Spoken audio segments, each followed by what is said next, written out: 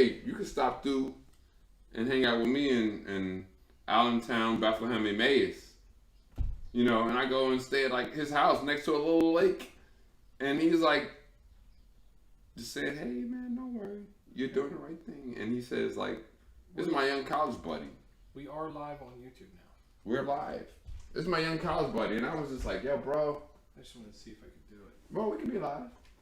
Recorded and everything. Like, I was like, yo, bro, you know, like, man, this is a rough struggle. Like, I have a young cousin that I went to get out of jail, and he's like threatening to fight me over the bail money because he got off without bail on the day I came to pick him up. But he's threatening my life now. He's saying, like, I will, like, kill you for that little bit of money if I have to. You need to do something about that. Okay. So and I left him in a hotel. The camera turned.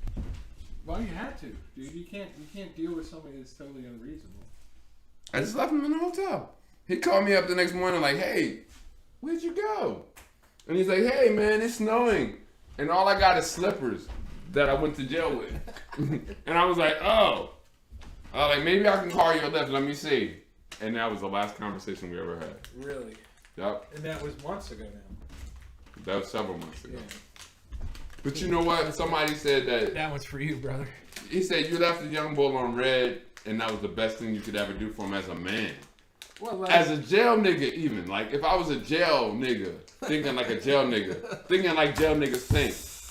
When the person say, hey, look, you're helping me, and I know you are doing your most authentic human way to help me, but I can't help myself because I think like a jail nigga right now. And so, like, all I see is money and opportunity and the ability to get high.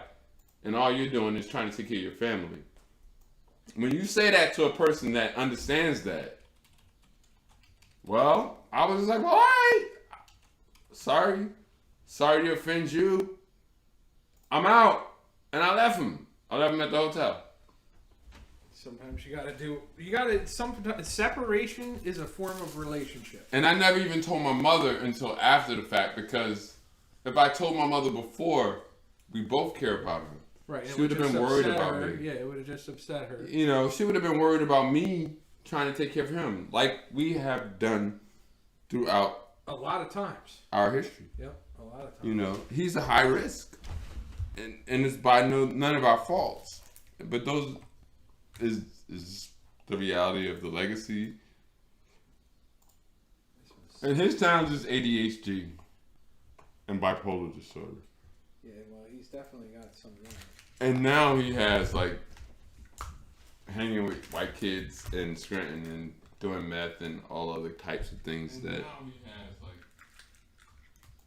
Sorry, I'm just gonna leave that as a prompter. Doing meth. He's doing meth. Meth? He's just like taking drugs. Well, that's it. Some people use the drugs as a release or whatever, and that's well, I mean, he doesn't want to go to rehab. He does not. I mean, that's been forced on him since he was born. Right. It's institutionalized. He's so institutionalized that. Yep, I get it. I mean, of course he's going to rebel against that.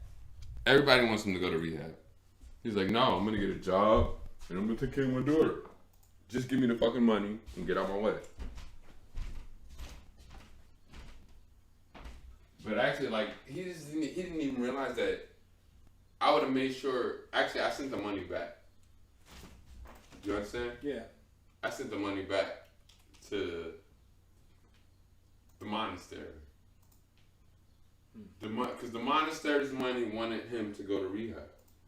I just wanted to help him. I sent the money back, and that saved me. That saved me. I'm trying to put too much work in. I can't be a musician, a teacher, and a lawyer all at the same time. But I can be a teacher, a healer, and a janitor, and a cook. Yeah, I mean, you can do all of that. But no, I can't be a lawyer, though. No. And I don't want to be. I don't want to be a lawyer. I don't have to work 70 hours a week for one client. You know what I mean? Yeah. And he was that client. It's like, yo, like, Ali, you're performing like an amazing man. But what am I, and it's not even what am I getting for it. I know what I'm getting for it. My cousin wants to fight me for your money. He wants to fight me for the money that he thinks that you and his brother are putting up on his behalf. He already had a different plan. Yeah, he wanted to get the money and go spend it on some drugs. He didn't want me to come and help him get an apartment and a job so he could show up for his daughter. He wanted the money for drugs. And he was willing to threaten my life for it, even though I helped raise him. And that wasn't hard to see that. You know what I mean? Like, that's not a hard conversation. It wasn't no major leap.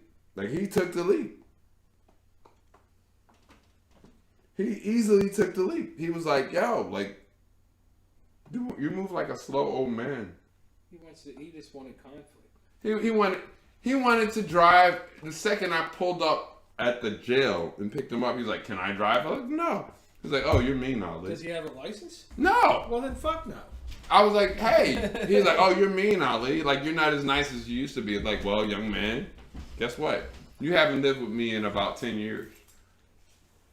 And I'm not the one who just got out of jail. And I'm not the one who just got out of fucking jail, you know. Jesus. Like, come on now. I'm not trying to be a dick. I mean, I ain't even trying to be a dick. People and if your feelings are that fucked up coming from jail, bro, that sucks. But deal with it. That does suck. Deal with it. Alright, I got it. Little man, deal with it. There's the notebook. You got soft feelings. You came from jail. Deal with it. That's it. You know what I'm saying?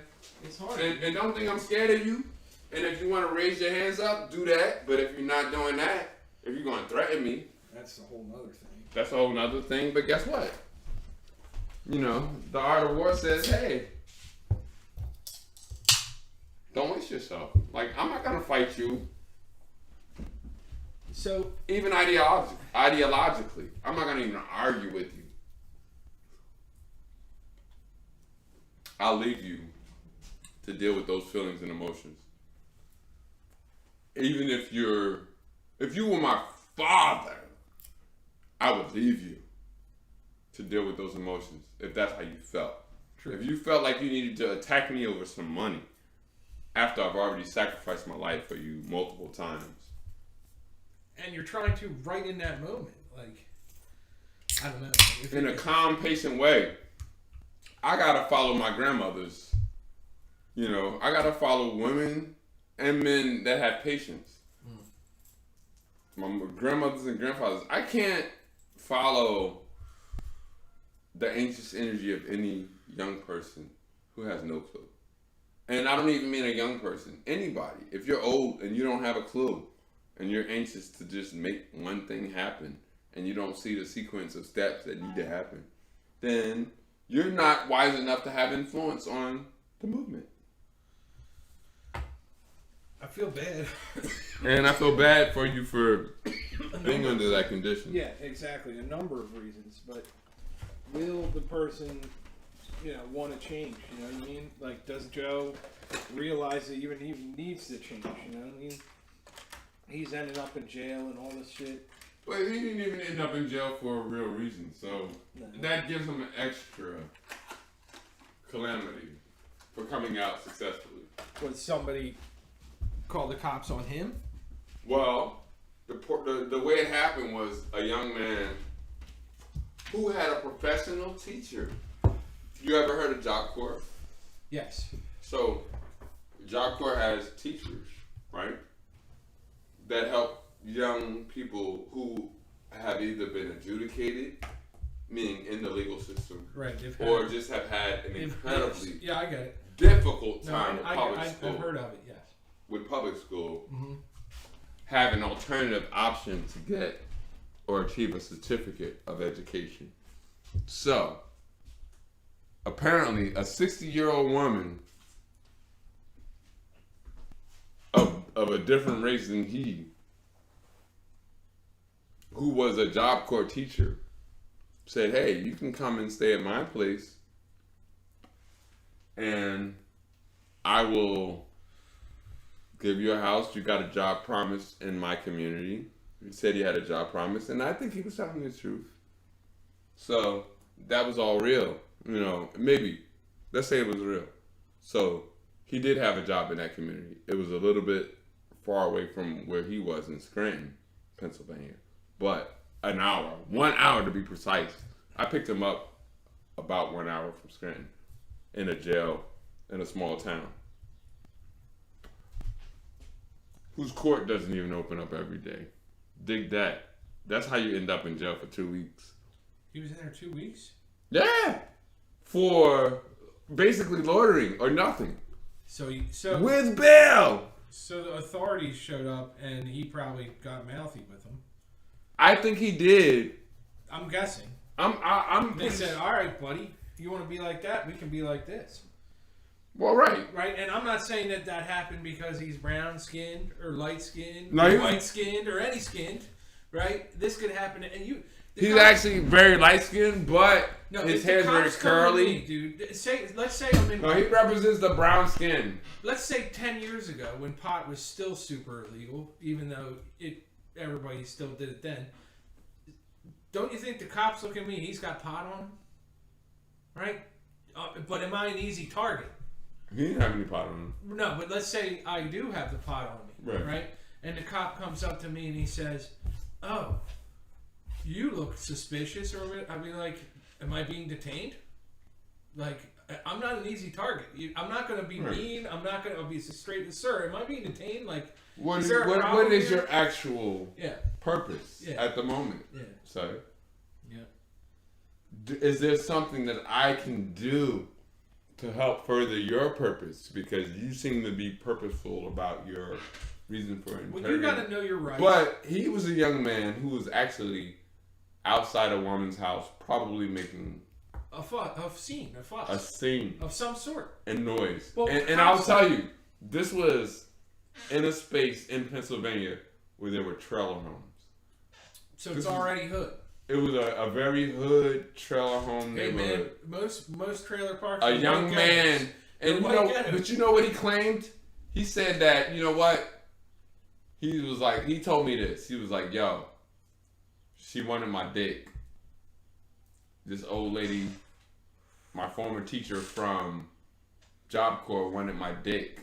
She wanted my black dick. So she was a drunkard, which violated the contract because I can't even get help with my rent from my brother and my godfather if anybody does anything, drink or smoke. Can't do it. Yeah. So they will help me if I live in a sober home." So he said, "Well, this woman, she showed up without the sober home, and she was asking me for affection more than a massage. So, and I didn't give it up, and therefore she basically got nasty with him. Got nasty with me and put me out. Yeah. And called her brother up who lived next door. And they both acted aggressively towards me. And the police came and picked me up because I was helpless and black. And this is 1 hour from the town where he lived. By the time the cops show up there, he's already all worked up. He's already all emotional. Oh, definitely. Right? And he's not in his right mind to be able to talk to police officers, given that he has the actual diagnosed mental condition of being bipolar, right? Now, I know people that are diagnosed bipolar that I've never even seen act bipolar. Yeah. But other people can't seem to stop acting bipolar. So I don't really know what bipolar is. When they accept that they're been diagnosed as bipolar. Yeah. I mean, the same young man, I took him on the same day to see his family when he was a young guy. I took him to see his family, his brother, his godfather, and cousins and in-laws and everything. And I took him to my father's house. And he and I got into a conflict because he wanted to extend his vacation from a treatment center in order to go to Great Adventure in New Jersey with his siblings. That was going to happen 2 days later, but the condition was that the treatment center said, well, you know what? Since you asked nicely, Mr. Ali, we will allow it if you will come and bring him back tomorrow and refuel on his medication. We'll give you an extended visit. And you know what? He freaked out and he ran away from my dad's house. And my dad had a cold, my stepmom had a cold, and my step-grandmother had a cold, and they were all like, this is too much stress for us. So I got kicked out of my dad's house on the 4th of July on a weekend vacation for this young man. That's rough, too. I got kicked out. And you know what? When I got back to Trenton, New Jersey, you know what he said to me? Huh. He said, hey, I'm sorry. I didn't say anything. I was like, okay. I took it that he offered an apology. But then he followed it up by saying, hey, you know what? But it ain't my fault though, and I don't care because I got bipolar disorder. You need to look it up, mister. See, now this is where I'm saying, that's part of what I don't like about the modern medical industry, right? He said, I got bipolar disorder. You don't understand it. You need to look it up. So you need to get hip to what the real problem is with me. And I can do whatever the fuck I want and say whatever I want, do whatever I want. I can run away, I can get mad, I can get angry, I can get happy. And you just need to believe me that I'm being the realest everything I can be. Scoot in there a little bit, because then it'll be more... In the picture? Yeah. I'll be in the picture. I want to be in the picture. Well, I know, I'm just saying, It looks like one person's watching. Now, that could be us. I think it is us. But I did advertise... Are we recording? It is recording it on... And going live. It's YouTube live streaming, so that it'll then encode and come on. Yeah, man, this is me and my real family. My real family, my real human family, my real black family, my real human person. Well, this is what I'm saying. If you want to express yourself about the stuff you're feeling about with Joe, you know what I mean? I'm going to listen to you. I'm going to hear you. I at least had a chance to get to know Joe. You know what I'm saying? Yeah. So I don't feel like I'm judging the times. guy. But I can see that as he's gotten older, he probably hasn't matured to the point where a conflict with the police is something he can easily navigate. But that's certainly true. And I can, right? But that doesn't mean I should judge him for not being able to. I wish I could give him the tools, just like through brain power or whatever, to know what I know, you know what I mean? And then be able to assert himself in a way that won't get in trouble. That he could be a little bit safer. Yeah. No, that's true. And I think that But he has to be open to that. He has to be open to that. And I think that every black man that knows that experience will want to impart the same wisdom on him.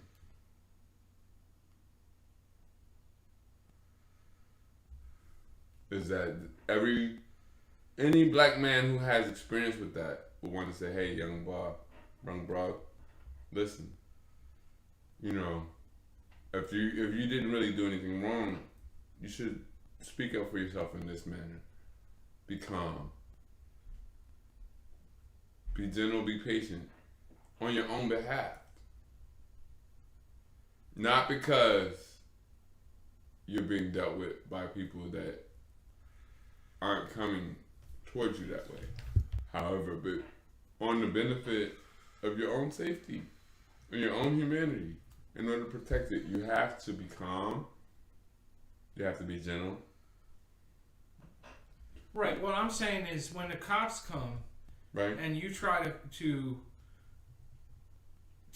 get out of being around the cops by escalating the conflict that's in front of you. I can already imagine, this woman's fucking wanting me to do this and that, but he's standing outside the house.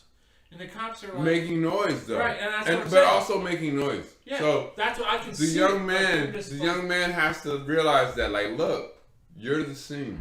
You're the problem. You created a problem. And in his mind, no, he's not. Well, on one hand, it might not be in your mind, but look, you just agreed to go live with a woman who said that, well, sure, your brother and your godfather can pay rent for you. However, you're also saying that, well, you know, if somebody values my dick that much and I tell them they can't have it, you're saying that. This is your story. If they value it that much and they can't have it and they just won't take the rent, then they lack integrity. I think that and this person was a teacher, a professional. Right. I'm saying I don't buy that story. I don't buy it either. Right. So I don't buy it either. So if some dude's telling me this woman wants me to stay because she wants to sleep with me, and I'm out here yelling, hemming, and hawing, and all this other I'm stuff, trying to take care of my daughter. what woman is going to want to deal with somebody being like that? Well, or call her next door neighbor brother to say, hey, get this dude away from me. Right. Out of my house. And then he's going to be out there doubling down. He's going to have a bad take on the whole And situation. all my clothes are in there. Yeah. All my property's in there. Yep. You told me I could live here with you. Yep. Not anymore. Not anymore. Well, somebody came and picked you up an hour away at a party and went and picked up all your stuff from whatever place you was staying at last time and brought it to their house, and now you're in jeopardy after you get out of jail for 2 weeks for losing it all. Now the problem is, when did he go in specifically? Was it around a holiday too?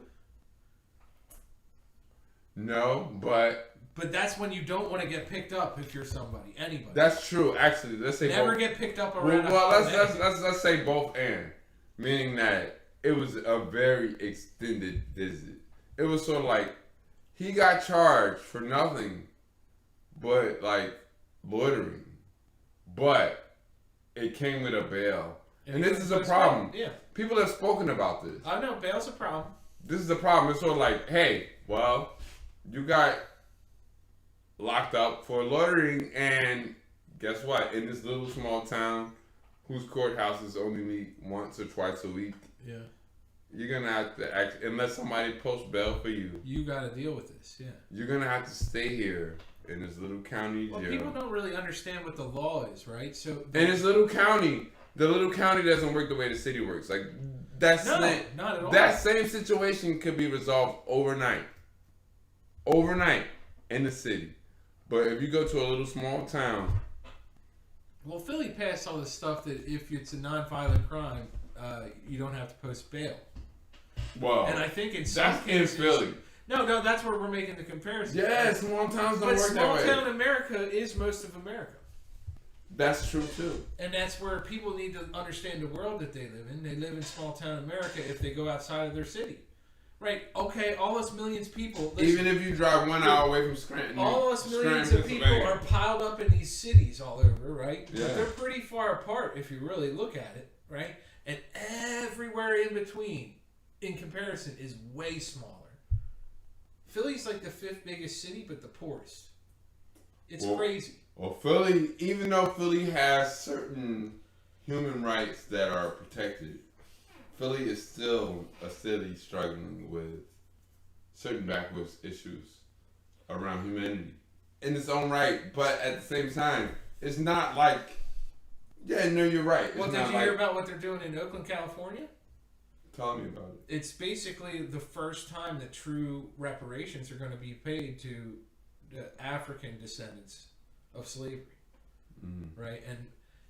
And they're basically setting a precedent, though. But the problem is that, you know, it doesn't count all these other kinds of people that count as minorities. You get what I'm saying? Can you elaborate? Like a Mexican immigrant or whatever. You know what I mean? They're considered a minority, right? And in terms of minority populations, because we classically describe minority populations as either enslaved or indigenous. Here's what I'm saying. So enslaved and indigenous, I think, should be separate from minority. Well, I think a minority. Right. May I? Yes. So I think a minority is like somebody that comes in with no connection to an indigenous population or an enslaved population. The biggest minority there is, or the true minority is the individual, right? Every individual is a minority. In the sense of that their can rights easily be a minority. Their rights as an individual are subject to everything else, right? So I'm saying, as an individual, do I go forward, right, in life, and then go into small town America, and then play the fool and expect it to go my way? Certainly, I do not. Right. So what I'm saying is, technically, if white people were 6% of the American population, this is a total hypothetical, right? If white people were 6% of the total population in America, they'd be a minority, because there'd be bigger groups of other things in this hypothetical. With other very large human concerns. Right, so I'm saying Equally. in the technical definitions, Yeah. the way the law uses the term minority, right, or a court system does, or a township, or whatever. So in Oakland, if you can prove you're a descendant of slavery, you will get, like, it's something like $500 a month or something per person. At least what I heard, or in connection with For it. a moment? So, but basically... For a moment? Like, so, what, but it's... what no, that's what they're saying, that it's going to benefit them because of the hardships in the past that have knocked them back down, economically, let's say. Yeah. And I'm not necessarily in a disagreement for that if California and the people that are there truly want to do that. If they want that. If they want to do that, I'm fine with it. California has always been the land of opportunity. But if they don't want to do it, should I still be fine with it? I don't know. See, I don't know either, because that's the law telling me not what to do or not the minorities But there. even the story of American history, it's like everyone has rushed to something good, rushed to the West, to California. And that's from the European immigrants to the former enslaved population of black folks. So many people rush to California for different opportunities. Dude. And in fact, the whole country has always totally been an opportunity for any and everybody in various ways, depending on how you can harmonize both with the political and economic system. Right, so in my question, I guess what I'm leading towards is, do you think it's easy to be lawful? Is it easy to be lawful? Not awful, lawful. Not awful, Right. but lawful. Yeah. Nah, but you know what? I think you can... For some people it is. For other people it is not. You can be lawful and not awful on one hand. You can be awful and not lawful on other hands. But you can also be lawful and awful. You can be lawful and awful. That's probably the worst. And that's the worst hand to be on, because That's probably the worst. that's the one that most people are afraid of. It's the one that most people are uncomfortable So with. maybe those cops were that day to Joe, right? And then lawful and unlawful. and awful. Awful and Because they unlawful. didn't have the conscience to tell him, look, man, if you leave here and you stop yelling at me and stop yelling at her, if you leave You're here, safe. you're going to be okay, because You're safe. we don't care what you do. No. But they have to, if he's he's threatening to come into the house But and all look, that stuff. He's living at somebody's house for free because the money hasn't transacted yet. It's like, he declared, he's like, look, I didn't mess up. I got offered help by a professional person from my life who he was probably hanging out with at a club getting high with. He's saying, like, I got offered help from a professional 60-year-old woman. This boy is under 30. Right. He's saying this woman I know. It sounds so far-fetched. said, you can come into my house. You can live here for a minute since you got a job in the neighborhood. But, like, I want those back massages to be extra special. And he says, wait a minute. I actually have a way to pay rent. My brother and my godfather are willing to pay. They just want me to be in a sober, safe place. This is his story. So It's hard to believe. It's hard to believe, and in fact, it's not. It's not even that he's righteous. No. It's not even that he's righteous, and in fact, that was an easy sword for him to fall on. But then, the problem came for me was like, look, bro, like you're my cousin, and somehow I always seem to like swoop into your life with a cape on. Shit. And that is enabled. Whether you're 8 years old. Yeah, but at some point that enables. Whether you're 12. And whether you're 15. Yes. Whether you're 19. 23, whatever. Whether you're 23. Yeah. Whether you're 28 years old. I always swoop in. Like, I just ultimately care about you as your dear cousin, older friend. We used to read Malcolm X when you were 8. You know, like, I dig it. And I know you're smart. I know you learned some things from me. Or you might learn 1 or 2 things from me. But this guy was telling me, like, hey, look, I'm the next bigger and better thing than all your favorite heroes. Like, look, I'll tell you what. I'm going to do you a favor. I'm going to introduce you to KRS-One. It's true.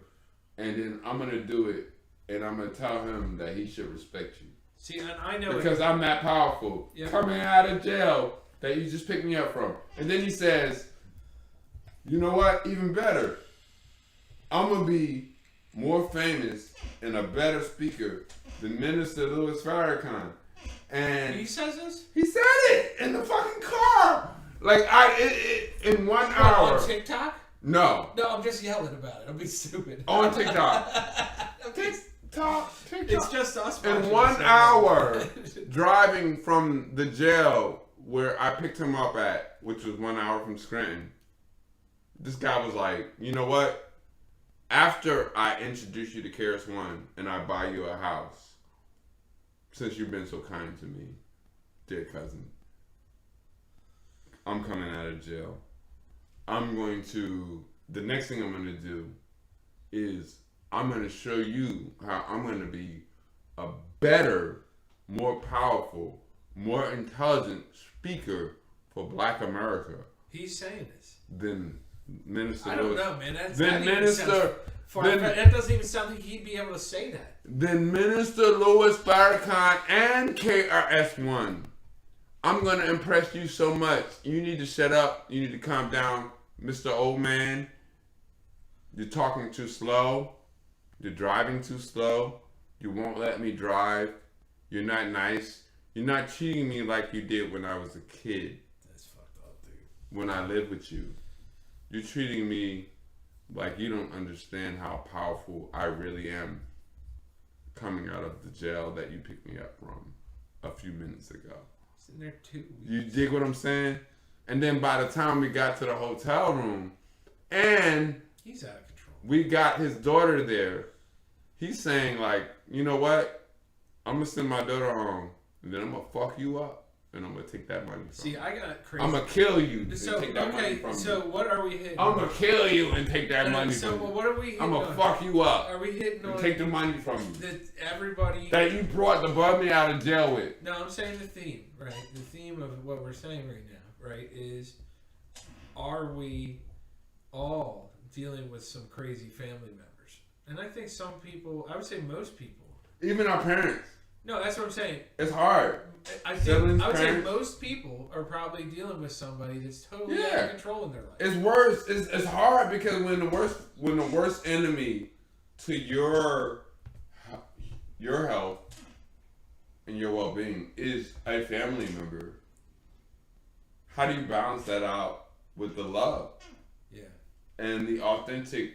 Well, you're supposed to not turn your back on your family. You know what I mean? That's what they tell you. But there comes a certain point where if somebody just keeps repeating the same behavior and it's totally negative for you and the rest of the family, that person, time and space. Sometimes even intervention does not help.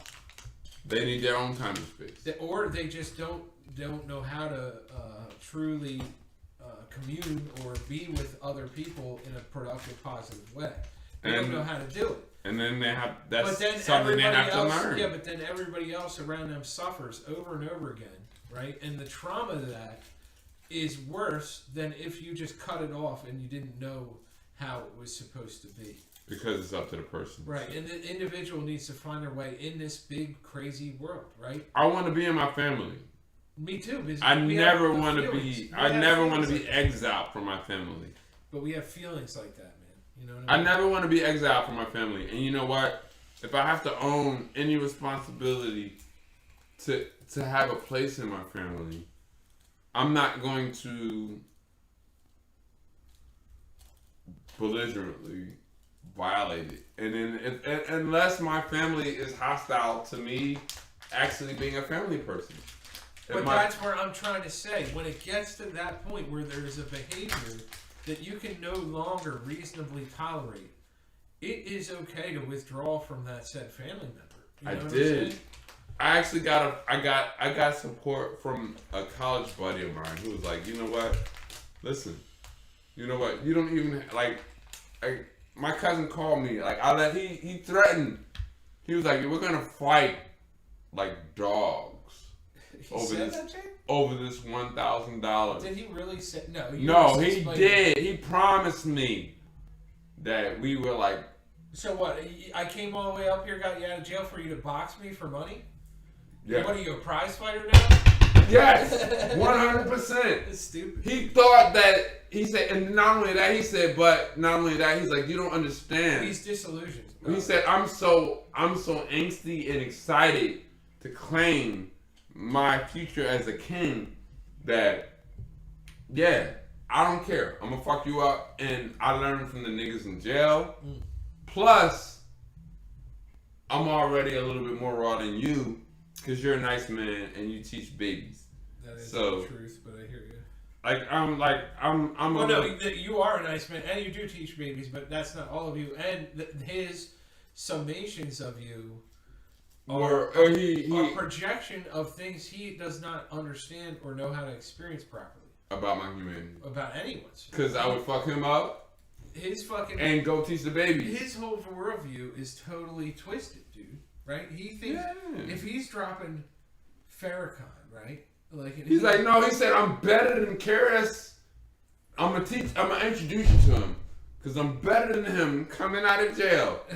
Today, a few seconds ago, I'm better than Karis coming out of jail.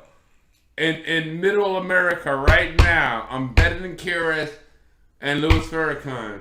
And we used to read Malcolm X's autobiography when the boy couldn't read one three-syllable word or one-syllable so word. I'm getting into the generalities. I'm using Joe as an example, but it's triggering other thoughts, right? One, he's probably pharmaceutically medicated. Well, that's the problem. Actually, he's resisting. He's resisting that, but he's on meth and other shit. That makes it way worse. But and he's probably getting drugs in jail. Like, when I picked him up, that dude was high. Yeah. That was a dude that was high. He wanted to keep chasing it. He was ready to, like look, since the boy was 8 years old, he's 28 now. Right?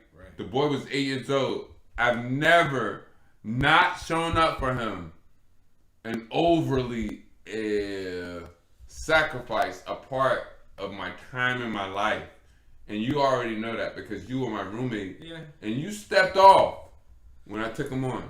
Yeah, it's because I did peacefully. Yeah, well, I was immature about it, but I had to take this young man on because I cared about him. I was immature about it then because I didn't know what I know now, and I didn't have the life experience, and I was way more idealistic. And he's part of my family. I had to. No, this is what I'm trying to say. I was selfish. Right? And that's where I was wrong. And that's why I acted emotionally. Right?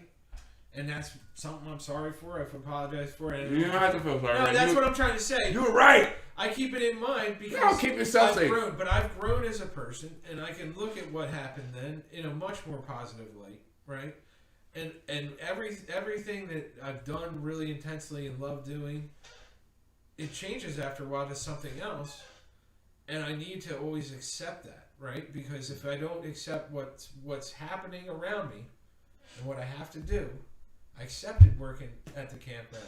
I accepted working in the warehouse before that. I accepted that I would have to make a change and learn something totally new, and then went to do that and be an electrician for 2 years. No, it's weird because like actually, as hard as it was to lose Carla, because you and Carla kind of left on the same note, me, when we were at Fairmount. But you know what? It was equally as hard, if not more, to lose you. There was just a lot of different connections we had. There were a lot of different And we connections, still but do actually, that. But but actually, I think differently. you did the right thing. I did the right thing too. I don't think either of us did the wrong thing. Like I did the right thing. I wanted to continue to support my young cousin in my life because he was part of my life path. And I'm not even saying that that's over, you know. But I just realized that he, as much as he says, like, look, I know so much about you. I know you so well. He remembers me from when I took him back in 12 years ago.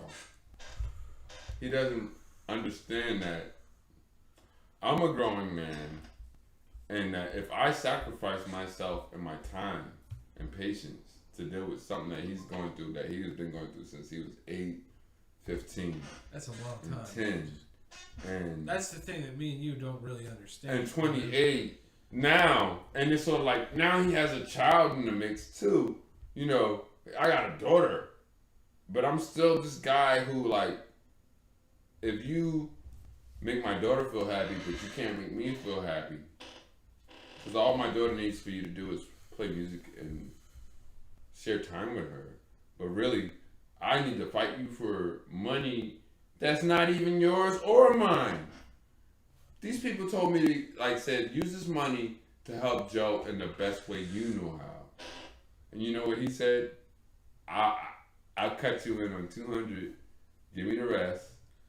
Otherwise, like, trust me, That's ridiculous. I'm gonna fuck you up to get all that money. That's so ridiculous. And I swear to God, I'm gonna fuck you up to get that money right now. As soon as my daughter leaves, I'm gonna fuck you up to get that money. So he's threatening you, you know. That's my goal. And Dude, that's where the cops could have been called. You can say he's threatening me.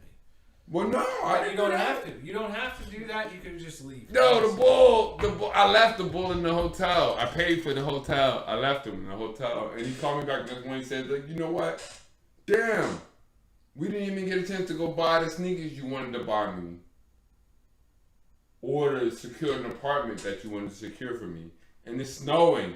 The very next morning, he called me up like, oh, where'd you go? Where you at? Can you come get me? Cause just take me downtown to Scranton. I ain't mad at you, man. I ain't got no problems. You know, I'm like, well, all right, drug dealer, you threatened, or drug guy, whoever you are. You threatened my life last night. Yeah, he's a tough guy. Over $1,000 that you thought that I was going to turn over to you for bail that you didn't need because you realized that you already knew it. That you never needed it. All you need is attention and help. If you need attention and help, here I am. You know what I'm saying? With the money that I will make sure you get. But, oh, you're going to threaten me to fight me for the money. It's crazy. Well, come the next day. But you know what? The dude is, I still see him posting on Instagram to the very, he even likes my fucking posts. That's so nuts, dude. He likes my posts. When I post on Instagram, he likes my posts. I have. And then on top of that, he's just posting that he's living his life, he's working. He doesn't want to go to rehab. And I don't blame him. Yeah, I get And he did it without, I left. So at least, fortunately, I didn't have to have a extracurricular drama with him. It wasn't necessary for me. I didn't need that. Right. I care about him. I see how he's doing. He posted on Instagram today.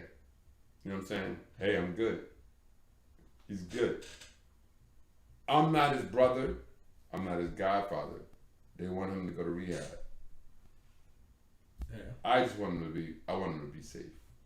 That's good. I want him to be a good father. Sure. I want him to be where he wants to be. So, I really don't know. And it's not up to me. It's up to him.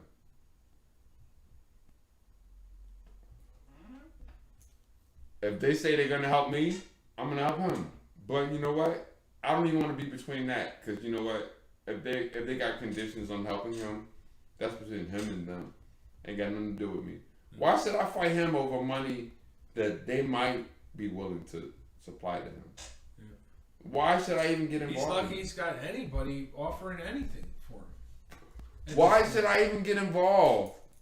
Why should I be the physical person? Why should I be the Muhammad Ali to fight over the whether?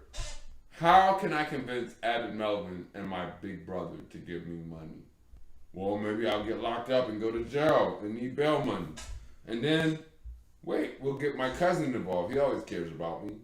So he'll come and they'll give him the money because they trust him. Right. And then he trusts me, I think, maybe, or not. Well, I'm finding out that he doesn't move like a little kid. He's crazy, dude.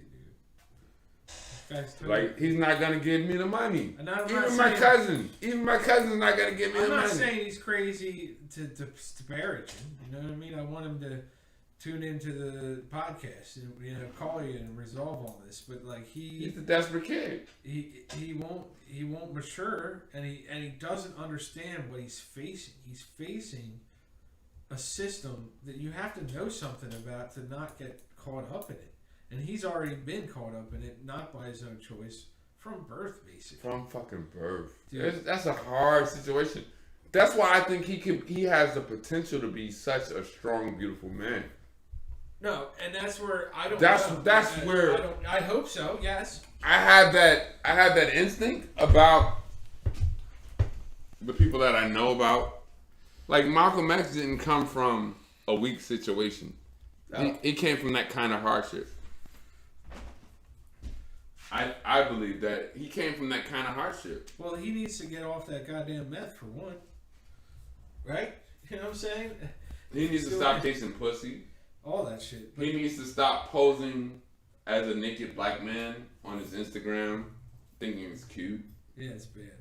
It's bad, especially if he has a daughter. You know. Yeah, it's just like, what are you doing? If he's a man, I think he should fall back on those things. And, you know, I mean, if he wants to post a humble picture of him and his daughter having a good time because he's working and he's supporting her and helping her grow up, then I think that's a beautiful thing. But anything else that he has to say, you know, I mean, unless he's also doing that, I'm a little concerned. But yeah, no, I don't have to fight him over a few dollars. No, dude. Ever. Because I'm way smarter than that. And I'm more of an OG. And I don't even have to go to jail to be that kind of OG. And I wield that kind of power. Like, hey, bro, alright, I dig it. You just came from jail. You're excited. You know? Well, you want to fight over a few dollars that you thought might have been available to bail you out, but you got out on your own reconnaissance after 2 weeks of like being through hell. That's insane, man. So now it's it's only gonna make him money, drugs. Here we go back again. No, sorry, big cousin ghost gone. Over it. Yeah, the next one. If you need the restroom, yes. That's That's the next one. Yeah, that was what it was. But you know what? I think he respected that more than anything I could have ever done. If I tried to like mother him, I would have been in the wrong place. And so would he have. And he would have continued to disrespect me. I think he respects me more for what I did. I just left his ass there. Yo, you want to fight over $1,000? Here, I'm going to send $1,000 back to the people that sent it. And I'm going to drive back home. Peace. That was smart. Out. Yeah. Done. Over. You and all the guys. Your brother, your godfather, all the people that want you to go to rehab. Yeah. I just want you to be well. Peace. Yeah. I'm out. Done. Yeah, you can't, dude. That's traumatic. You know?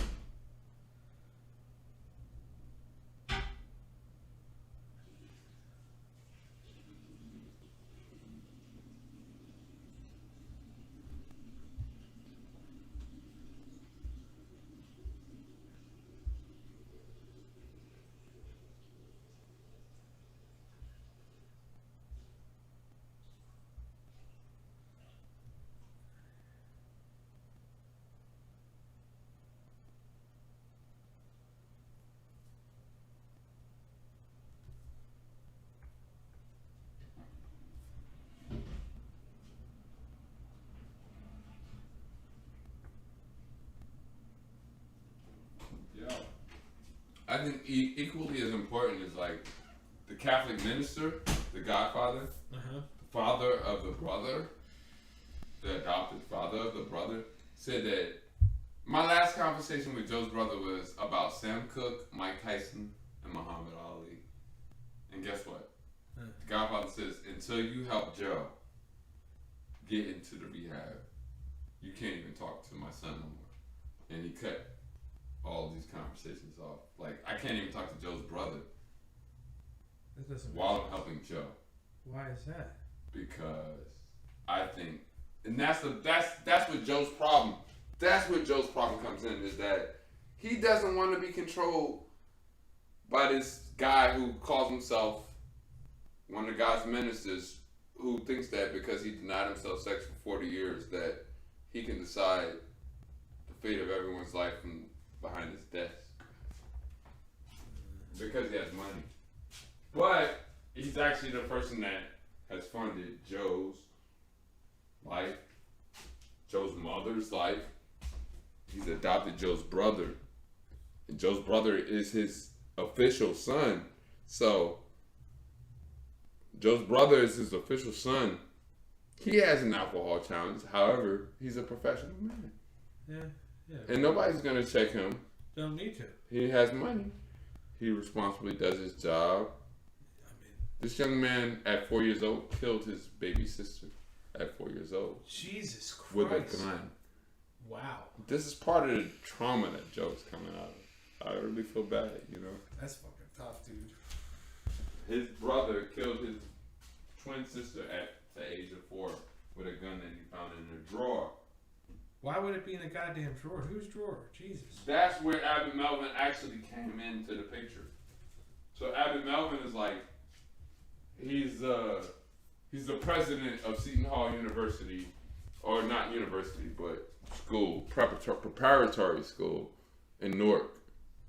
And he's an abbot. He's a total monk. So anytime somebody says illicit drugs, he's like, you know, Joe's mother, illicit drugs. Gotta go rescue women and children. It's crazy, but I mean, So, but that's their relationship.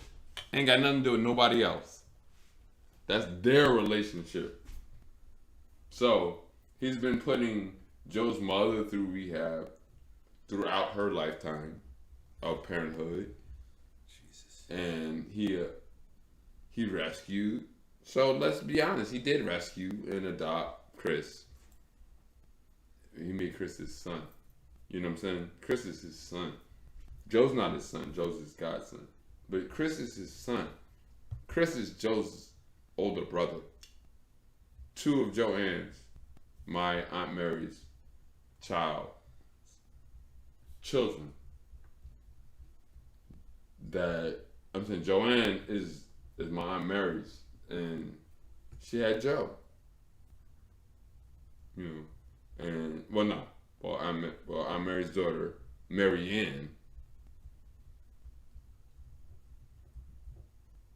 Jo. Because that's why Joe gets his name even. Yeah. It's like, it's from Mary Jo. Like, so, Mary Jo's children are, and her children are all beautiful.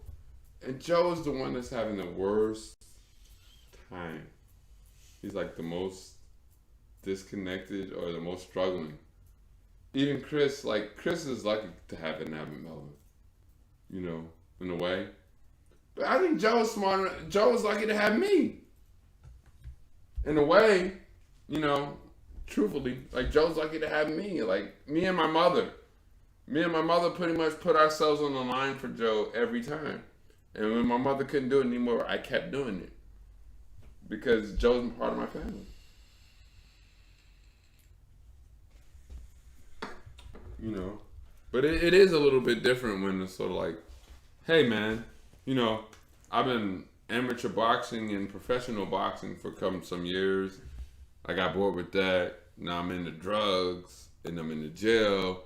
You come and get me out of jail, and I'm still like thinking that I'm gonna be some major hit in one of these, either the boxing thing or something. It's like, dude, like why wouldn't you just like knuckle up? That's crazy. Hit me, I dare you. Yeah, it wouldn't. Yeah. Like, why are you like trying to intimidate me because you just got out of jail, thinking that? It's a response. It's a response to the fucking system itself fucking being in it. Fucking with you. It fucked him up. Life so goddamn much, and he's in it again. You know? Yeah. And it's like, he can't get over it. He can't get out of it. It's tough for a lot of people, dude. And it's tough. That's a nice, neat thing going on in your notebook there. I'm just trying to organize the time because I know that I'm going to ask the boss some dates, and I'm going to be like, well, what are we working with here? You know?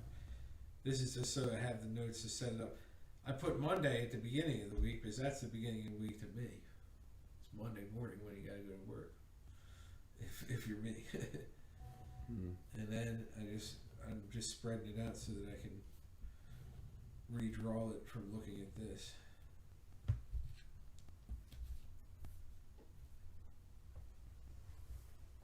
But yeah, it's been about an hour. We got 4 plays. Most people are not watching it for very long. Average estimated time 14 minutes. That's like me, the one watching it. Other people are clicking on it very quickly, if anything. Oh, I think. Yeah. Well, we're recording it. Yeah, well, I didn't post it to Facebook or nothing, but it's No, wherever you post it. I'm saying, I'm not even ashamed. Like, I mean, I don't want to put Joe's business out there like that, you know. Yeah, but we can take the stream down. You know what I mean, or private it or whatever. Yeah. I mean, even though nobody even knows who Joe is. Nobody knows who Joe is. No, we didn't. And we all have like a million Joes. No, yeah, we didn't ever say. Everybody got a million Joes in their life. Right, and that's what I was saying. Joe is like every man, and from here forward, we can always just say it's Joe, but it's not really Joe. No, it's always Joe. Yeah. It's always Joe. It's always Joe. Joe's gonna be the most beautiful person having the most difficult struggle in our average American situation. I don't know if it's average, dude. It sounds a little bit out of the average. What? What, the one I'm talking about? Yeah. Oh, it definitely is. So, you know, even with that, like, when I was talking to Joe's brother Chris, I was like, and we got cut off because maybe the phone power ran off, but I was like, you know what? It's like, I want to believe in Joe and I have so much faith in him because I even think about, like, Mike Tyson. When I was a little kid growing up, he wasn't my hero. He seemed like a monster machine. Yeah, I don't know. I never. You know, I'm saying, like, I wasn't comparing Mike Tyson, even though he was a good fighter. I remember when I was like. I wasn't comparing him to Muhammad Ali as a little kid myself, but he was a reality. He was just like, he was the Terminator. He was like the dude that could knock you out and end your career. When did Michael Jordan play from? He played a lot. It's not Jordan. Yeah, because I remember. Not Tyson. Yeah, I remember watching Jordan as a young Well, kid. Jordan similarly had that kind of projectile in his career, yeah. Whereas, like, Jordan was unstoppable. Yeah. So it's just like there's all different people that achieve all kinds of different things, and then what people don't really, I think what they leave out is just like how chaotic the world is and how, you know, you got to react to it and you got to change what you're doing if it's not working right, you know. But that's what I'm saying. Behavior really matters, right? So if you're going to have certain behaviors and you keep repeating those behaviors and expecting a different result, Well, yeah, that's technically the terms of what they call an insane person, Right. right? So I don't know how to make people sane, and I don't know how to make people lawful, right? But I can at least provide an example and express myself in a way that somebody's going to understand what I'm really trying to say by saying what I'm saying, over me just spouting out things they'll understand. Yo, I just got cursed out today Really? by a person that bears the same name as you. Uh-huh. This is like, you brought up the moment where I could say it very briefly and let it go. It's fun. It was like, so a person that shares your namesake was like saying to me, like, look, somebody who's been paying my rent for the last pandemic, as much as you've been helping me to find places to live and everything and struggling through all of this, has bought me some instruments. Now I got extra instruments. And so, like, I was like, well, look, I would hire you to do a gig with me. I just want you to perform. I want you to do what you used to do. You say, okay, but I want to bring all my shit. And you're like, listen, now it's only 10 days to the gig. You just got back to the country.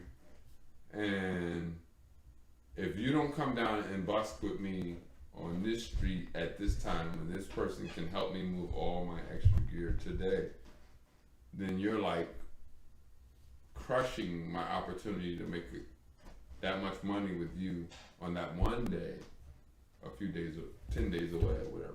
And I'm saying, well, look, why don't you separate what you need to happen for you and your friend to move all that equipment downtown for you to busk from the fact that if you want to get half of this gig's money, you'll just show up and play it. And we talked about the music. And we've been planning it and doing all that. But you're like, no! Oh my God! You gotta teach kids and do all this shit. That's too much. And lucky you, because even though you can afford to not come downtown and bring all your instruments and hire, and not even hire, get one of your friends to sponsor you to help you bring all the shit that you need for the gig downtown to play music with me for a few hours so we can get tips. Jesus. In order for me to pay you $100 to play for like 30 minutes. Like, bro, you're basically like cowering out of the gig. If you are really gonna curse me out and tell me I'm stupid because I can't come downtown today when I have to write lesson plans in order to, which I've never promised you that I would do in the first place. And you're saying that you and your guy that bought you the instruments that pays your rent, you guys can't figure out how you can practice one time for the gig, and you don't want to embarrass yourself. So you fired yourself from the gig instantly, and you hung up on the phone for me twice, and you expect me to do anything else?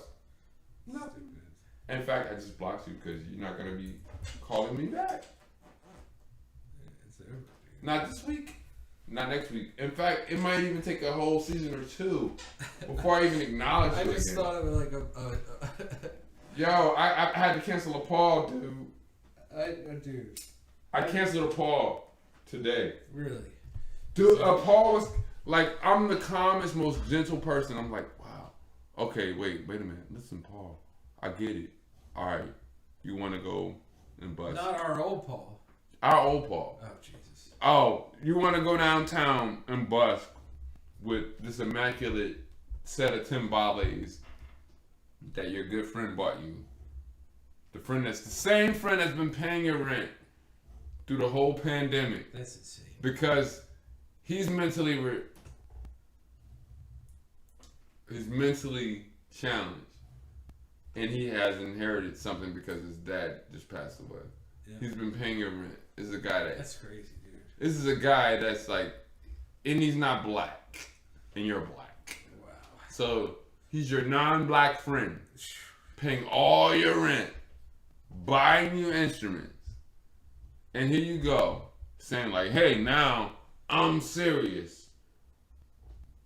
If you want me to do the gig, you need to show your ass up down with me and my friend, who I need the help of, to carry all my drums.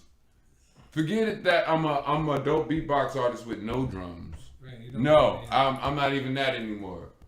I'm a guy with a bunch of drums, and I need a lot of practice. And I demand that if you're gonna pay me half of the money that the African Museum is gonna pay you for me to show up and play with you, you need to bring your ass downtown a couple of days, right now. Yeah, and he's not gonna do it. He's And he said, otherwise, fuck you and your gig, but then I'm gonna call you back 2 seconds later to argue more. Right? And I'm like, well, I'm sorry, I guess you saying you can't do the gig. I can hire a drummer or a percussionist, please. No worries. And you're like, well, no, fuck that. You can't say that because you have more options than I do. You're going to teach the kids. You're going to work with other musicians. And this is all I have. Besides the fact that I got somebody else paying all of my rent and buying all of my instruments and coming to my house on a fucking scepter to help me move my instruments. You're saying that you want to put me in a prison where I have to do all of that and I got to coordinate with you and your sponsor just to play with you downtown during these 2 or 3 hours. So that you can be ready for the gig that I'm gonna pay you $100 or $200 for. That's so crazy, dude. No, I'm sorry, bro. You released yourself from the gig. In fact, you released yourself from my phone because you're blocked. It happened. It just happened, like, and I'm not even stressing it. Like, oh, it's happened before. It's happened before, but I've never really cut them off like that. Like, where it's like, you can't call me. You can't even call me back. You already hung up twice and got upset. And all I was saying was like, look, you could always come to my house and practice the song. And you're like, that's it. I'm saying the money is there. It's like The pressure and all the negativity that you're assuming is going to come afterwards is all on me. And I'm telling you, it's not there. right. All I trust you to do is show up and play music with me. And I'm going to pay you $100 for 1 hour. And you're saying that's good money. And you're saying, fuck you if you can't come down and bust with me today at Reading Terminal because you gotta teach kids. Fuck you. And that's fucked up and I feel nervous and anxious and angry and I don't want to do the gig anymore. And I'm like, well, okay, let me take the pressure off of you. Oh, well, that's easy for you to do because you got other gigs. What is that a problem, man? Sorry, I have other gigs. But anyway. Sorry, I'm having the gigs. Like, God damn. Sorry, but yeah, but this one's off. For someone else. But this one's off your table now since you announced it. And okay, well, hang up. I'm gonna call you back. I want to fuss with you some more. I'm gonna cuss you the fuck out while you're having your morning coffee, cause you're not busting with me today. And that's such a familiar story. It is, dude. Of ingratitude. This is bad. It's bad, it's sad, but you know what? It's not my story. Caleb always says, not my circus, not my monkeys. Not my circus, not my monkey. That's so crazy, isn't it? In fact, you know, I was even telling my lady, like, look, you're about to, she got a new part-time job, and she's like, all like, okay, now I have to like pretend to be neoconservative, this and this, and I'm like, no, she doesn't. I'm like, what you gotta do is go in and get the jobs and get the connections that you need, dude, do the work, get the money, and be yourself. Like, if you're gonna tell me that, like, okay, no, now we just need to like turn all the pages and pretend to be something else. Yeah, I can't do that. I can't do that. I can't and I'm not even gonna like spend a lot of time entertaining you trying to be that way while trying to be with me or anything. Like, you really gotta be at peace with what you're doing. Yeah, if you don't want to do it, don't do it. Don't fucking do it. And then don't sacrifice yourself or act like you're killing yourself and then expect me to save you when I wouldn't advise you to make the choice in the first place. Right. If you really want to talk to me in real terms about it, like, don't pretend you gotta go research again and turn into an anthropological neoconservative / person who pretends they care but have extra white privilege or something. Like, oh, I gotta do this now because this is the job. No, it's not the job. Who are you? What are you doing? Can you do the job and make the money and still be yourself? If you can't, figure that shit out. Like, and there's so much work opportunities for you and me all the time. I mean, she's a good drummer.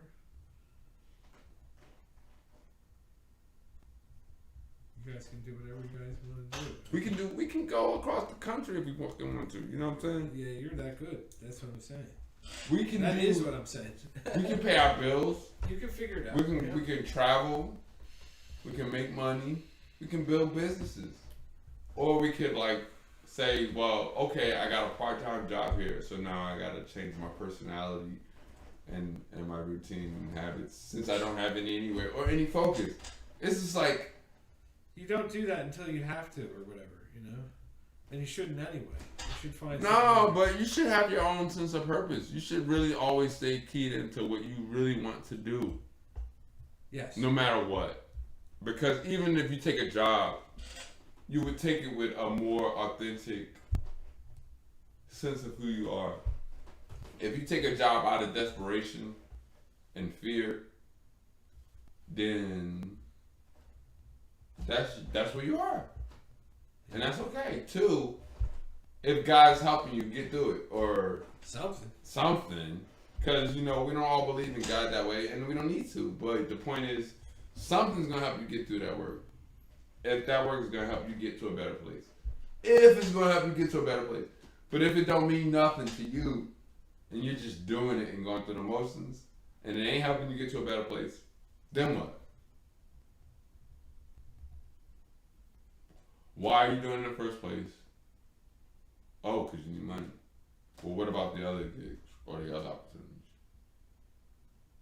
Right.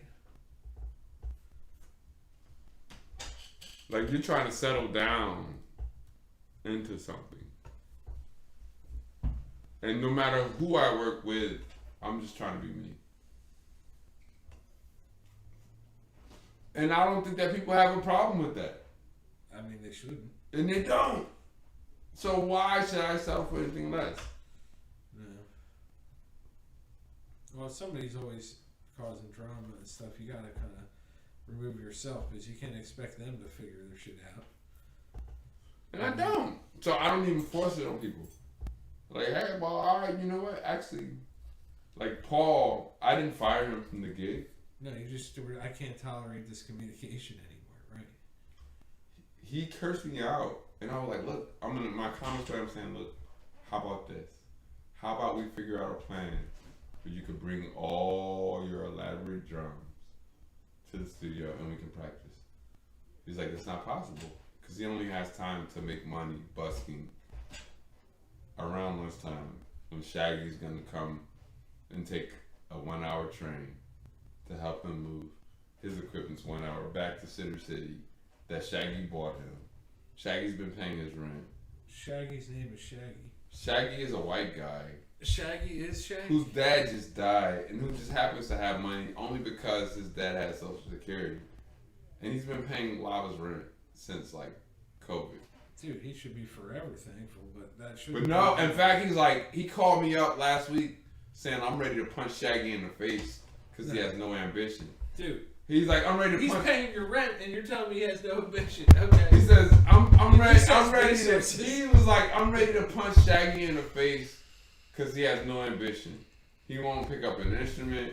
He don't care about nothing. And I'm just tired of it. And I can't stand it. And I'm calling you because I'm ready to punch him in the face. And I was like, well, you know what? I hear you. Put me on the phone with Shaq. Like, I don't want to talk to you no more. I already know what you said. And I was like, I talked to Shaq. I was like, what's going on? And I was like, okay. You know, we were both trying to encourage Shaq to pick up the bass guitar or something. Like, Shaq can't be like sponsoring Paul in all these ways with no direction in his own life. And then like going out to bus with Paul. So it's like Shaq's just standing there on the side. Paul's playing all his drums, getting little tips or whatever. Or big tips, or whatever. It could be beautiful, you know what I'm saying? Like, Paul could be making beautiful music, who knows? But the point is, like, he's frustrated because Shaq ain't doing shit, but sponsoring his whole fucking survival from the fact that his dad recently died and he actually has extra money from his Social Security. And he's using it all to pay Paul's rent. That's insane. And Paul's bitching about you expect or respect, and I feel like he's already done enough ambition in your life for you not to be so aggressive towards him. So I hope you fall back, and he did. In that moment last week, this week he's calling me up, and he's texting me like, he texted me at 4 a.m. in the morning. Are you coming to bus with me today? And I'm like, actually I can't because. No, I had to coordinate things with the teaching project that I'm on, right? You know, today. That's the most urgent thing today. So that's what I got to do. And he's like, well, now I'm nervous about the gig. Like, you asked me to do a gig, and you're gonna be harsh on me if we can't play the music well. I'm like, no, I'm not. I'm asking you to beatbox for a couple of songs. You named a few songs, I've learned them. And we're gonna do it the way we always show up and do it. And he's like, well, no, I don't want that anymore. I want to be even better. I want to be able to use all these instruments that Shaggy bought me. But the only problem is now I need your help and Shaggy's help. Because he wants to play the buckets. He wants to play the timbales. Well, he needs to figure out how to. And he wants to beatbox. And I'm saying, like, look, if you just showed up in beatbox, I'll pay you $100. And he said, no, fuck that. Fuck you. It's so stupid. He said, nah, I ain't gonna show up in beatbox because I ain't doing that no more. Shaggy bought me all these instruments. I'm like, bro, all I need you to do is come up. I'm gonna do a 1 hour workshop and I'm gonna perform all the fucking songs. And all you gotta do is beatbox for a couple of them and I'll pay you half to the gig. And he says, you know what? Fuck you. You made me mad because you won't come down and play with me when Shaggy can bring all my drums downtown. I'm like, sorry, dude. Okay. I blocked him because he ain't gonna call me back. He hung up. I said, you hung up on me one time. You want to call me back? All right. Oops, that was an accident. And then the next time I was like, well, this is the deal. Listen. I've offered you several suggestions for solutions, and the first and foremost is if you want to come through to the studio and practice with me one time or two for the gig, we can arrange that. And then he said, you know what? That's not a solution. If you won't come downtown and bust with me when I demand it, win, only win. Because look, what if Shaggy overslept and fell through? To help him move all the drums that Shaggy bought for him. The dude's name's Shaggy. What? Scooby Dooby Doo, where are you? I know, but I'm just saying. For one, it's already like kind of a weird story. Well, it's a little bit. It is a little bit interesting because it's sort of like you got a white guy who's also poor, yeah. who's also poor, comes from a poor family. Who just happens to have a little bit of extra cash every month because his dad just died. And he's been paying your rent all throughout the fucking pandemic. That's crazy, dude. Even before you moved. I helped you move. I fucking rented the car. Paul can't hold down a job like that, I guess. Then. I rented the car to help you move and pay for everything. And then... That's insane, dude. All you could do, like, and this was nice of you. This is the best you could do was say, hey, you know what? Wow. After I gave you all that shit to help me move, it actually would be nice for me. It feels good for me as a man to give you $20 for the gas. And you know what? I said, that's a good job for you, man. Because you know what? You need to give something back when people constantly give to you. All the time. So that's decent. Thanks. You know? That's intense, dude. Man, why are you giving me therapy? We supposed to be doing tech shit. Well, now, when we're talking about stuff, you know, you can vent all day. That'll help you. You know what I mean? I can vent about stuff, but it's just kind of like it's already happened. What I feel like is going on with me is like I'm in this weird like premonition thing lately. Like I just feel like a lot of this stuff I've been through it, at least in some way. So now I'm just gonna keep trying to evolve, you know, myself professionally as an artist and as a musician too, yeah. But I also want to like document things more and make things like this more because then we'll capture some of the best stuff, and it helps motivate you to do more when you have an audience. You know what I mean? And even if it's just you as the audience, because that's all we really had tonight. You know? Yeah. You're gonna use the time to just like focus down on stuff. That's where I was like, well, shit, I wanted to do a calendar, but I didn't want to keep looking at my phone because I wanted to just draw this out. So I drew it out small, and then I can put it on the separate pages later. But it gives you, you know, more time to just express yourself and just have a fucking good night.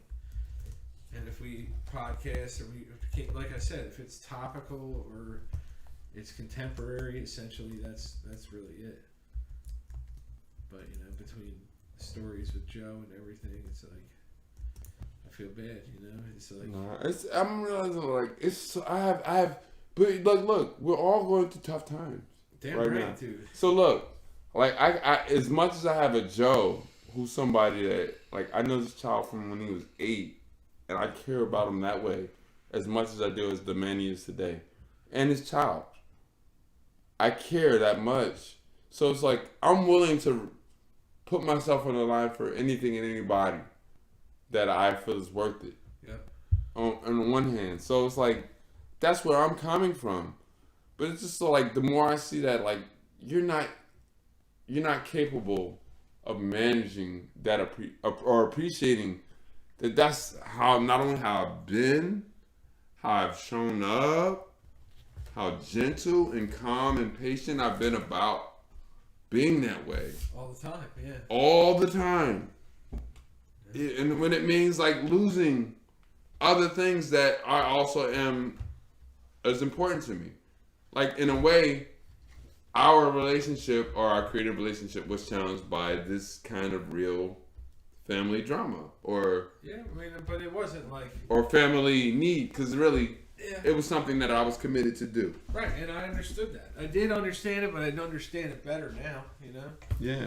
I see where you're at in life and where the world's taking you and me. And it's like it's great that I'm back here for at least a little while. You know what I mean? We can keep making things.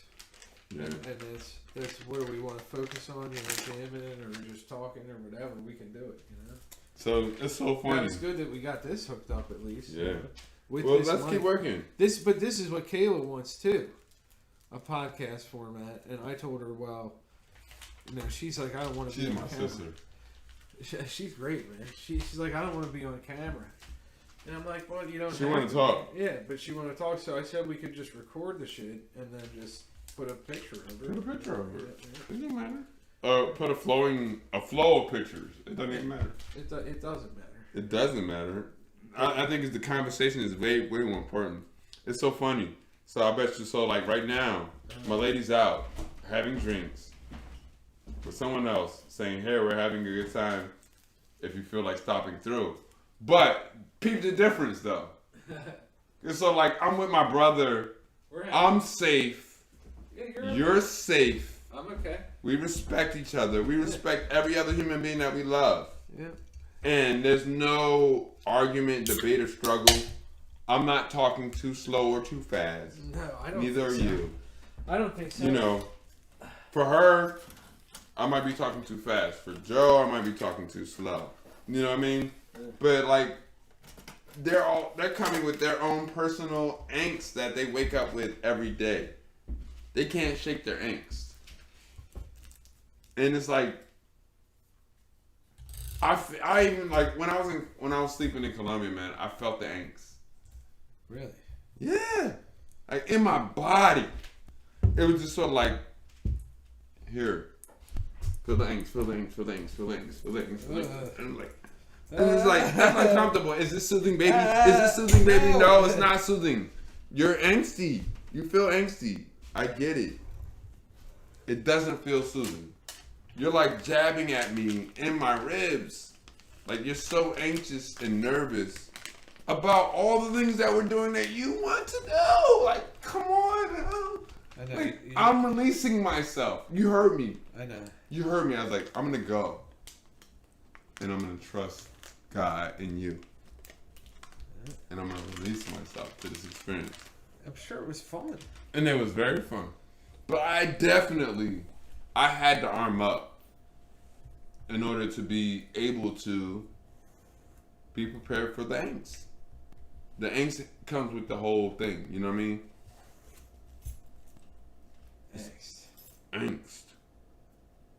Angst. Like, I'm stressed because I need a vacation. So I'm going to take it and I'm going to convince you in every way possible to sign on board. But then I'm going to stress the fuck out every step of the way through. I'm not going to stress about it. I'm not going to argue about nothing. Yes. I got harassed by the police in fucking Colombia, you know, my first day going out to get coffee. I was like, this ain't gonna ruin my experience. You know what? Yeah. I take it. In fact, I realized that if I was an international in America and the police stopped me and I didn't understand shit they were saying, that shit would fuck me up too. So you know what? I took it on the chin. Oh, I just ignored her. The lady? Yeah, I meant to call her back. Call her back.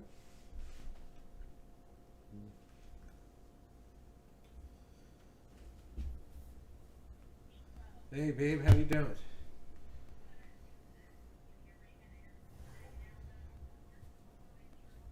Back to Charles. Nice. Yeah, we're streaming on YouTube. I figured. Yeah, well, we've just been yapping pretty much. That's it. Yapping y'all. You know what I mean? We be yapping. We be yapping. I love you, babe. Say hi to Mama for me, right? Alright. Love you. Bye. It's like, I feel like I'm going to come up with a solution where you find a problem. So look, if you clean out your room with the spring cleaner, and guess what? No, I deserve to do this. Fuck you. You don't have any opinions. You just accept that this is how I roll because this is who I am. And I'm like, okay, well, cool. Me because I heard it. you almost questioned me because when I chose to tear apart your space, I was frustrated and I had every right to be frustrated. But later, after you cleaned up everything and proved that I did it for no reason, you know what? It's still my right. Okay, cool. Okay, cool.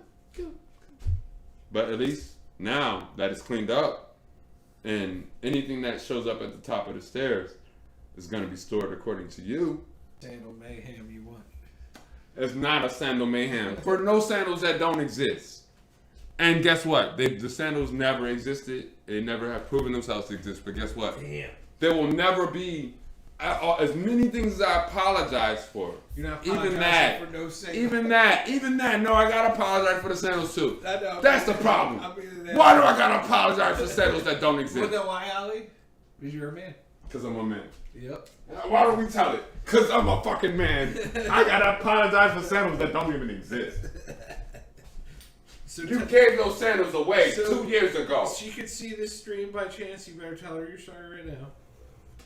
Oh, well, I already said I was sorry. No, And I cleaned up my room. I'm just giving you shit. And I fucking proved that there will never be any sandals in my room that are secretly hidden.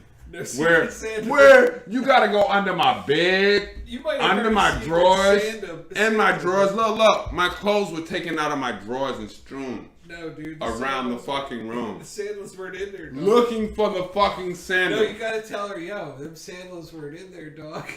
The sandals were never in there. Dog. Not from the moment I packed my jeans in that drawer were the sandals ever in there. But you know what? You don't mind me. I'm a little neurotic. So I'm going to look anyway. Okay?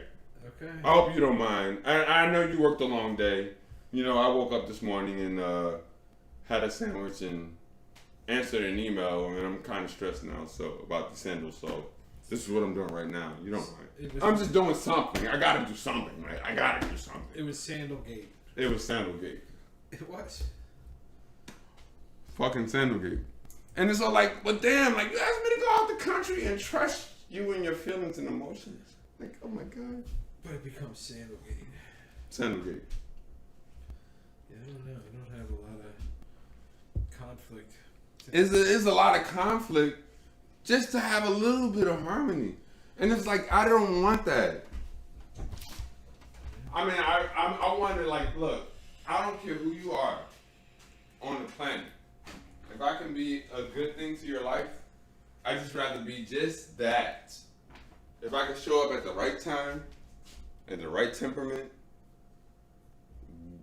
with or without beer, whatever, you know what I'm saying? Like, Yeah. at the right moment, that's me. Yep. Otherwise, I don't have any reason to argue with you. I mean, in a weird way, like, for us, it's like, I could be with my friend and build and think about things and talk and share and reflect. Even here, I can't be that way. I actually can't. It's like, there's... But Ali, I'm telling you, you can be however you want to be. You just have to face the repercussions of that. And I'm okay with the repercussions. Yeah, that's what. There's, what's the repercussions? No, I'm just saying. The only repercussions is not being not me. you and your relationship, anybody, and the law of cause and effect. That's right. Because I'm an accountable man. I'm not talking about your relationship. I'm talking about the cause and effect relationship everybody has with the whole world. With the universe. And that it happens to encounter other people. Yeah. So, And there's consequences involved. Yep, it's all pretty the time. intense. It's pretty intense. And I'm pretty open to the consequences. I mean, just in terms of like, if the consequences that, well, you don't know if you can work with me if you can't govern every choice I make every second of my day. But is that your interpretation of it, that that's what she's trying to do? Because I don't think that necessarily that's what she's always trying to do. It's not. And I do respect that because I think that, you know, and honestly, since I have slowed down on my drinking, like I know I can like really just be happy and work a lot and think like, wow, like, you know, shit, I just worked an 8-hour day, you know, I went and taught children and I did all these things, and a lot of people are happy with the results of our work. That's good. I can enjoy a couple of beers this evening. That for me as a solo man, that's okay. Especially if I handle that with discipline, you know? And so it's like, if I go out in the evening and I'm just like hanging with people in my community, other musicians or artists, then I feel like I can have a couple of beers and wake up early in the morning and do it again tomorrow. And I can show up at home and clean up or whatever, you know. But everybody doesn't feel comfortable seeing it that way, and I can even adjust to that. There you go. See, that's the more mellow standpoint about it. You know? It's meaning like, once I adjust to that, what are you gonna do? Right. It's sort of like, because I'm looking for equality, and you might be looking for domination. Does that make sense? Somewhat, yeah. Meaning like, if I'm gonna put all my extra effort into something that makes you feel comfortable, but then you say that, well, I don't have any self-control whatsoever because of this or that, or because of these articles I read. Whoa. And then it's sort of like, well, you don't have self-control, so you can't help it.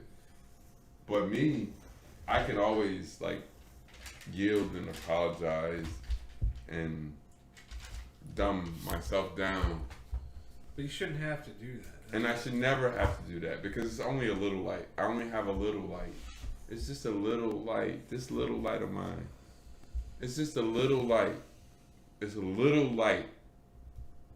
It's only a little lifetime for me. It's only a little light.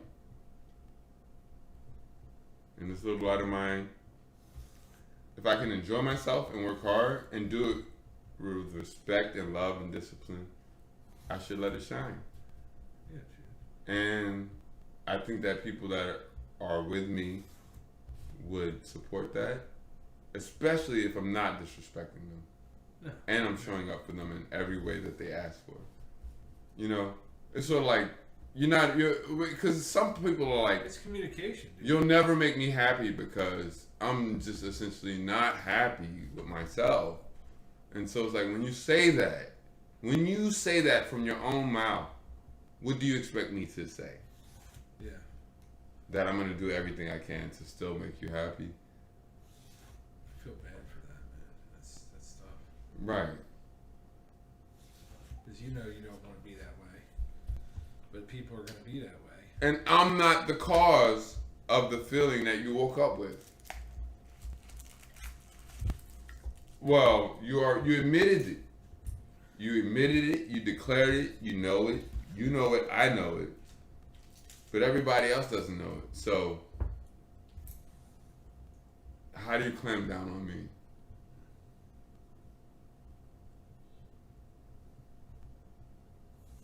You say that you're the one that's going to make the difference. If I'm the leader, why don't you follow my advice? Right. My advice is, let's not stress so much over these ideas, and let's focus more on these ideas. Yeah. These ideas come from us. No, but these ideas come from everywhere else. And so, okay, well, you already rejected the support that I could actually provide. You reject it openly, but then you want to demand that I submit to your beliefs.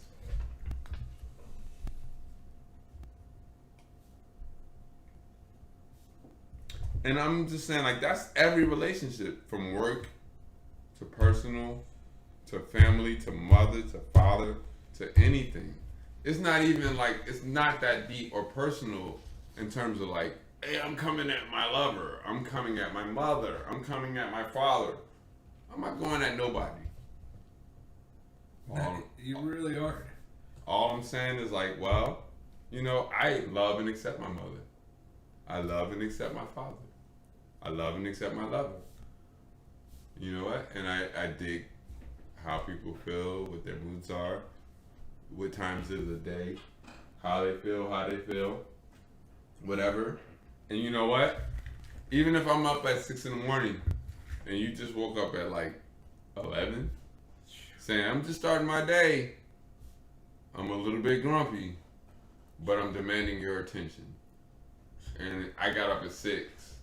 And I've been working, and I fixed 2 computers, and and I sent out emails about this payment or that work or that gig or secured the student, and I'm just like, well, okay, let me make some eggs,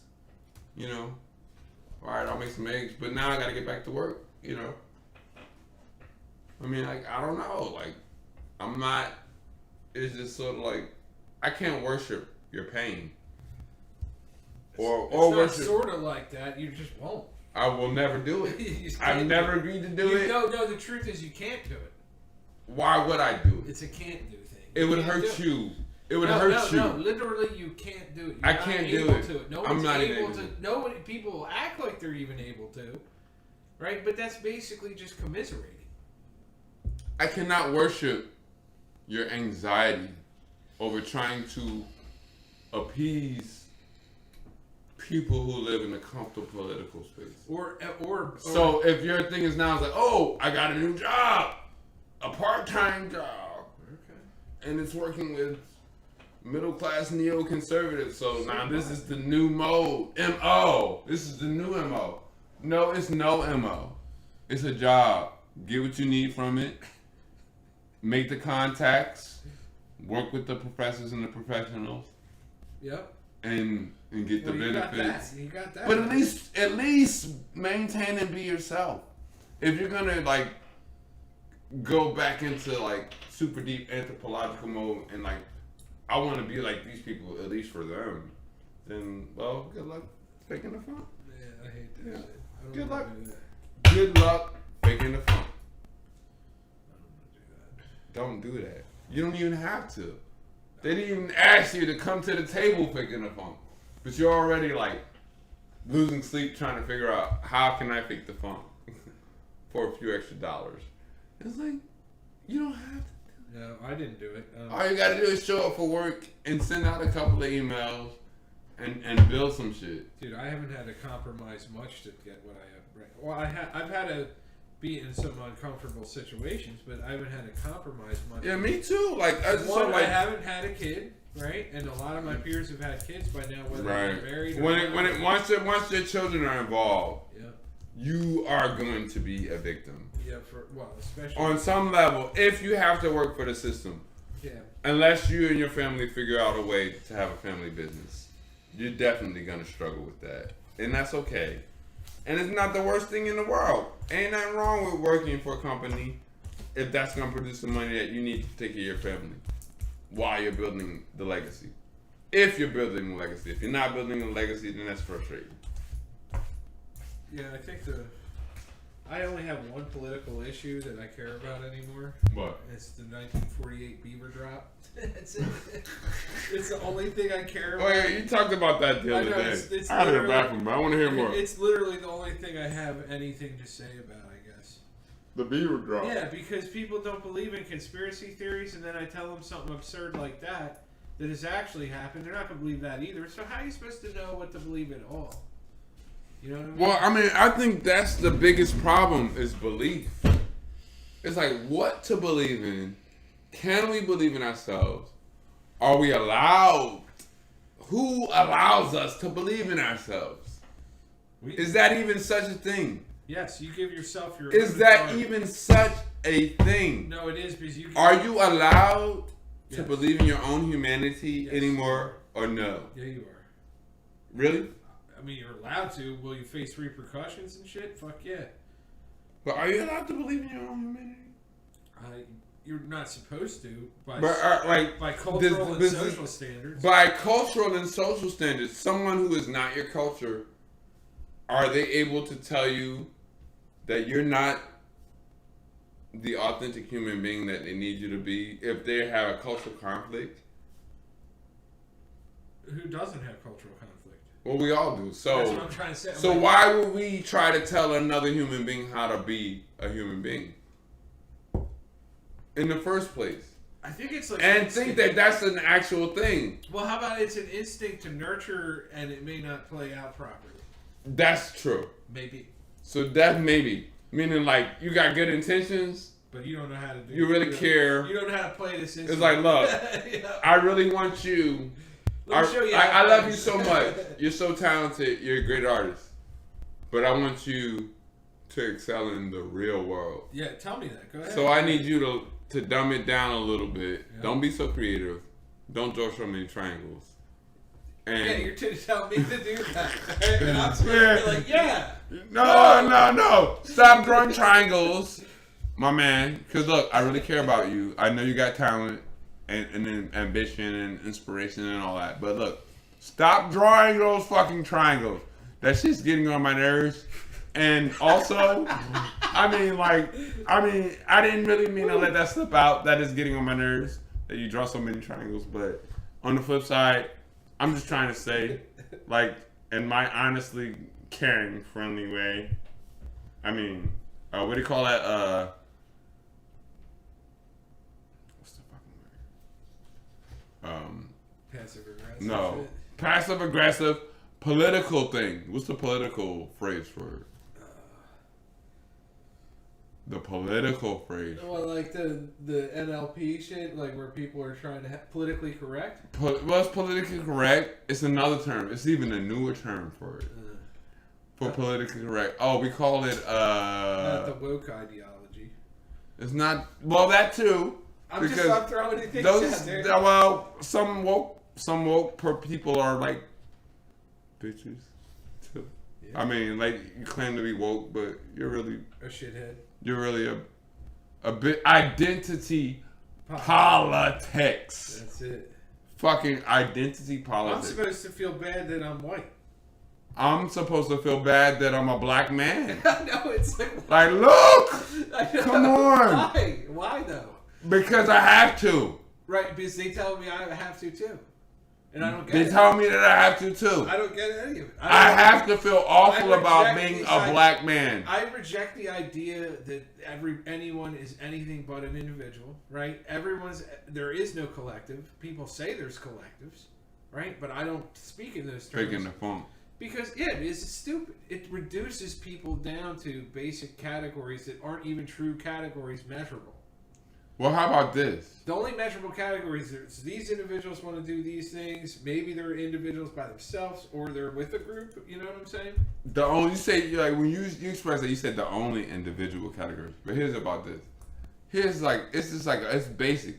And at least I what I dig about Karis One is he will say this, and I think that this stands for me and this stands for you too. Is that the main? It's not about the categories. But the main category, if there was a category, is that we are human beings. Yep. And we have an all branches from that. We have an authentic connection as human beings. And that's the most important thing. No matter where humanity originated, no matter how capitalism emerged on the planet. See, this is no matter how Marxism emerged, no matter how any ideologies have emerged. That doesn't matter. It doesn't matter as much right now. Because if any of those things mean anything, they will only mean anything if they mean anything to humanity. And if they don't mean anything to humanity, then they mean what they mean. And then there's still humanity. And it's sort of like we have, even God is an abstract concept. Yeah. So I love one of my students. I read a thing from the Acts of Faith, the books of Acts of Faith, Ayanna Van Zant, and to one of my students. And he was like, he said it in such a beautiful way. He's like, hey, Mr. Ali, I love how you said that statement that, we don't need the world to approve us. All we need is God and our mothers to support us. And that'll allow us to have the strength and the courage to be ourselves in the world. And I read a thing from the books, the Acts of Faith, which was given to me during my time in high school. It's just a little book of daily affirmations. And I talked about affirmations with my students in my public speaking class.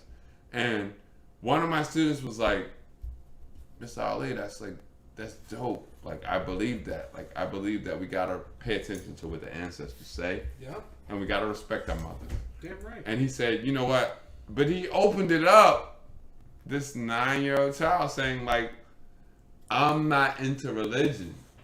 And I was like, actually, he didn't even understand how, like, I was gonna say to him, like, I was like, well, he's certainly into family. That's beautiful because you know what? Me neither.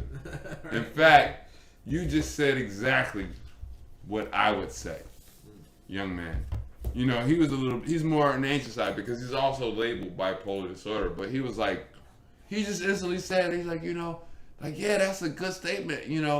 I think about it, but he started like to say his ideas, but he was like, but I'm not into religion because when I read the quote mentioned God several times. Right. It mentioned God and Mother Earth.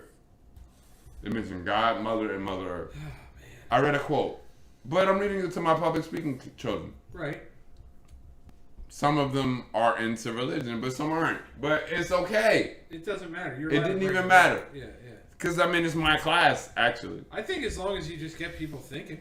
But he said what he said was the most beautiful thing. He was like, "Look, Miss Ali, like, I don't want to like get too religious with this, but like, I actually heard some value in that statement."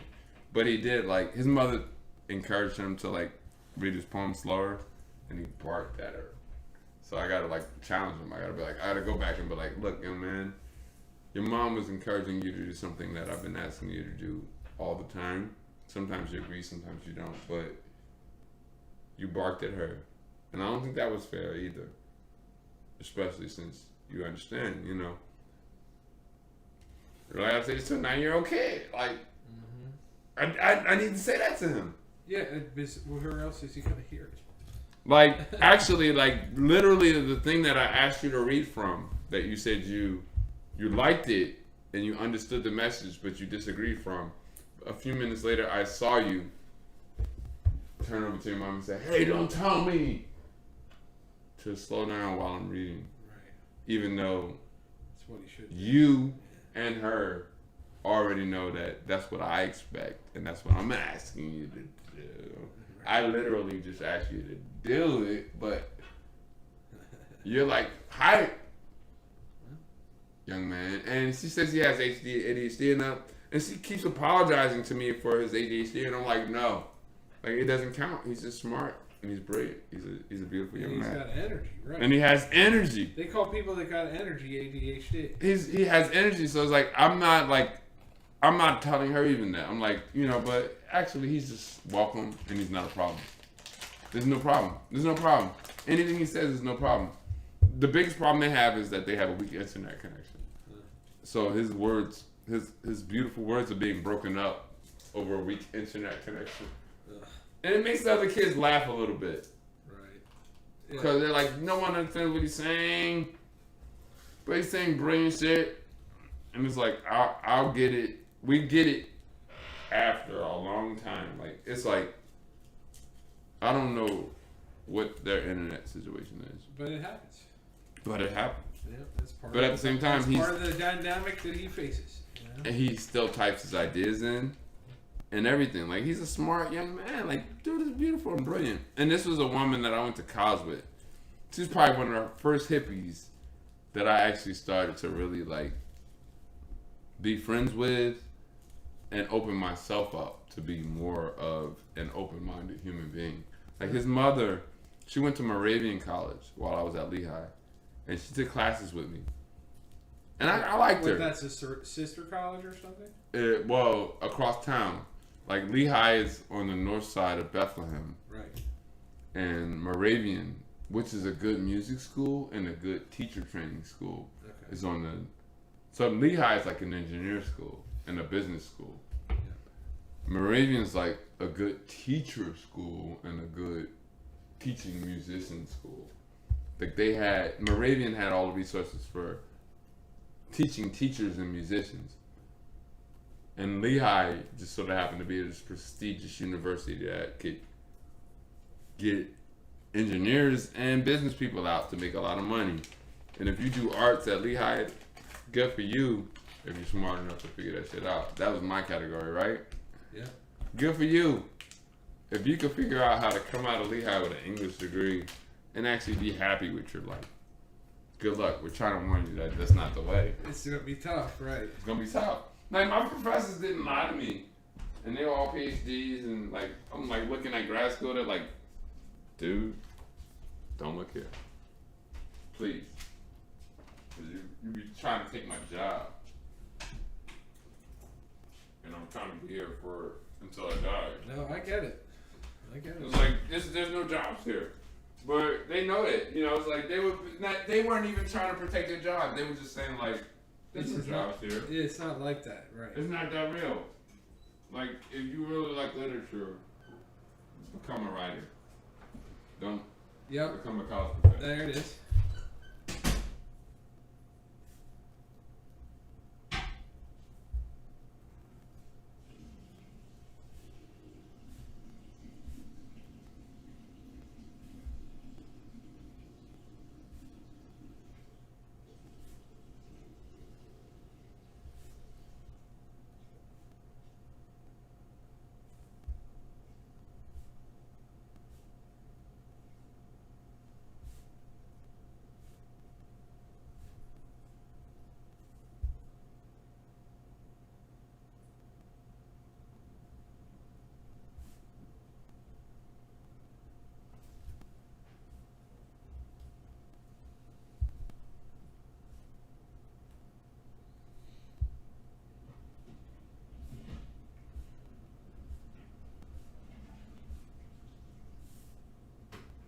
And isn't that hilarious? So like her response to like, well, because she knows I'm here with you. It's like, well, me and our roommate went out. We're drinking and we're doing live music. We're watching one of your friends perform. But like, what am I supposed to say? Like, have fun.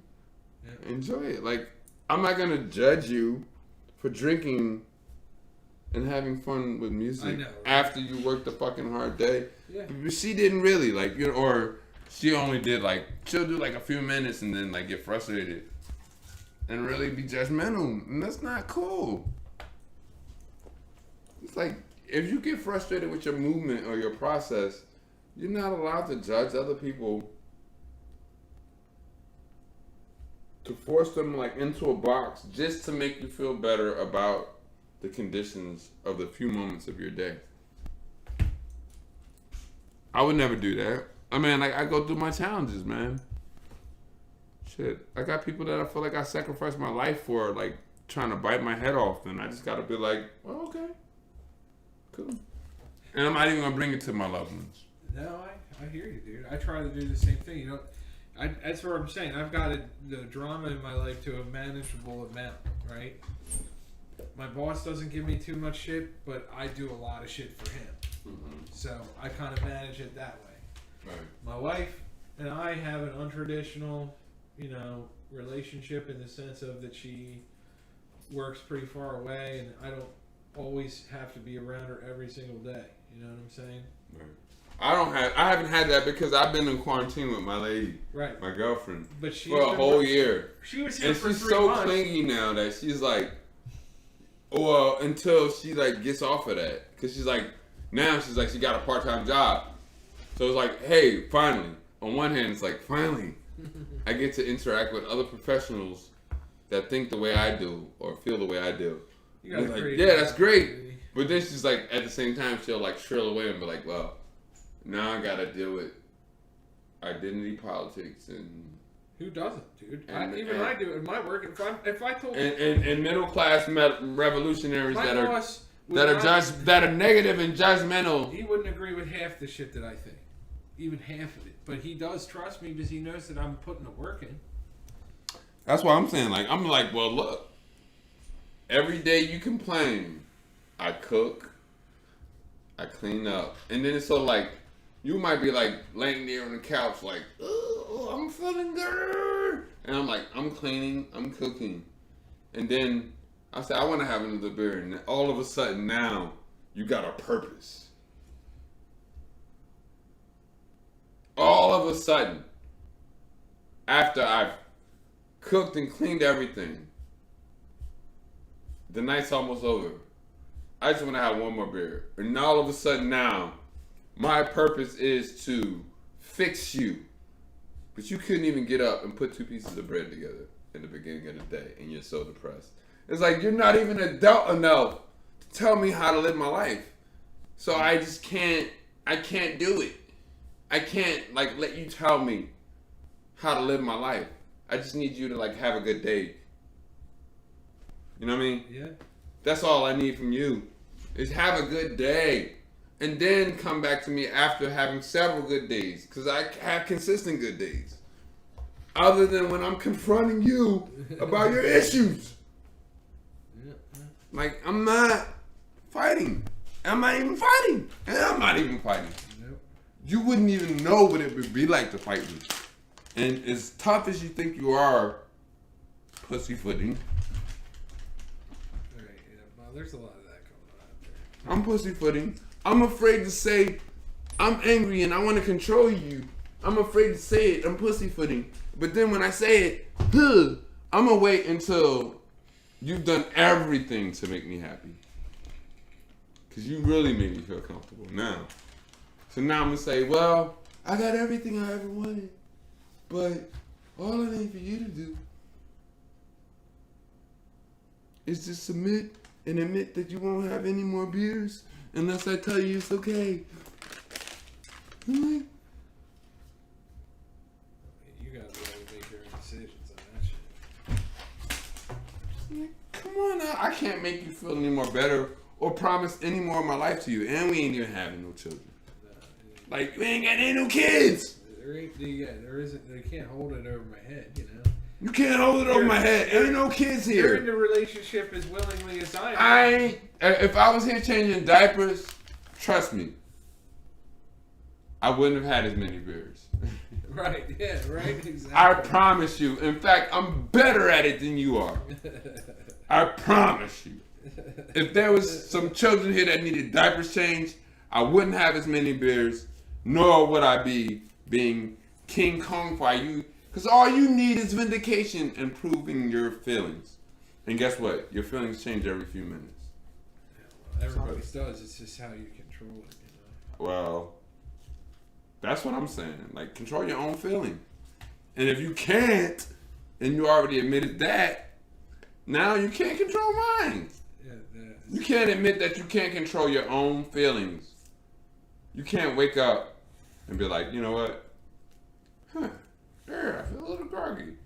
I'm going to make some coffee and some bread, put some pieces of bread together and some butter to get myself out of this state before I interact with other human beings. Why do you keep talking about the bread, though? Mm-hmm. Because 2 pieces of bread together is the thing you mentioned like 3-4 times. Because it's kind of depressing when you can't get out of bed and like say, hey, maybe I'm aggravated because I'm hungry. If you are over the age of 30 and you say to yourself, I can't get out of bed because I'm hungry. That's pretty bad. And I'm gonna yell at somebody else several times, trying to renegotiate situations to make me feel better. And they're at work and I'm at bed. And then I want to later at the night, I want to tell them how to behave as a human being. I just don't think it adds up. I don't think it's math at all. I don't think it's science. I don't think it's anthropology. I don't think it's sociology. I don't think it's anything connected to any kind of decent human psychology.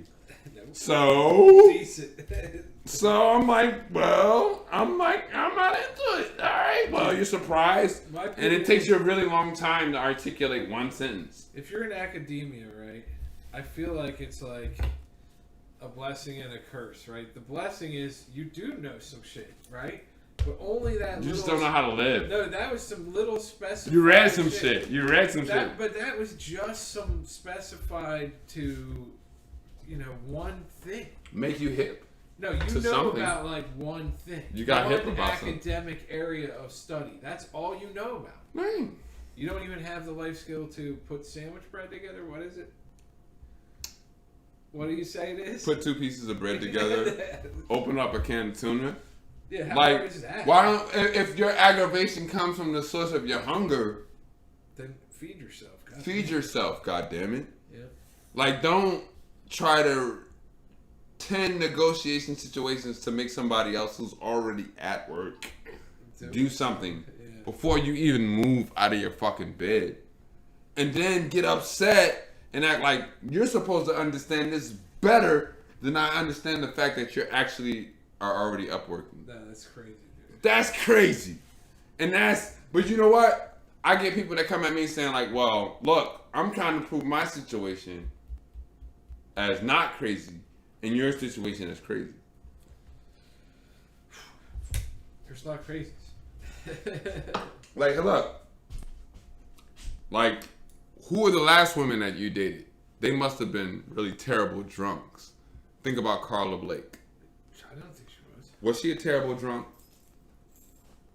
Compared to us, we like that beer. We live with Carla, right? Was she a terrible drunk? No. I don't think I ever even really remember seeing her drink. She never drank. Barely. I mean, maybe some wine when she was cooking or some shit. Maybe. If that. Once in a fucking blue moon. Yeah, not even every time. But look, I'm being ridiculed by a woman saying to me, all the women you ever dealt with before me must have been far less demanding of the respect that I deserve than who you ever dated before. Because I know I'm not crazy. How about oh yeah? Well, no one knows. So no, this was I told this on Sunday night, man. Jesus. Like, I'm like, well, okay. You know what? I'm like, all I gotta say is, like, you know what? I'm gonna tell myself to calm down and say, like, well, I didn't really love that statement, but okay. I don't think that that's really what we're dealing with right now. But okay. Because, like, really, all the other women that I've ever dated, especially if they were black women and older women, have been more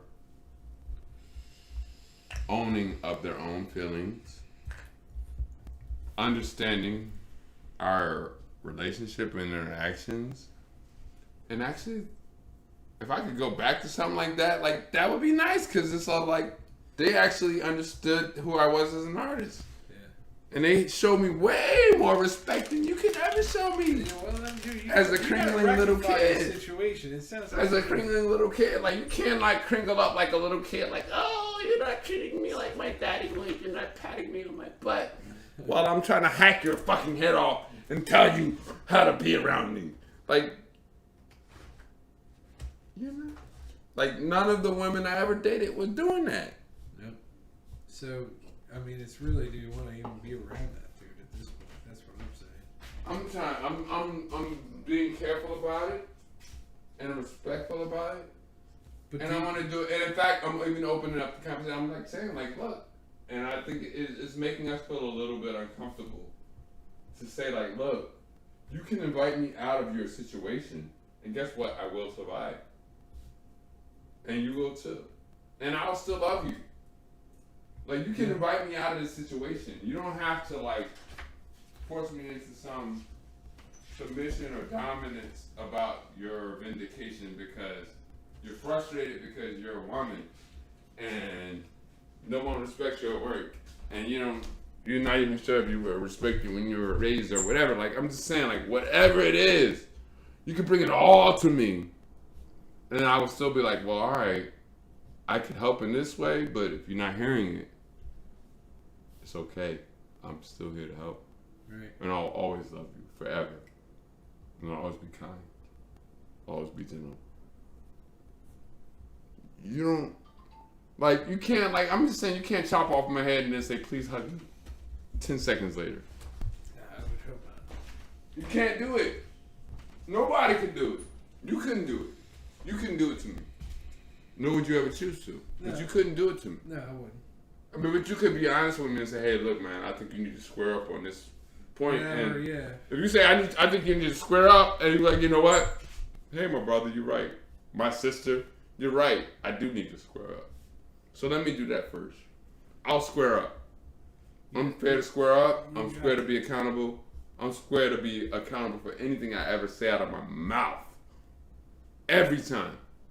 If you tell me I said something out of square, and you call me to square on it, it's okay.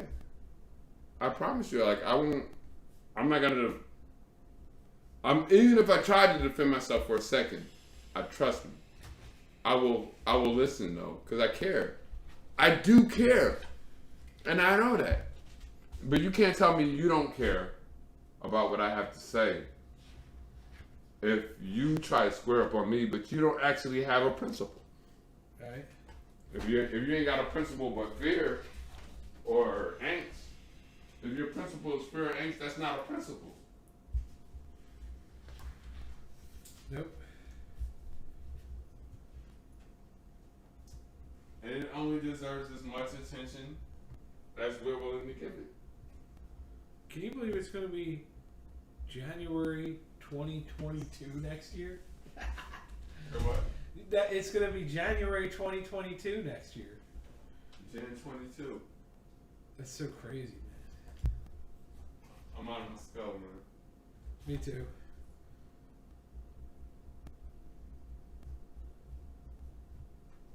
No, like I'm even like, so even like it's nothing rappers and rabbis. Usually something happens on Thursday night. Right. But we just like texted. It was like, hey, ain't nothing happening. Well, I'm out. I just said I'm out. If ain't nothing happening, I'm not even trying to like You don't got to force anything. Force anything or noodle around with these guys. You know, the main guy is in the same predicament as my lady, Autumn. He's depressed. So like he goes from like being on top of the world, making hip hop liturgy between Judaism and hip hop, or being ultimately depressed. Like, this dude is cursing me out. Like, fuck you. Like, do this, do that, do that, do that, blah, blah, blah, blah, blah. This same guy? My rappers and rabbis. Really? He gets pissed at you? He's like Autumn. Like, he's having the same condition. Why are they getting pissed at you? Because they're depressed. So, but they lash out at you, and when you're doing specific things, or they lash out at me about the drinking from the lady. I heard. No, about how I acknowledge the depression. Oh, because you don't let it fucking rule you, so they get I pissed. don't let it rule me. Yep. So if I could say anything thoughtful, even in a gentle way about it, it will like fucking ignite a mountain. It'll sort of be like, hey bro, I dig it. Like, alright, yeah, like some of the mornings aren't good for you, you know, and you might set up a meeting, and you might give me extra amounts of commands or something, but you're just not in a good mood, and so maybe I just need to like not respond to those and do this because you already told me about what your problem is, about your mood condition. It's a mood condition. You got a mood condition. So you tell me that, you say, hey, well, my mood condition is that You're making me have a mood condition. when I get stressed out about something else, I'm trying to like secure this extra money or whatever like that. So my mood condition is this, and that means I can talk to you any way I want to. And it means that, you know, right, I don't have to respect your human struggle at all. All I got to do is like operate from this standpoint of my moods and feelings. I think a lot of people can't get outside of themselves, you know? Of their moods and feelings. No, they're stuck so inside of themselves. How many people? I call that I arrested. teach children. They're arrested emotionally, right? I teach children. How many people do you think I demand anything from? Probably Other nothing. than what they can actually produce at the moment. Probably nothing, right? You know? Never. Right. Other than love and support. Right. Easily. And you know what? If they say, you know what, not right now, Mr. Ali. In fact, I'll ask them. And they say, you know what, Mr. Ali, give me till next time or not right now, just period. And I'll be like, okay. But you still did an awesome job. I'm glad you tried everything. You know what I'm saying? Yeah. It's like, I don't judge people for being what I need them to be. Nor do I need them to be anything that they're comfortable being at any given moment, period. People are so different, dude. You know what I mean? Like, I can't treat people the same anymore at all. I can't do it. Like, I can't treat. I used to because I was under bad assumptions about like the philosophical nature of how people are. I thought people could be like me, but people can't be like me. Well, they don't have the grasp of the creative calendar. Like anybody, truly, we try to imitate each other, especially. Just look at like consumer culture. All of them want to be this fucking dumb shit we saw on the TV. the other day, right? You know? They all want this dumb But shit. that's what I had to grow up out of. It's like, why do they want this dumb shit? Because they're imitating the dumb shit. Look, That makes you just dumber. But that's as old as the Joneses. That's the what I'm saying. Joneses. You can't stop the masses from doing that, right? The masses. It's they actually we call it normal. Yeah. Even in terms Unfortunately, we do, Ali. even in terms of mental health, I know. we call it what's normal Yeah. in terms of mental health. So today, normal in terms of mental health is being easily offended. But that's why I don't think Easily offended by something that you have no idea about, first and foremost. So let's just be like the most easily offended person so that we could like rant and cancel some authentic contribution or person. Because it's shameful. we're easily offended by the fact that it's shameful. they don't make us feel great, but we've contributed nothing. We've worked on nothing. Yeah. All we know is, hey, somebody stuck their neck out for us to be easily offended by and try to chop it off or tear them down. Yeah, that's right. And guess what? This is the world we live in, and this is what they're calling normal. It is normal, and when they call it normal, it is the way it is, even though it's not normal. It's not fucking normal. Fuck that. It's the average way. You know what I mean? It's like It's very average. It's how most people are behaving. It's, you know what? That's why I call them the masses and shit. If you want to score off of that shit, score off of it. And in fact, we will help you find people to score with, because people that are in your zone. I can say good luck with that, because good luck with that, but that ain't my shit. It's not my shit either, and I'm not owning it. I'm not. Yeah, I don't have to accept it either. I don't have to accept it. I can still love you and Yeah. respect you, and still appreciate you for everything that you've ever been in my life, without ever bowing down to that. Ultimately, I could never submit my life to that. I'd rather die Yep. before ever submitting my life We should move to New Hampshire. to this ideology. Is their motto "Live free or die"?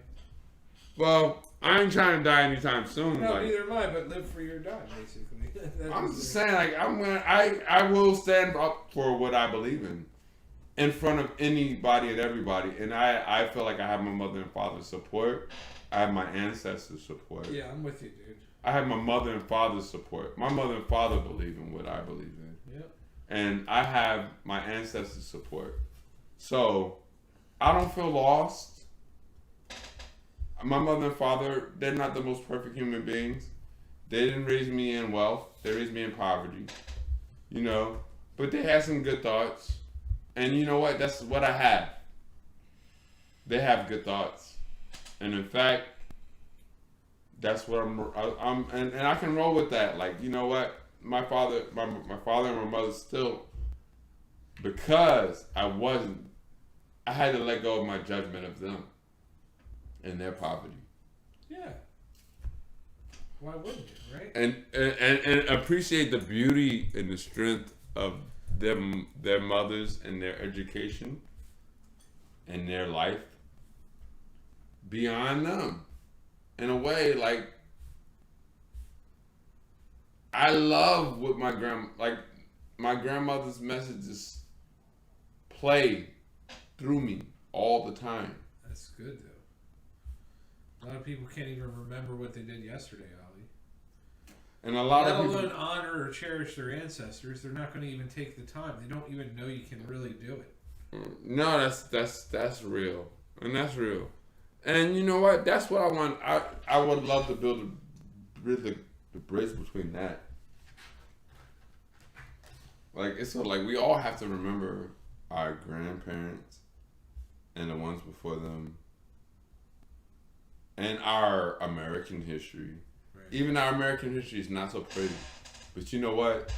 There are some really powerfully beautiful things about our American history and our parentage within. It's not terrible. It can be in some parts, but it's not. No, I mean, there's some harsh things, but you know what? Actually, the more we look around the world, we know it's a global condition. We know it's not just unique to America, and we shouldn't take it personal. Not really. I mean, if we want to fix America, we can't take it personal that we do have problems. Yep. We got problems. We got problems, and we created them. I mean, we got problems. We created them, so we can't take it personal. But we should contribute, and I think that it's important to not try to control people, but to share their understanding through example. Yep. If you can be at peace with some of the contradictions, like during the Trump era, so many contradictions were brought to head. Yep. And it's sort of like, well, people finally started thinking. I thought people might even wake up. Turns out they went the other way. Many people went the other way, right? Well, this is something I've been wanting to talk about. Is they're even more that way now. Everybody's literally like gone back to sleep. They're like, oh yeah. They want to put their head back down on their pillow. They just said, fuck this. I'm not paying attention to this shit anymore. After 4 years of fucking Trump, you know? Well, the answer to Trump is like Biden and Harris kneeling with kente cloth somewhere on some congressional stage. Dude, it kills me. As if to say what to white America or black America? Anything. Or what? Yep. What does that mean?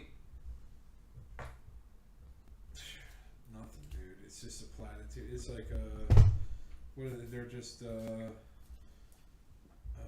forget what the word is. Placating people. They're like, oh yeah, we'll do all this and never do a goddamn thing. Well, I mean, I guess now that Trump's out of office, 1 in 100 politicians. now that Trump's actually out of office, maybe we could really figure out this whole COVID situation between vaccines. Yeah, and he'll handle it from afar, right? Because he's a nicer guy, and plus he's more closely.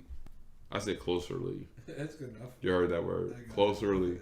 He's more closely connected to Barack Obama. So, well, sure. I mean, we're gonna start to feel safe after we take our vaccinations to go back out and interact with human beings again, and that's gonna become the new law. Or yeah, I'm not protected. I'm protected. I'm really protected From the virus. Protected. From the virus. I'm vaccinated. From the virus. I can hug my mother again if we both got vaccinated. Maybe. Thanks to Biden now. Yeah. Who's connected with Obama? Like, I'm just saying, like, I actually, like, way before Obama was the president, I was a fan.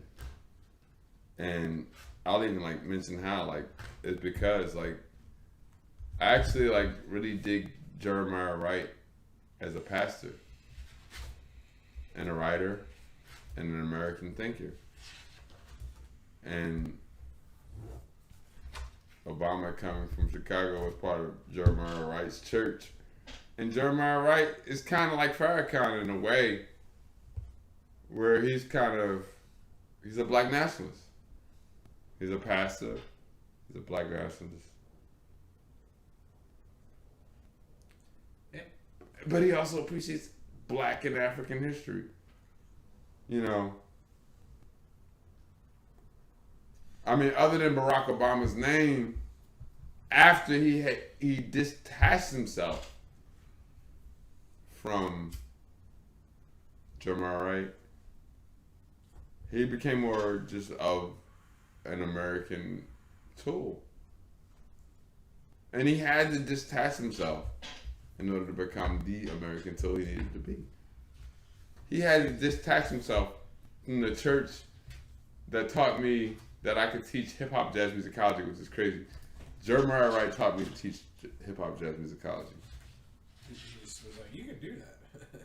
He was like, you can do that. He was like, you can make a connection between African folk songs and American spirituals through the struggle of slavery. You could make a connection between those melodies if you wanted to, if you paid attention.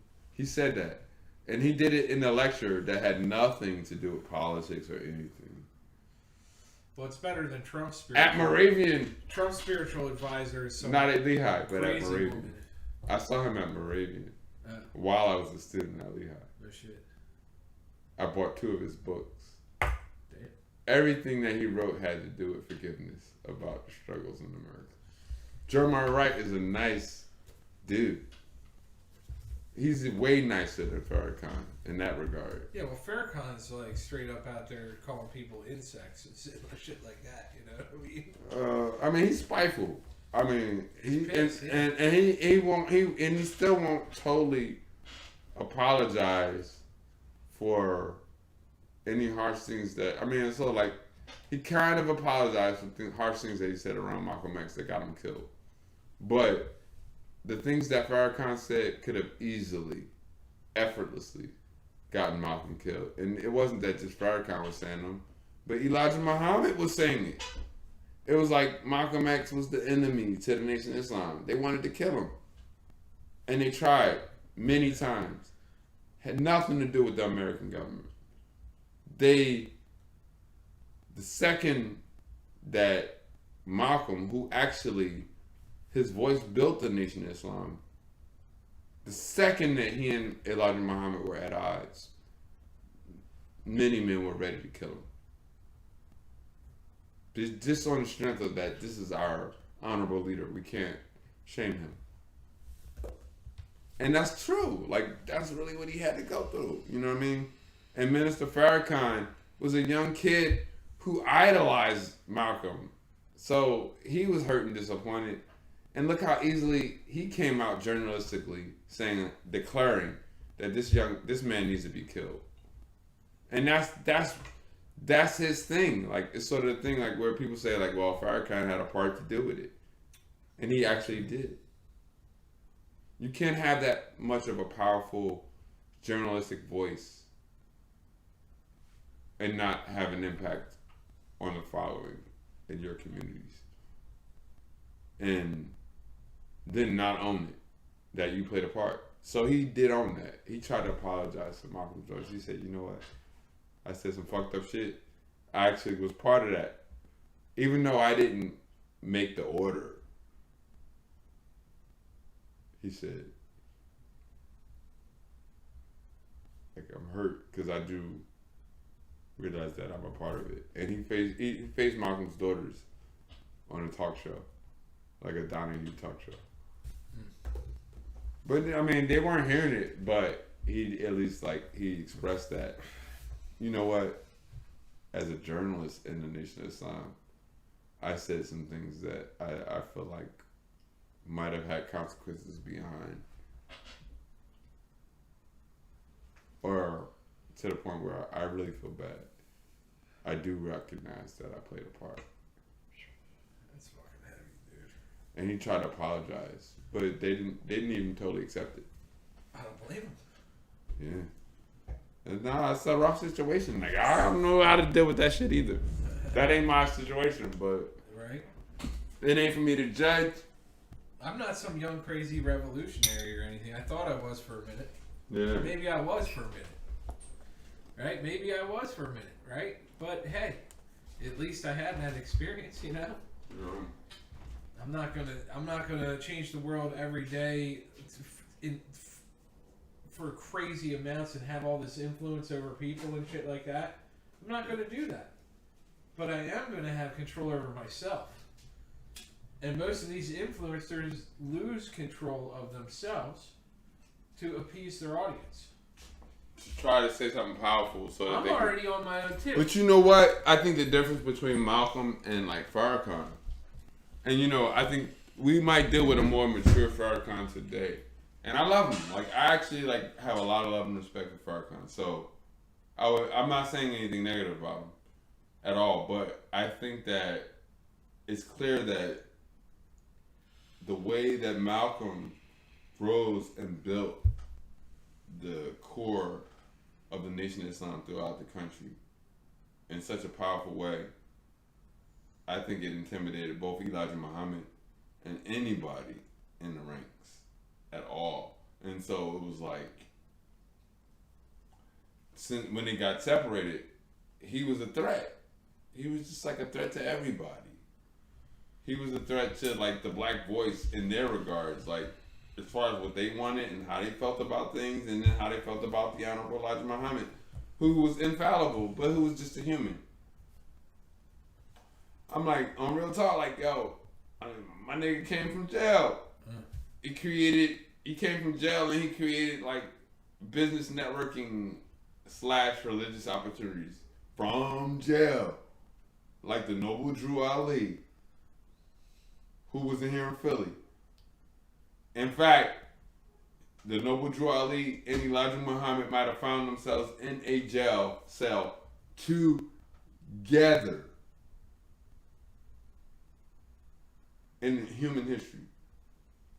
The Noble Drew Ali, who's part of the Nawapian movement here in Philly, and Elijah Muhammad, they had the same ideas. I believe that. Way back in the day. I mean, I'll take it on your word. And they were in jail together. I'm saying they knew each other. You know the history of this way. They knew each other. Yeah. But no, this is pretty weird and creepy though, because it's well, wait a minute.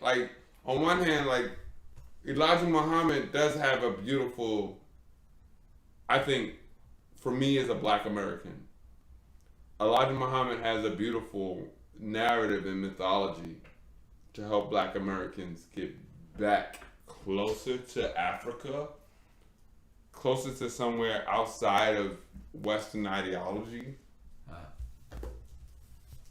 And in that regard, it's totally righteous. and on time and necessary, especially in any context in American history. Like, we need Elijah Muhammad's. I think. But at the same time, though, like, I do realize, like, that it can be a limiting reagent, too. Well, that's what I'm saying. You glom onto, not you, but anybody that gets onto some kind of religious or expression of, like, how, like, I think of, like, what's his name? Some guy, a Canadian guy. He's like, people think he's like the best. He has rules for life and shit. He wrote this book. It was a big popular thing. Canadian intellectual guy. Meanwhile, the guy has to be put into rehab. You know what I'm saying? Like, okay, you're gonna give me rules for life, but you need to be put in a rehab. Like, I don't know. And or somebody. I think that you tried. But like Eli, just like Elijah Muhammad, it's some guru out here like saying that, like, yo, I can have sex with all the young women and do it off the books. Yeah. And act like I'm this old guy who just cares about everybody and their families, while I'm having sex with young kids and they're my secretaries. But you know what? Even yogis do that bullshit. You got old yogi, like, you got like white yogis and people coming from India, like, hey, like, I learned yoga sciences, so now I'm a spiritual leader, so I'm back in America selling yoga, and I bought all this land, and I'm doing it under the guise that I'm this spiritual guru guy connected to spiritual people. So all the young women come and follow, because young women are attracted to that. Yeah. So the young women come and follow, they get sexually exploited, and they're like, oh shit, all of a sudden, like, here I am, not getting paid, and serving in some space where basically I'm like, I'm getting some things that I want, but on the flip side, basically I'm paying the dues to some old guy who just wants sex from me. Yeah, no. So here I am. These are like young white ladies going to these refugee guru camps, you know what I'm saying? And they're all over the country.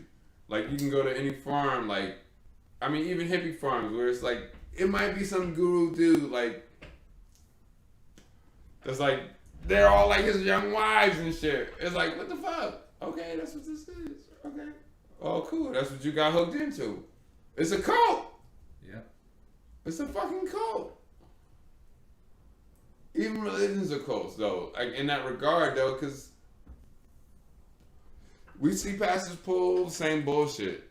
Maybe rabbis too. I don't know. I'm saying, but definitely priests. I never trust any of it. And priests ain't innocent. Yeah.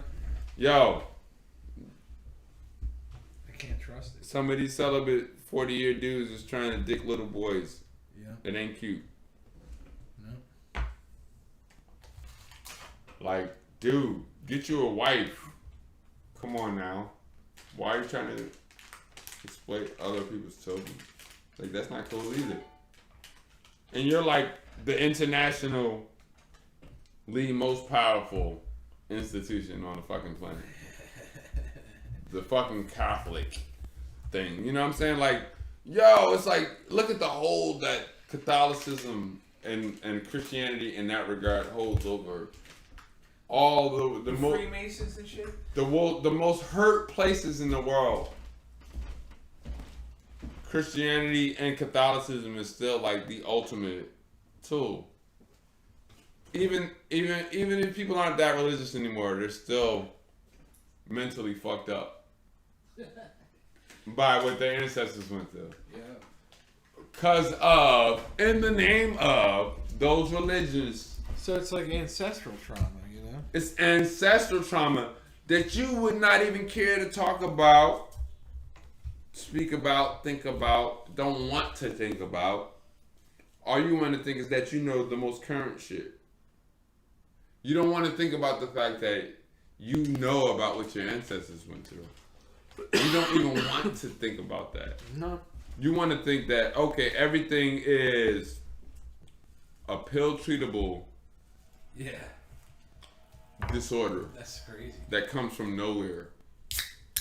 You would rather think that than to think that, well, my judgmental attitudes and my privileged attitudes come from a place that actually renders me as less of a human being than I would ever want to be. And rather than give up those beliefs or judgments or thoughts, I'm going to judge myself and hate myself first and foremost with those things. So before I abuse you with these ideas, just know that I'm forever in hell because of them. But then I'm going to render them onto you as my most authentic plea of love and concern and care for your humanity. That's rough, dude. And that's really rough. Yeah, but see, but that's like that's an illusion. People live under illusions. They're like, oh, well, it is this way, and that's an illusion. Well, they're trying to teach the truth to the humanity, but Nobody knows the way it is. when you ask them, well, what's your truth? What are you really trying to teach? They're saying, I'm not trying to teach anything. I just care about you. And I'm just trying to be nice. But it's like, no, I'm being nice. You're trying to be nice. Yeah. I'm being nice. Why you gotta try? You're trying to be nice. Why you gotta try? I'm being authentic.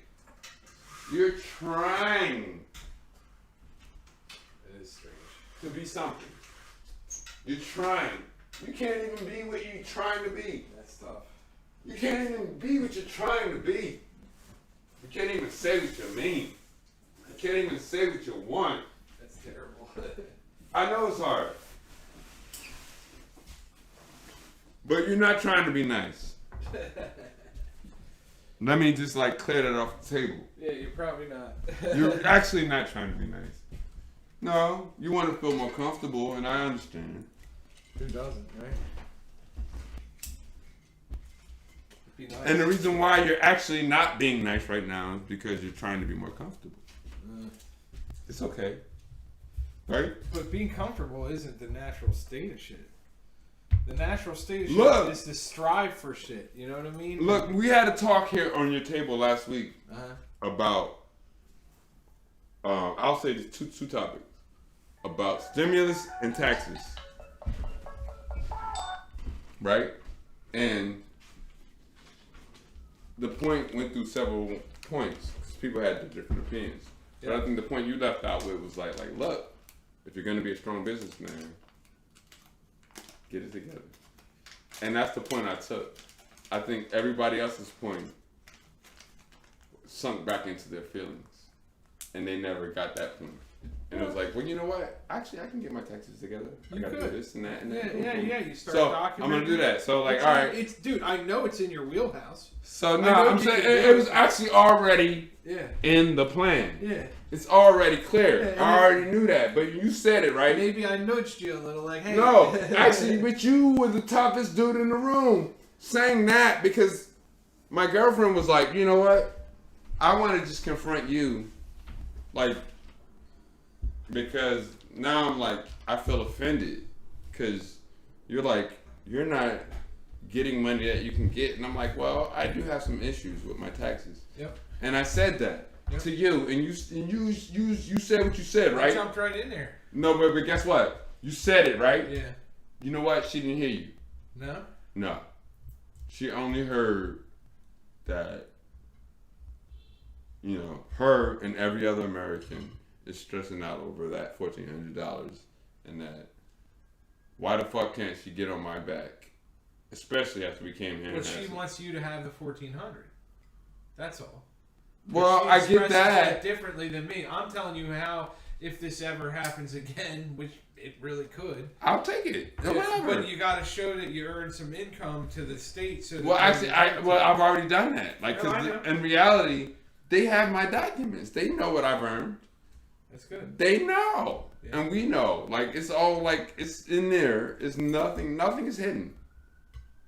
Plus, those are taxes that I just haven't claimed. Right. Versus that I haven't paid. You know what I'm saying? Yeah, so you know. So I work gigs. All my gigs just got money on the books or whatever. And so it's I haven't filed in the last couple of years. And I got to file. And I know I have to catch up and be accountable. That's it. but it's not gonna kill me. I'm not like Wesley Snipes. Like I haven't like earned millions and millions of dollars that are unclaimed. Like I mean, if they want to close down my bank account, fine, whatever. But I'm gonna fix it. You're definitely not Wesley Snipes. I'm definitely not fucking Wesley Snipes, right? I have not made millions. No. I'm not hiding anything from them. In fact, I've been living below the poverty line. Yep, that's why you haven't been filing. And there's no problem. Really, it's just me getting back in the system. Right? That's what I'm trying to say. And then you just get, and then you just hustle until you're there. That's it. Well, I mean, I could put it together and communicate with the government and make it happen. Yeah. Dude, I mean, it's okay. That's it. It's okay. It's not a problem. It sucks. It's a good thing. It's just easier to go through that than not knowing and right. You know what I'm saying? Or not taking opportunities, but like right. Everybody's coming at you. No like, one could have really predicted this except conspiracy theorists a few years ago. You know? Right. So now that we're going through it, I mean, in reality though, so like I'm gonna make my money regardless. Yes, you have to. And I do. And then the fact that I've been doing that is even like, it might annoy people that feel like, they're like, doesn't bother me.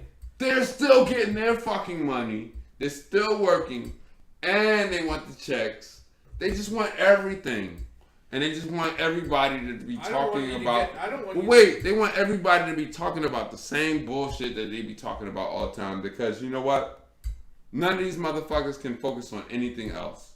They can't focus on what they really want to happen in the world. No. Never. Because that would require work. That would require getting up out of your fucking bed and putting two pieces of bread together and saying, no, you know what? I'm not going to be depressed today. Yeah. I choose not to be depressed today. Yeah. You can't. Oh, no, it's not a choice. I know that. It's a pill. It's not a choice. It's a pill. It's a medicine. That's gonna make me not depressed today. That's bullshit. Because I don't have a job in America. Right. In America? Because I don't have an official job and a health plan in America. You got a health plan, a job. You got parents that got health plans and jobs. So you're like, I'm specially privileged. Doesn't sound too bad. But you know what? I'm still pissed off. You can't be pissed off. But no, I'm depressed now too. Well, you can be pissed off, but you should be pissed off for the right reasons. But no, I am depressed though too. Cause that's my parents' thing. It's not mine anymore. I'm a grown person. Good luck with that, because even grown people have tough. I come from privilege, black, so I lavish in it, and I try to resent it at the same time, and try to empathize, and I'm still like trying to figure out how I can be a person in anywhere and be comfortable in my own fucking skin.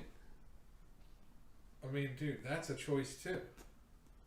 Being comfortable in your own skin is a choice. People will be acting like... Look, do you think I not love you in your skin? Right, exactly. Do you know how much I love you in your skin? Yeah, I mean, like... Do you know? Yeah, well, I think we 100%. Do you believe it? Yeah. You think I'm lying? Nope. No. Would you ever doubt it? No. Because do you ever think that I would... If your life was on the line, do you ever think I would not but like, yo, no. Our life is. You're like one of the few people I could call and be like, dude, I need help or something. Like, do you ever doubt it for a moment? No. Do you ever doubt my humanity? No, definitely. Or my love towards you? No. I never doubt yours. That's good. That's the way to be. There is a lot of love in that, you know. That's authentic friendship. Yeah. That's humanity. Yeah. That's our humanity. Yeah, well, we got that. We're lucky in that sense. Well, we're also cultured and educated enough. We're both educated. We're both well educated. Yeah, educated. You and I have like insanely a rich amount of education between the two of us. Yeah, definitely, dude. I mean, you in your own right, period. And certainly me in my own right. What I'm saying is the experience of life has educated me more than any schooling I ever had. But then even our friendship on top of it. Yeah, well, having a good friendship is good to be able to reflect with somebody about like where you are in life and what's changing about life, and you know, nobody, like I'm saying, nobody knows what's really going to happen. The people that think they know what's going to happen are too self-assured. And we're always thinking and but creating. But the people that think it's all bad are black-pilled and negative. You know what I'm saying? And then the people Afraid. are sort of in the middle and are just trying to figure out what's best for them, and they're trying to better their life so that they can like give back to their community, their loved ones. You know what I mean? And not have to struggle to do it. That's the goal. So Right. if making a little money, you know, is bad, then that's ridiculous. You know what I mean? I have to make some money, and you know, it sucks that the government gets involved with it. Yeah, I'd rather that not be. But I didn't make it this way. But it's okay. You know what I mean? It's okay. I accept that it is this way.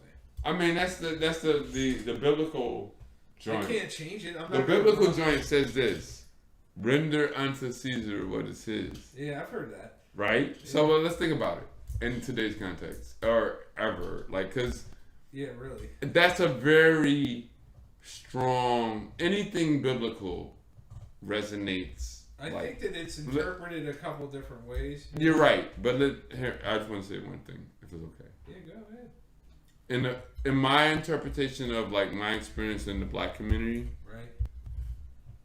you know, it definitely means pay your taxes, and it means pay your bills. It means pay your promises. Yeah. It means so render unto Caesar what is his. The money of the worldly system we live in is the Caesar in that case. You know, we It's live always the Caesar. In the that world case. is the world is worldly in the sense of that there's like an agreed. It's upon, necessary, There's an agreed upon standard of right? commerce. It's legal language. It's legalese. Yep. Part of it is legal. So when you render unto Caesar what is his, A reserve note is a contract for debt. right? The paper in your pocket you call money is a contract for debt, nothing more. Money is gold and silver. Carrying money is a tax. Money is gold There's and a silver. tax. now. There's a tax on carrying money. Well, why don't we just say that? There's actually a tax. If you earn and carry money, you're being taxed. Yep. Yes, you are. And we're being taxed every time we like exchange money. Most of the time. Yep. Oh yeah, just about everything. Pretty much. Like constantly taxed. Like so everything down to our tobaccos and other, you know, and it's crazy like you think about like the level of influence that both businesses and the Food and Drug Administration play into Big agri, big. all consumptions, Yep. It's a big deal, Ali. from foods to plants. Everything. We're in a world that has commoditized everything. You know what I mean? Yeah, Everything's a commodity. that was such a good call. In a global economy, in a very global economy too, you know, sort of like. The internet blew shit up. I But can't even before imagine- the internet, no, but it's so many. Cotton blew shit up. Sure. Electricity, the horse blew shit up. Sail ships blew shit Yeah, up. there you go. Gunpowder blew shit up. Yeah, literally. Oh, come on, let's keep going. Come on, we gotta go. On and on and on. Gunpowder blew shit up. Guns blew shit up. I'm trying to think. Pan-African slavery It sure really did. blew shit up. The Tea Party blew shit up. The Tea Party blew shit up. Not the one from recently. The old school one. The Civil War blew shit up. The Civil War done it. World War II blew shit up. World War II blew shit up. Yeah. World War I blew shit up. Yep. Vietnam be blowing some shit. Iraq blew some shit up. Yo, W.E.B. Du Bois blew some shit up. Okay, now we're good. Come on now. Alright. The world in Africa Upton, blew some shit Upton up. Sinclair blew some shit up. Yeah. Come on, now we Frederick talking. Douglass blew Yo, some shit you up. my Frederick Douglass dude. I got you. Come on, can I get a pound for that? I beat You know what? Look, I love the fact that when I arrived, and it didn't take long for me to like be close to you, for that to like come out like as everything as tough as your work day at the warehouse with your I dad. whined about it a lot. Listen, back then. you did, but you were very poetic about it because you had a notebook and you had the Mayan calendar. So let me speak on your behalf, if I may. Yeah. Because don't say you won. I just want to say how poetic you were, if I could. May I? Yeah. All right, thanks. Yeah, man, I mean, you went hard with your notebooks, and I still do. And you still do. Not as much as dude, I took like but 2 look, years off. your notebooks are everything. Yep. I just want to say, I want to speak on it a little bit more. Sorry. It's alright. Okay. Yeah, it was like, between, like, when we met at Michael Sussman's house, you know, with the global collaboration thing, but, like, you were like, yo, man, like, I have a determined vision about world peace, and I'm insisting on it. And the way you said it, you're the most poetic person I know.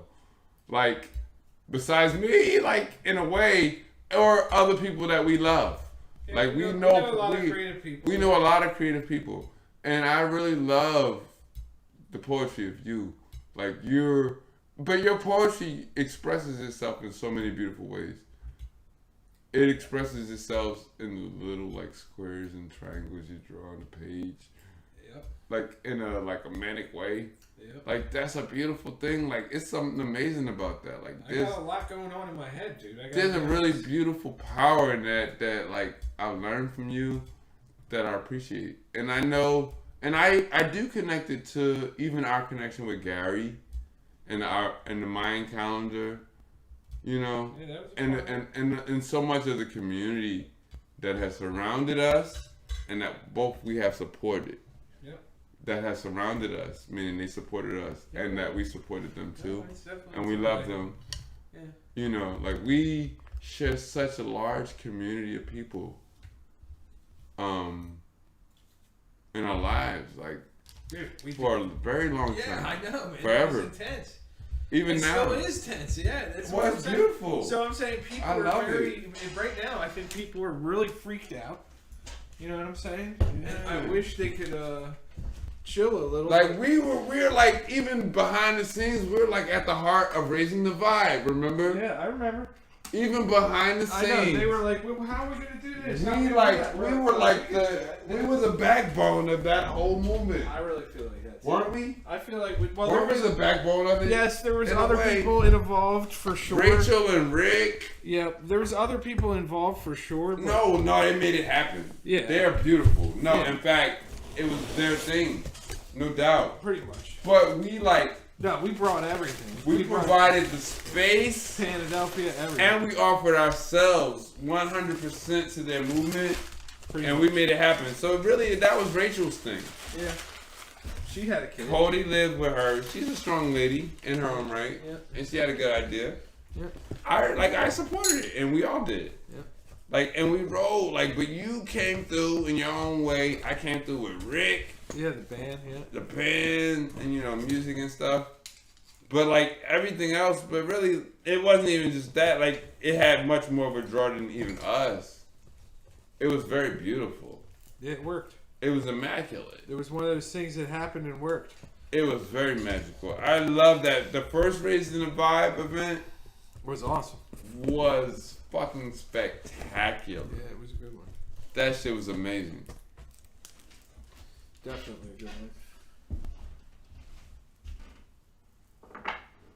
I don't know, man. People will be too afraid to even do something like that again.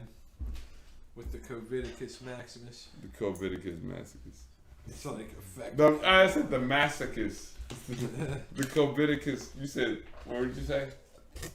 Maximus. The Maximus. I said masochist. Yeah, well, that's what it is. Wearing the fucking mask and all that shit. It's weird. Alright. I'm over it. Autumn's calling me. Go for it. Are you still at Paul's? Yeah.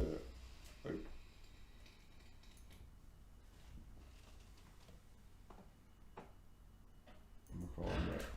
Go ahead.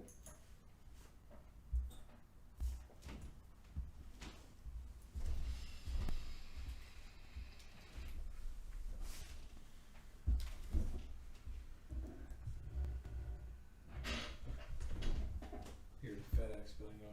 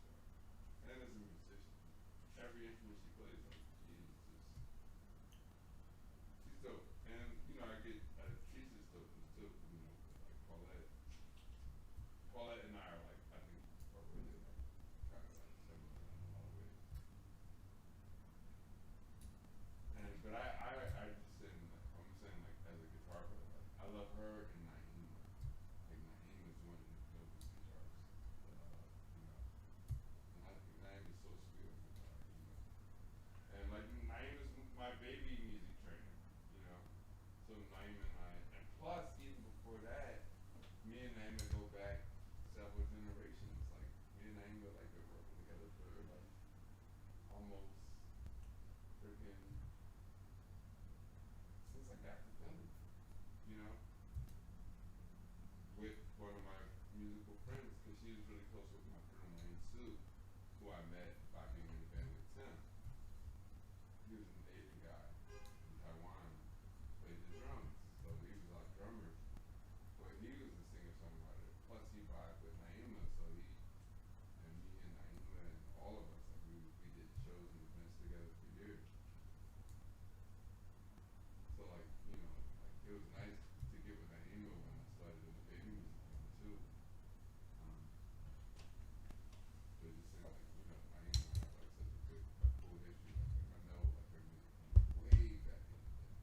And she's so creative and dope. But she's like one of the best. I love her dad was a guitarist. You know, she's really like I love her. Like, playing stuff. I don't know. She's like Michael Jackson on guitar to me, you know. And Paulette too, like she's so good. They're such good guitar players. So I really admire them. Perform and sing everything, write their songs. Dope. But yeah, no, so you said all that and be around and do all especially them. So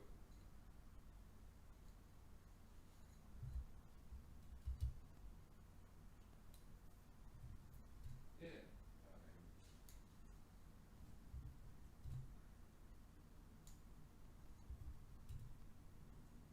I mean, I probably will. But I mean, are you expecting me at a specific time to do anything for anything? No. That's what I'm gonna do. After. Or I mean, or just or I don't know. Maybe.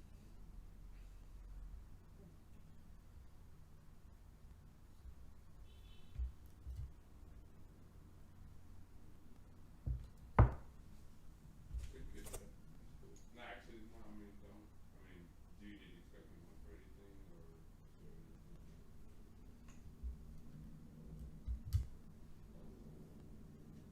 Is that? I mean, no. I feel like I could get on with it too, and good thing.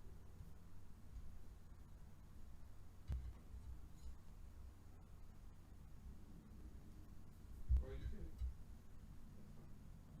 That's fine. I check to make sure that I'm okay when you do this.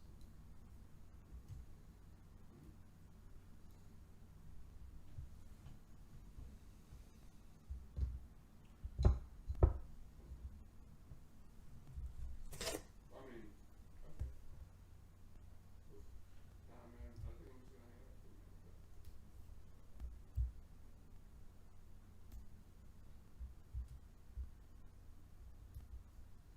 I'm just trying to be clear. Like, I'm just gonna hang out for a minute. So, I mean, I could text you or anything, but you know, okay.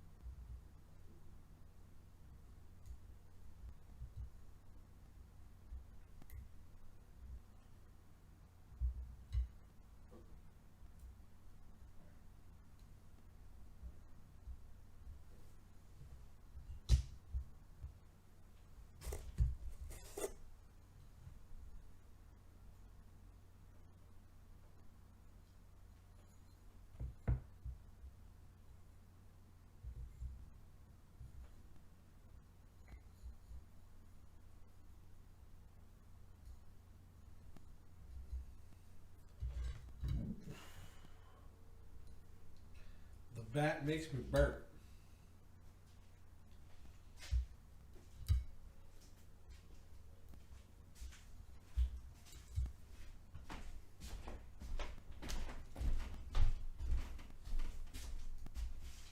The bat makes me burp.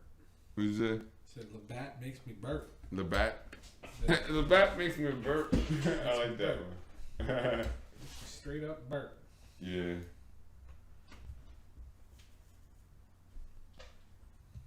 Yeah. So I guess my lady and my roommate just went out and enjoyed some of my favorite musical friends playing some music somewhere. Good for them. And having drinks and enjoying it. Good, right. Great. You went out with the roommate the other night, right? So there you go. Everybody's having fun. Fun. You're over here hanging. I don't feel like we're having no fun. I feel like streaming for 3.5 hours is out of control. Shit. Yeah. But it give you. So I can make it private or whatever too, because you're talking about all kinds of stuff. Nah, I was talking about all my personal shit. Yeah. No. Doesn't matter really. You know, nobody's gonna watch it pretty much, but I can always take it down whenever. Consumers. I just put it up, you know. I knew we could do it. I knew we could do it. Joe, I'm just saying, like, I mean.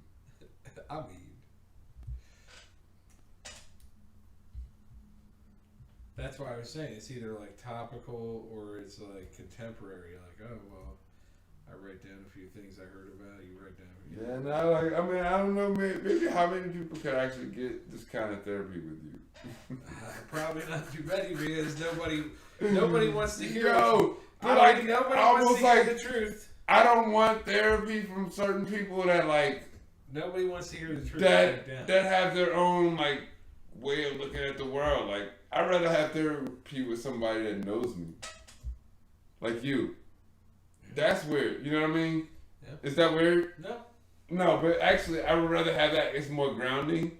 It feels better. It feels more like somebody that actually knows me. It's like people could say they love you and care about you, but somebody that knows you and loves you and cares about you. That is different. You're right. It's different, and it's so powerful. And I think that nobody could ever like really like take that away from you when you have that relationship with a certain human being. Yeah, no, and that's so why nobody could ever take that away from. No, that's why we have terms like friendship, and we have real meaning behind it. You know, friendship's up there with big old words like love and God and all this other stuff. And friendship means something, and most of what makes a good friend is loyalty. Not to an ideology, not to a behavior pattern, but to the essence of a person, right? Mm-hmm. And I dig who you are, you dig who I am, and a bunch of our other friends are all in that loop, dude. We're all in that, well, we like each other. You know what I mean? We'll do it as much as we can for each other. I mean, within reason of what we can actually do. Yeah, that's right. But we know ourselves. You can't oversell or capabilities. Yeah, and we're not gonna like. Don't oversell it. You know? We're not gonna oversell it. There's nothing to oversell. Yeah.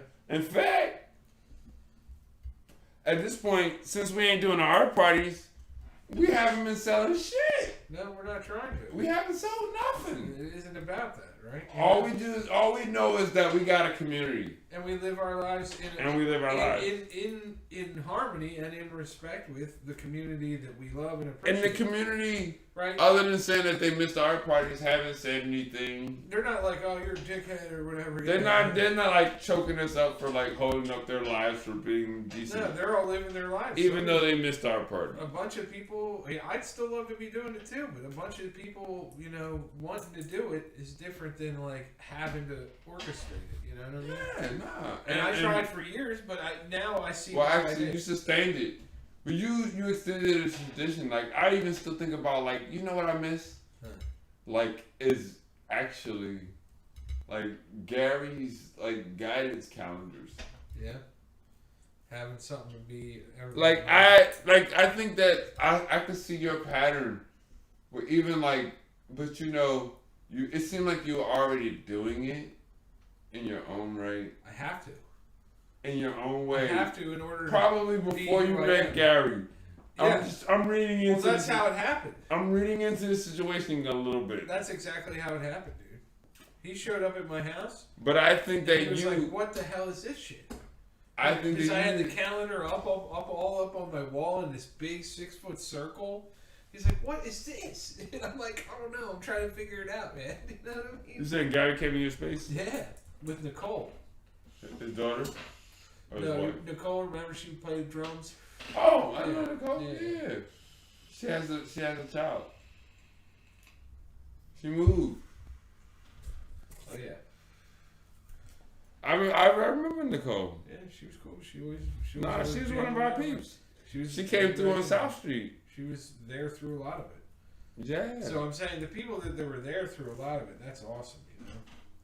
Yeah, like our family. And that's where I'm never like sad that I did it. You know what I mean? I'm glad that it was a big part of my life for a long time. Like we got, like I'm saying, I know everybody. I just think about the memories, Red, the memories of everything. Eric. You know? I mean, I'll call out Aaron. names. Aaron, I mean, yeah. Lava. Yeah. You know, I mean, in Lava today, like shit, like dude was like, I'm like, dude, man, it's just a fucking gig. I know. It's like, listen, Calm your ass down. like, listen, here's the deal. It's like, I honestly, like, I have to teach these classes to pay my rent. Right. Like, and I'm sorry that I cannot meet you at the same time that your sponsor guy is gonna come and meet you Sponsor guy. and help you bring all your drum equipment and your buckets and every He's got to fucking figure out how to do it all himself. every fucking thing he Why can't he has do it by himself? in his possession. He needs all this to happen, and it has to be orchestrated according to this way. And I'm like, look, man, I gotta work. I gotta like talk to my music students' parents and shit. I got stuff to do.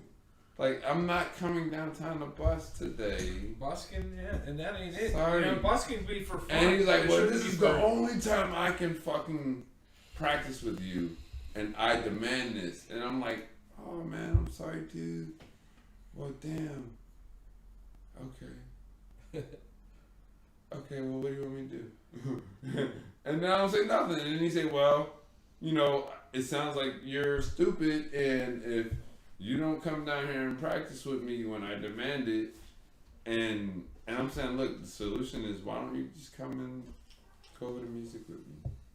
Like, I got music and instruments, you know, and because he doesn't need the guy. All he has to do is fucking, I just offered him a solution. Yeah, And you know what he said? Fuck you, that's not a solution. Yeah. I demand you come downtown and play with me. You know, blah, blah, blah, blah. This is the only way it can happen. And I demand this after 1 year of being on lockdown and we haven't played in a year. And I'm freaking out. And, you know what? Because you're going to do this. You're going to get mad at me for not being good enough to play at your event. And I'm like, look, bro, I've been doing this hip-hop jazz musicology workshop for the last fucking 20 years. For real, dude. So, You really have. and I've invited you to do it several times, and I've always paid you for it. So, How is this any different, right? and all I'm asking you to do is fucking show up and fucking beat box. If you declare it, he said, I can't do it with all these new drums and instruments that this guy brought me. And I'm like, okay. And I can't even show up unless you provide me a ride or this guy comes to get me to help me get it all there in the first place. And you're starting to tell me all this, and I'm like, okay. And then you're like, I'm so stressed out, like, fuck you. Or, you know, like, oh, you know, fuck it, I don't even want to do it if you can't, like, show up and do it the way that I'm saying it has to be done right now. And I'm like, hey, man, good morning. I'm just having coffee this morning. Happy 9 a.m. You're like, I'm just chilling, man. Happy 9 a.m. But yo, I was listening to KRS-One and Busta Rhymes before I even talked to the nigga. So I'm like, okay, my man, okay, yeah. Okay. I'm like, yeah. I'm like, okay. I'm like, all right. And then like he hung up on me, and I was like, okay. I was like, well, you know that was your one and only hang up, right? And he was like, oop, that was an accident though. That wasn't a real hang up. But then it was like, he just like started to pressure me. I was like, listen, Paul, I'm trying to tell you. This is what I'm asking you for, and the money is there. I offered you half of the amount of the fucking kitty for the gig to just show up and play music with me. That's terrible. And here you go, fucking shitting your pants, demanding me to show up right now. Right, you're telling him I got an opportunity. When you, but then I said, I actually have 1, 2, 3 more things that I want to unleash on you. It's all money, but it's not all music. Like, I got to go and clean out the school where my studio was. Mm-hmm. Get everything out. Well, facilitate a movement. It's a whole nother financial situation. It's not even, you know, it's like it's money being said. Like, look, if you got a team, like this is what I want to happen. Like, boom. Like, and it was like, I'm counting him in on it. You know, but he can't do one gig or the other. Because every gig is going to stress him the fuck out. And he's going to do this thing, you know, rather than just showing up and doing the gig. And it's sort of like, he expects me to always be nice to him about it. And I'm not. I'm like over that shit. Like not when he gets crazy about it. Like, yeah, like I went ghost on Joe. And guess what? Joe likes my shit on Instagram. Right. And he hasn't said shit to me since I left his ass with a pair of slippers in a fucking hotel. Jonesing for drugs. Threatening to kill me over $1,000. It's like, God, dude, is this? You know what I'm saying? He's liking my shit today on Instagram, but we don't talk yet.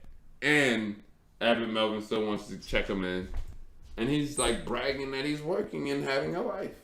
So I don't know what to say. Yeah, I don't even know what to think about his. I don't even know what to say, and I don't have to say anything. Nope. And I love them all. There you go. I love all them motherfuckers. Yep. You know? That's the best way to be. Him, Adam Melvin, his brother, his mother. You know, his mother lives in Scranton. Right? His sister's in Texas. She's living her life. She has a child, you know? Everybody's around, you know? I'm not the only, you know, person on the planet. And everybody knows in the whole family how much I've stuck my neck out for Joe. I believe that. Every time. You know what I'm saying? Yeah. So, actually, my one friend in college, he actually helped me. He's like, actually, this is that nigga you need to go ghost on. Because, like, when somebody come at you with some, like, you know what? Like, this is a man who cooked food for me and fed me as a child. And I'm going to come up to him and say, you know what? I'm willing to physically harm you to get money out of your bank account. That's so ridiculous. Right now. Because believe I'm that so shit. desperate for something that you don't understand. And here we go. It's like psychosis, though. He said that, and I'm saying, are you gonna say that to me? Okay. Okay. Okay, I don't know how to take that. Okay, we're in trouble now. You know, like what the hell? Like you said, thanks for getting me from jail. You're useless now. Yeah, right. Unless you give me the money. Yeah, that's ridiculous. Right? It's so fucked up. Right? Thanks for picking me up from jail right now. I know you're tired, but you know what? I got too much to do for you to be tired. Or me. You need to be driving me around this whole fucking city. Right now. Hell no. A few minutes after you got me from jail. So you can get drugs. And I only spent like 20 minutes with my daughter. And we're gonna put the daughter in the car, and me and you are all gonna get in the car and start driving around the fucking city. Because I'm anxious to get around and get to business, to get back to rebuilding my life since I spent 2 weeks in the jail in the suburbs. This guy's crazy. And I'm smarter than you, your guy KRS, and Minister Farrakhan at the same time. So let me teach you all how to do. Oh yeah, he's gonna teach us, right?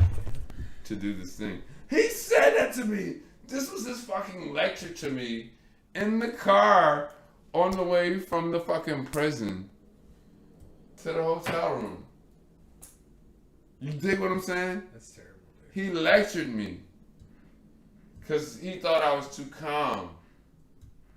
I fucking picked him up from jail and gave him the biggest, most loving hug I could ever give him. You know what I'm saying? Yep. When we got in the car, he asked me if he could drive, and I said, no. No way.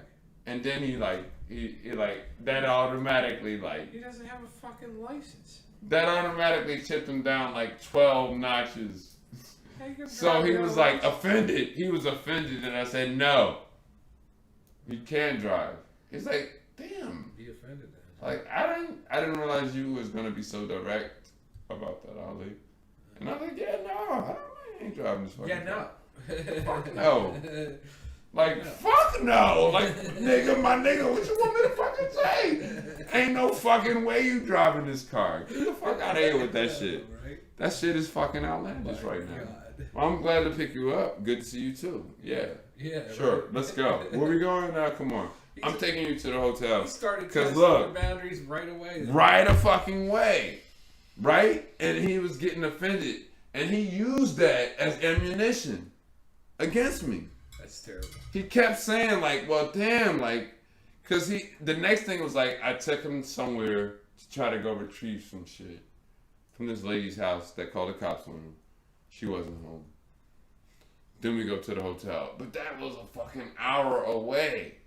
You know what I'm saying? Like, he doesn't understand the fact that I've been up since fucking 2 a.m. And I had to really work out so many logistics. Just to get up there. To get the fuck up there to pick this motherfucker up out of jail. You know what I'm saying? That's terrible, dude. So he was abusing me. Yep. Purposely. To try to get more out of you, yep. To get the money. But you know what? I was insignificant. Guess what it was? It could have been anybody. Guess what it was? It was the money. Yeah, it was the money. And the attention. Yeah, what's that? He wanted the money and the attention from his godfather and his brother. I got it. That's what he wanted. And then he was out. He didn't want my help. You understand what I mean? Yeah. No, definitely. I dug that. You don't want your help. He didn't want. No. He didn't want. He asked for my help. But he didn't want my help. Right. He didn't want me to help him. Because guess what? If he actually took my help, he would have got all the money. Period. Easily. That same 1 week. You dig what I'm saying? Yeah, it could have all gone down well. No, look. But he couldn't work with nobody on it. I would have made sure that he got the money and I don't know if he would have even had to go to rehab. You know what I'm saying? If he worked with me. But he didn't. No, he went crazy. Right? But you know what? Because they trusted me. They said, do what you think you need to do. At least you tried, yeah. You know what I'm saying? Yeah. But then when he's like, instantly came with that shit, it was like, yo, like, my man, like, I cook oatmeal for you and read Malcolm X to you, and you brag about being smarter than me, and now you're like saying that you're ready to fight me for $1,000 bail money that you think I'm gonna give you, and you're the way that you offer me out of the ass whipping is that if I give you the 1,000, you'll pay me kindly, sir, 300 for my services and dismiss me from the whole situation, right? So ridiculous, dude. So I said, you know what? Like, all right, well, the situation's done. I sent all the money back. So bye-bye. To the what they call it, the Abbott, it was a charity fund. I sent the money back to the charity fund. I don't blame you. And so now I'm like, boom. And he even knows that. You know what I'm saying? Like, so there we go. Boom. Joe knows that I sent the money back to the charity fund. Yeah. Joe knows. Joe knows. You know you couldn't give it to him in good conscience. Right. You know what I mean? If you give it to him, he's going to go fucking nuts. He was manipulating me. Yeah. He wanted to use me as a vehicle to extort money from his brother and his godfather. And his godfather is an abbot at a monastery in Newark and shit. You know what I'm saying? Like, fuck that shit. Fuck it. Like, Abbot Melvin's like, damn, Ali, like, we got you working like a fucking lawyer this week. These weeks. on Joe's behalf, and we're all like fucking Godspeed about Joe. Fuck that nigga. I mean, if he gonna like be like, yo, like when you get here, I need you to do more. Like after we did all of this shit, like I'm the one paying for his phone calls. Yep. I'm the vehicle. Yep. He's manic, dude. I'm his anchor, and then everybody else is like playing off of me in a certain way because they want Joe to do a certain thing. I don't care if Joe goes to rehab or not. Right. I just want Joe to be well. Yeah. I want him to know that I love him and that I will help him. You know what I'm saying? I mean, meth ain't helping him. I don't know what's helping him. So, but you know what I mean? Like, whatever he does, but that's his thing with them. But the problem is that if they like put their money up and then I go to help him, it's sort of like he knows he has to take meds or he has to go to rehab. Yeah. And those are the two things that he absolutely doesn't want to do. Right. And then, no, I want to be on the streets and I want to like get money and take care of my daughter, you know. So he's saying that. But I don't know, you know. The streets aren't all they're cracked up to be, are they? Being on the streets. Like, come on, man. Yeah, man. You gotta have a job and a routine a little bit. That helps. The direction of structure and discipline. Right? And if you don't have any structure or discipline at all, like none, that's not good, dude. Everything you do always just causes chaos for the people around you. That's not good. It's not. You know, I mean, in that moment, like he broke down, like right in front of his daughter. Like it was bad. Like he just got out of jail and he's like asking for a visit with his daughter, and it just sort of seemed like she and I were making music together. Mm-hmm. We went and got her food and everything. But then he was like in a rush to get out on the streets, and he was like saying like me and her and him were gonna get in the car that I drove up to get him in. And it's like he doesn't even understand that I drove 200 miles to get this dude. Yeah. And then like and stayed up and waited till the court was over and picked him up at jail and then took him another hour away just to get to a hotel for him to have like a few minutes to be like, all right, well, my daughter got here with, you know, his daughter came, the young lady brought his daughter within like an hour of us getting there. So it's like, we didn't chill in the hotel more than an hour plus a few more minutes before he was like anxious to demand that, well, if you ain't gonna let me just go out and drive and go and handle business, you need to take me weird places, because I don't have time to wait for anything, because I gotta go and seize the day. Like, I'm Julius fucking Caesar. Like, I gotta go seize the day right now. Like, you gotta, even though I got my daughter here, you gotta go take me out to go seize the day right now, because I just got out of jail, and you don't understand how I feel compared to how you feel, and you're just too relaxed about how anxious I feel.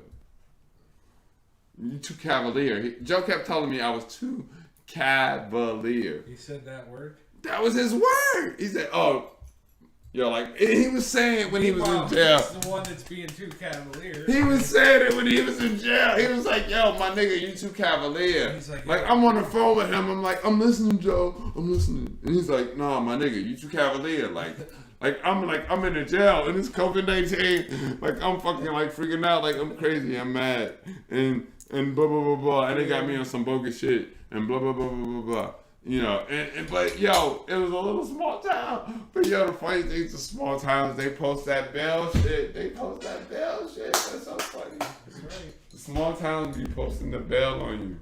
You can't be just that shit is hilarious. Starting shit, they'll fucking throw you in there. They don't care.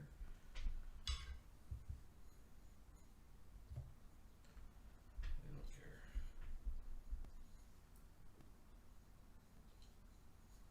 Small town Pennsylvania is real bad though. It's just like unbelievably Pennsylvania out there, you know.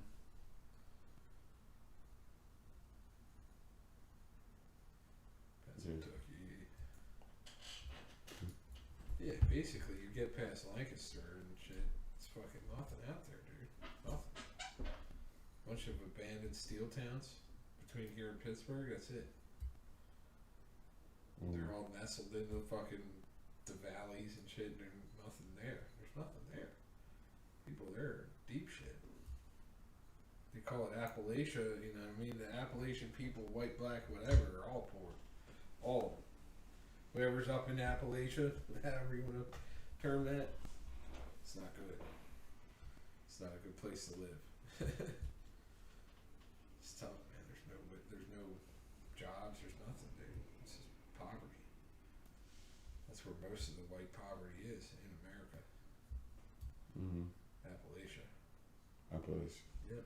It's huge. It's a big ass area, right? You know what I mean? Like all the way from the south to the north on the East Coast. Mm. And it's just fucking mountainous and fucking backwoods as shit. Uneducated people. But, you know, what am I supposed to say? I'll let the government come tell them what to do? I don't think they'd appreciate that very much. How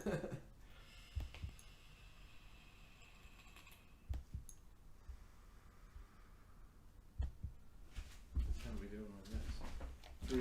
3.5 hours? God damn, Ali. Still streaming? Yep. We're gonna beat an art stream soon. The Streamist.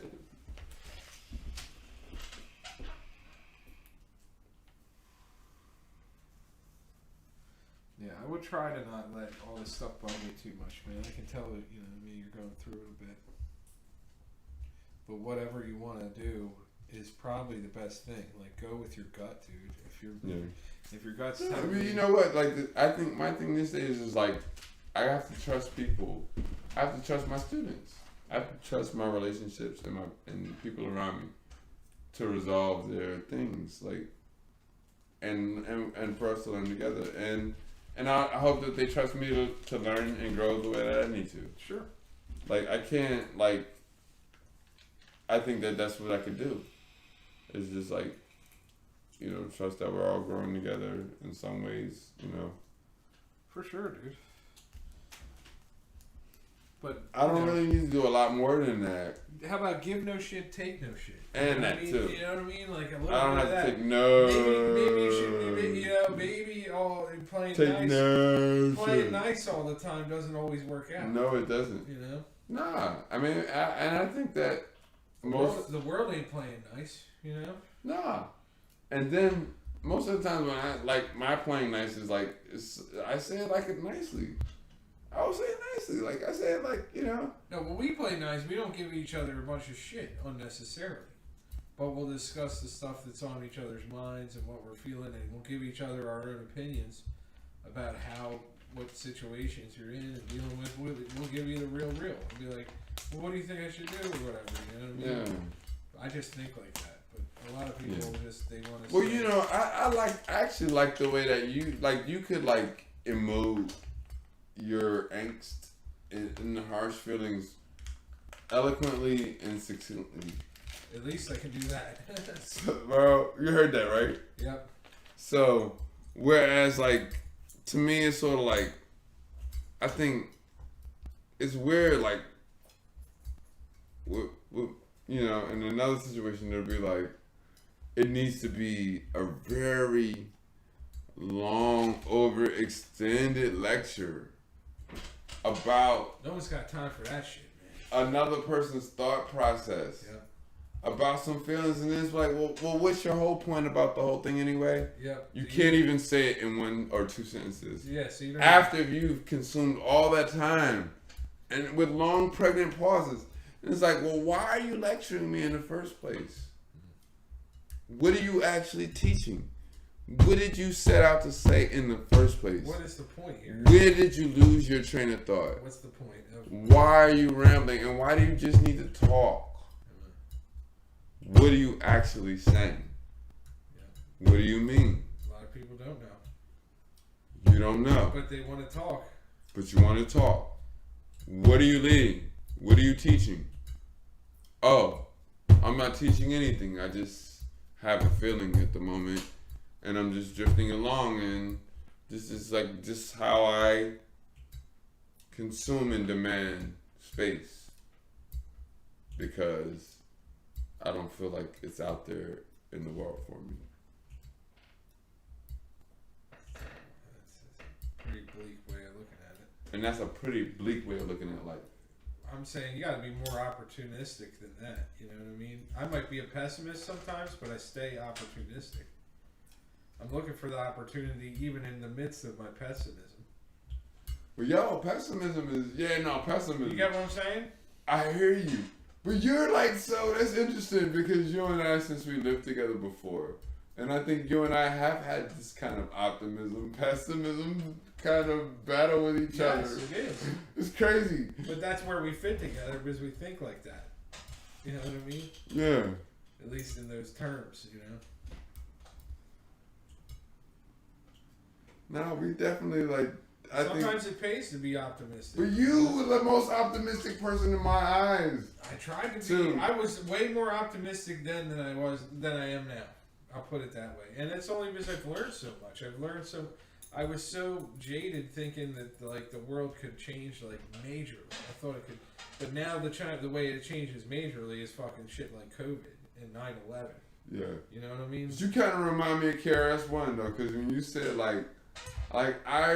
I want to work so creatively and so enthusiastically that I want to see world peace in my lifetime. That's where I was. And I was then definitely in that mindset. Even a song from the Boogie Down Productions album, The Blueprint of Hip Hop, 89. If you really want world peace and you want it right now, we must make up our minds to take it. It's like your heart resonated with that sentiment. For sure, you know? yeah. You know, hey, this is something that I claim. It still does. There's still a part of me, but that's where I'm saying there's an idealist in me and a realist. And the realist in me has tamped down the idealist because the idealist went fucking crazy for a long time. Yeah. I thought I could fucking really shake shit up, and I did a little bit, but not a lot of it, you know? Yeah. You shook it up for yourself a lot, too. Well, that's what I think. And a lot of people, though. Yeah. Well, it helped. But in different ways. No, it helped, and it was good. You know what I'm saying? That's what I appreciate about what it actually it did help, and you can't really downplay maybe the influence or impact that you may have had on a large community. A lot of different people, yeah. And a lot of different people. It was cool, man. And no, I do. That's what I'm. You may not be able to I'm grateful for it, man. But you may not be able to fully appreciate it because I feel like I get some energy from that legacy that you've created in a lot of ways. Does that make sense? No, it makes sense. Is that me and you and I being connected and living together and being working artists together, and working parties, together, all that shit, you know? and doing these Philadelphia art parties and stuff. The legacy or the respect that I get, some of my griohood comes from that. A part of it I've created in my own educational space and in my communities. Sure. But I think another part of it also comes from the Philadelphia space. You know, the freedom to be totally whatever you wanted to do in that space. You know. Right. I mean, the Mayan calendar, Philadelphia. It was a whole mindset. You're right. Paul Jarrett coming out of freaking University of Arts as an industrial design guy, working in a warehouse, maintaining an apartment and creating music in South Philly, and making friends and networking with people. I was trying to do all that shit, man, and I still do it, but not as much. I mean, a lot of the friends I have, they had kids. They chilled out, and if I show up at the young people's party, they'd be like, "What the fuck is this guy doing here?"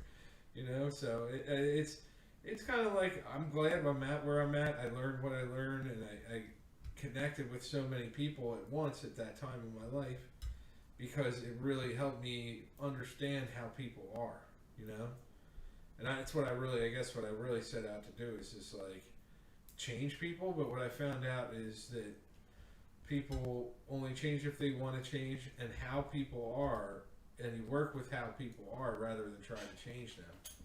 That is what the way. You know what I mean? That's no. I think we were doing that. We were doing that at our best with our most sensitive friends that we thought we had. Like, you know, people that would stop through that were either really both emotionally compromised in some ways. Some were, yeah. And even like having a place to stay, like, or struggling with some element of their humanity. And we saw them as artists the same way we saw our friends that were actual artists come through our space. And we always had home and space for all of them. And I think that somehow that translated from South Street to Fairmount to eventually some of the events that we hosted. Yeah, it all kind of seamlessly went in that direction. It was a continuous movement. I think by the time we were at Lava and just doing that for whatever, we did it for almost like 3 years or something. Yeah. Well, we did it at Bill's house for some times. Well, that's what I'm trying to say. We did big parties like that for and Bill was in our band together. Like, Bill's is just such an awesome human being in our band experiences. Yep. Bill like turned me on to reggae in Philly. Yep. Like, that really got me into reggae music, like, as far as learning it versus digging it. You know what I mean? Yeah. Like, Bill was like, here, I'm in a school right now with some cool people. And I love Sister Irene. I think she's the greatest amongst all the rugged thugged dudes that were doing reggae in that band. Sister Irene turned out to be the best. And she was a singer in the band, and she was humble amongst all of us, like the musicians. And there was like a big battle between Ross I and Ross Mike. It was like it was the most epic battle between Ross I and Ross Mike. Ross Mike, and he played drums. Yeah, he was the drummer. He's still doing that too. Well, no, he's a great drummer though. He's dope. Ross Mike is cool. He chilled out. I got nicer. He got nicer, like, as a person. But he was like, it was so funny. He fired me from the band for actually doing hip hop at a show where our drummer didn't show up. And I entertained the crowd, plus got us more fans. Right. And he was just like, no, we're only allowed to play reggae in this band. And if you can't oblige me, you're fired. You know? Waste, dude. You know, I hate the one genre shit. And Bill was dropping all of us off in his one of his big vehicles. Right. You know, it's like, whatever, man. Like, I'm home now. I don't care. I'm fired. Sure, from the root setters. Oops. You know. It's only like the fifth. They hired Espo for like a few weeks later, and that didn't even last long. You know, whatever. Talk about a tragedy. That's him. Nah, but he just knew the records. He just knew the drum parts from the records. He didn't know. He couldn't play bass, but he was the bass player. We had like a legendary drummer, a Jamaican drummer, an authentic studio Jamaican drummer, who was blind, named Neville, who lived in our community, and he was like, he was the only one that we could pay from the gigs, because the gigs didn't pay nothing. You know what I mean? Yeah. So, but like, we was all playing, like, yeah, this is like the real reggae music. You know, I mean, that's all they had to really offer me and Bill. But, you know, me and Bill was bringing the most to the table, really. It's true. Ross Mike was bringing all his anxiety. Ross I was bringing all his insecurity and his lack of knowledge about music and guitar shit. And all I could do was sing 2 songs. And R.A. was like the smartest person. And she was dating Ross I. She was dating Ross I. But he was like a weak dude compared to her. Because she was just like, R.A. just like, she knew what was up. She was a humble sister. She even did workshops with me with Coda. Like, she just was like chill. Like, she branched out. She was like, she wasn't trying to like be like I'm not like a slave to some Rastafarian dude who doesn't know what he's talking about. Yeah, well, she kept it moving. I hope so. Nah, but she like became like, I think like Sister Ray is the direction, like, cause she's like, to me she's a worldwide success, and she's someone that I collaborated with here, and I humbly learned about reggae music from. Sure. In Philly, she actually taught me. So like, she's better than those dudes. All those arrogant dudes didn't teach me shit. All they wanted to do typically won't. All they wanted to do is come to our house and smoke their weed and act like they were the biggest band leaders ever. Whereas Sister Irene was saying, listen, Brother Ali, you gotta drop the hammers on the ones. Like, she was teaching me how to like skank and how to bubble. Yeah. She was. Yeah. And they were the band leaders, quote unquote. But she was the teacher. She was humble and stronger and more intelligent than those dudes were. Way more. You know what I'm saying? Yep. And I love seeing that she manifests to be that. Like, she outgrew that situation. Good. Yeah, man, beautifully.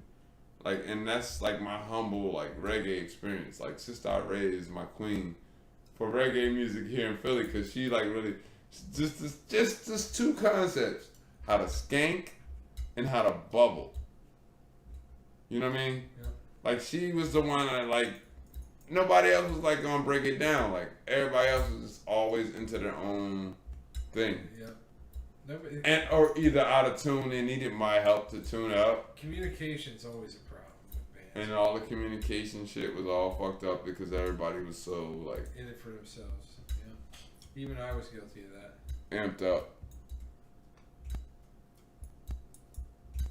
You know, I mean, and me too. Like, I gotta think about like my expectations and how to manage my expectations or my hopes for what I want from a musical experience. You know, every time, whether I'm teaching or playing with others.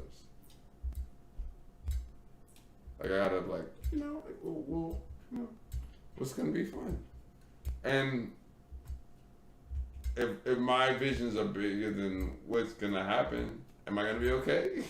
I think so. I think you'll live. I think you'll be alright. That's the thing, dude. I think I'll be alright.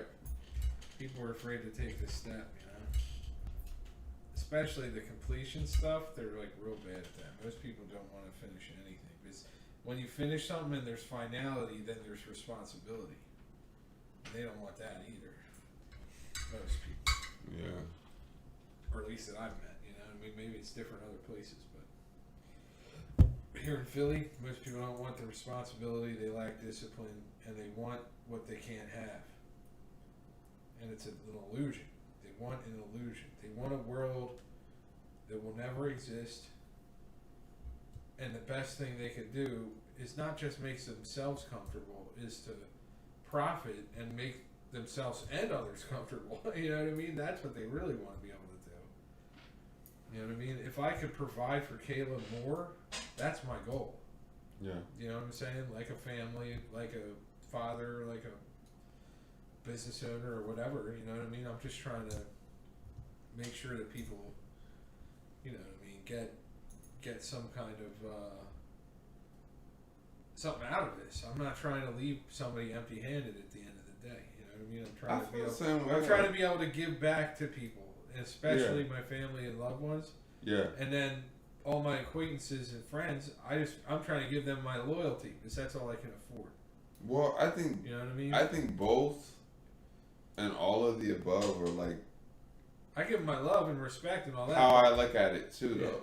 Meaning that like all the energy and the time and attention like put into any and everything is love, particularly if it's given in that way. And it's like, if it's received in that way, then it really translates to be what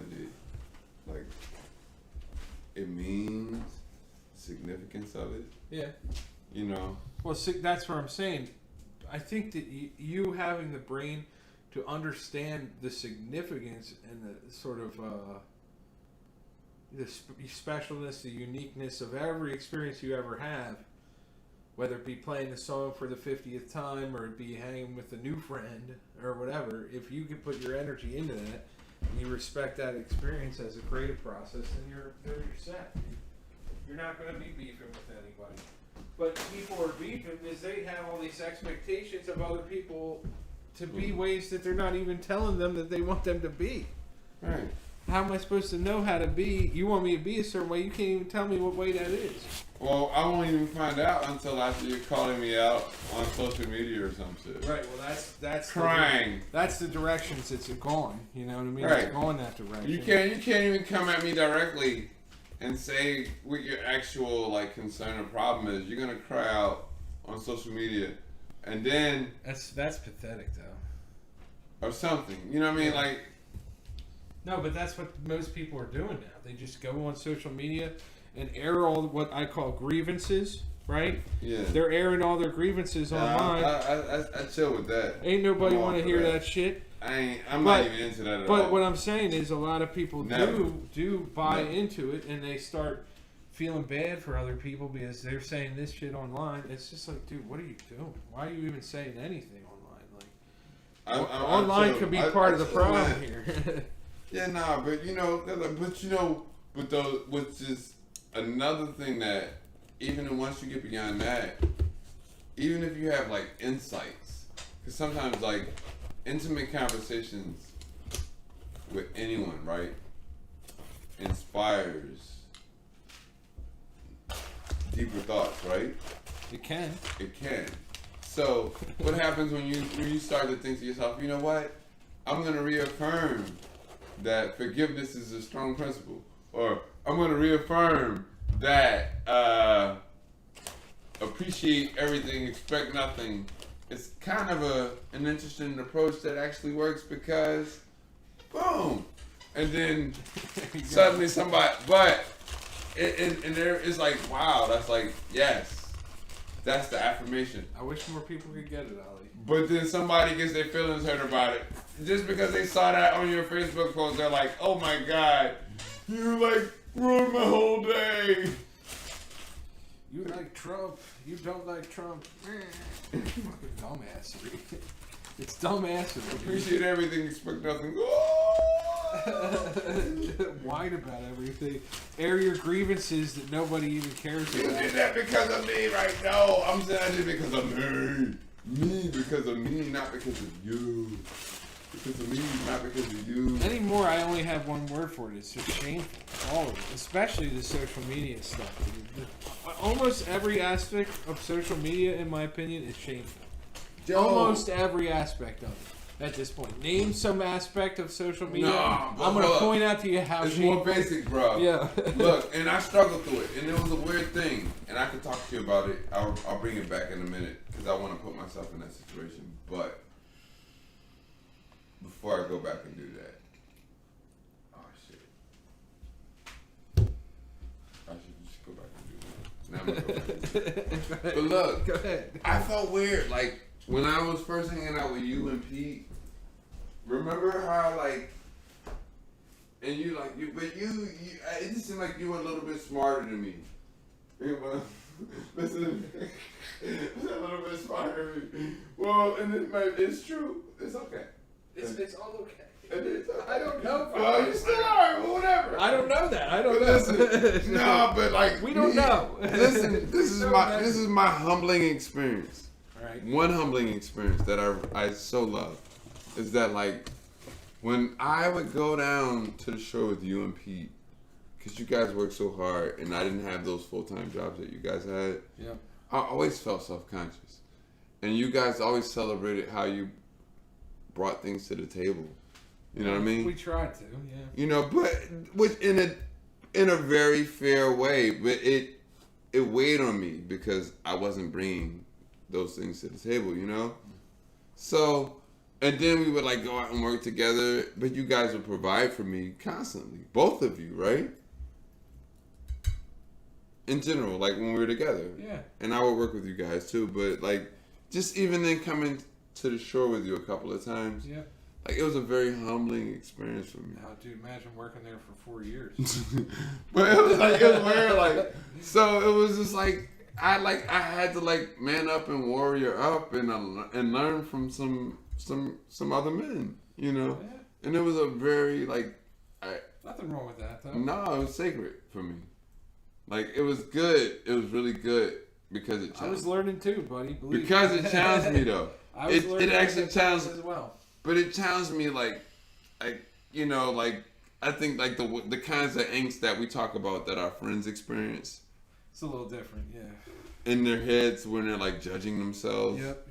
overly judging themselves. For sure. That was the kind of shit that I felt then. Well, you certainly have transcended that, I would say.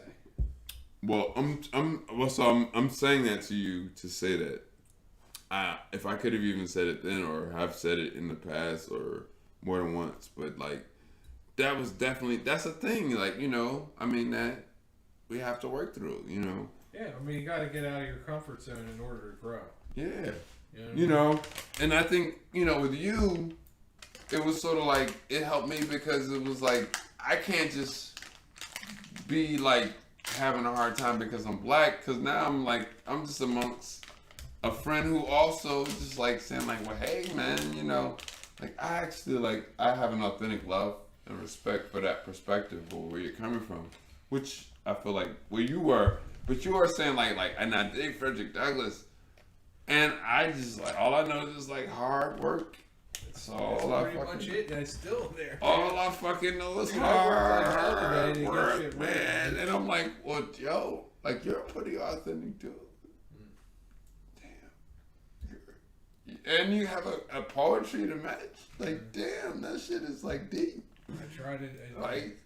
Like that's pretty human. I still try to put my best foot forward and grow as a person even today. Shit. But now I just Like- feel like I've gone so far into my head sociologically and ideologically. It's like I know what I think, and I'm just waiting for people to ask me about it.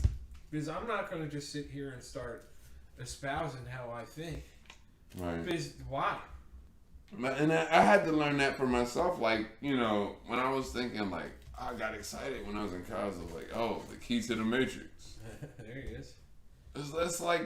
Let's put in perspective fear, anger, and doubt, you know. Yeah. But people don't want to hear that because people really want to protect. People want to build shrines around the things that they most sacredly fear. Or their fragile identity.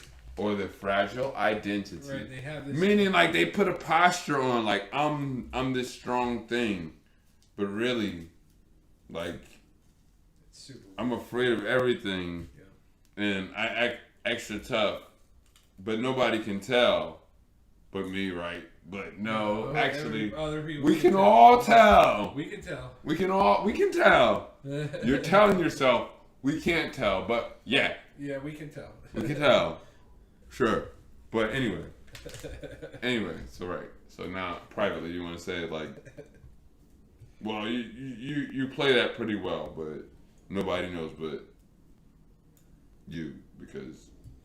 I mean, things could have been a lot different, but they are how they are, and I definitely accept it, and I definitely know that I can keep making it better. I can keep doing things differently until it's not going to be perfect, but it's going to be way better, because basically ever since I stopped making dumb decisions, right, and started weighing my decisions, like, truly, instead of just, like, going with my gut completely, things have gotten way better because I have more of a strategy at work with what I'm trying to do with my life.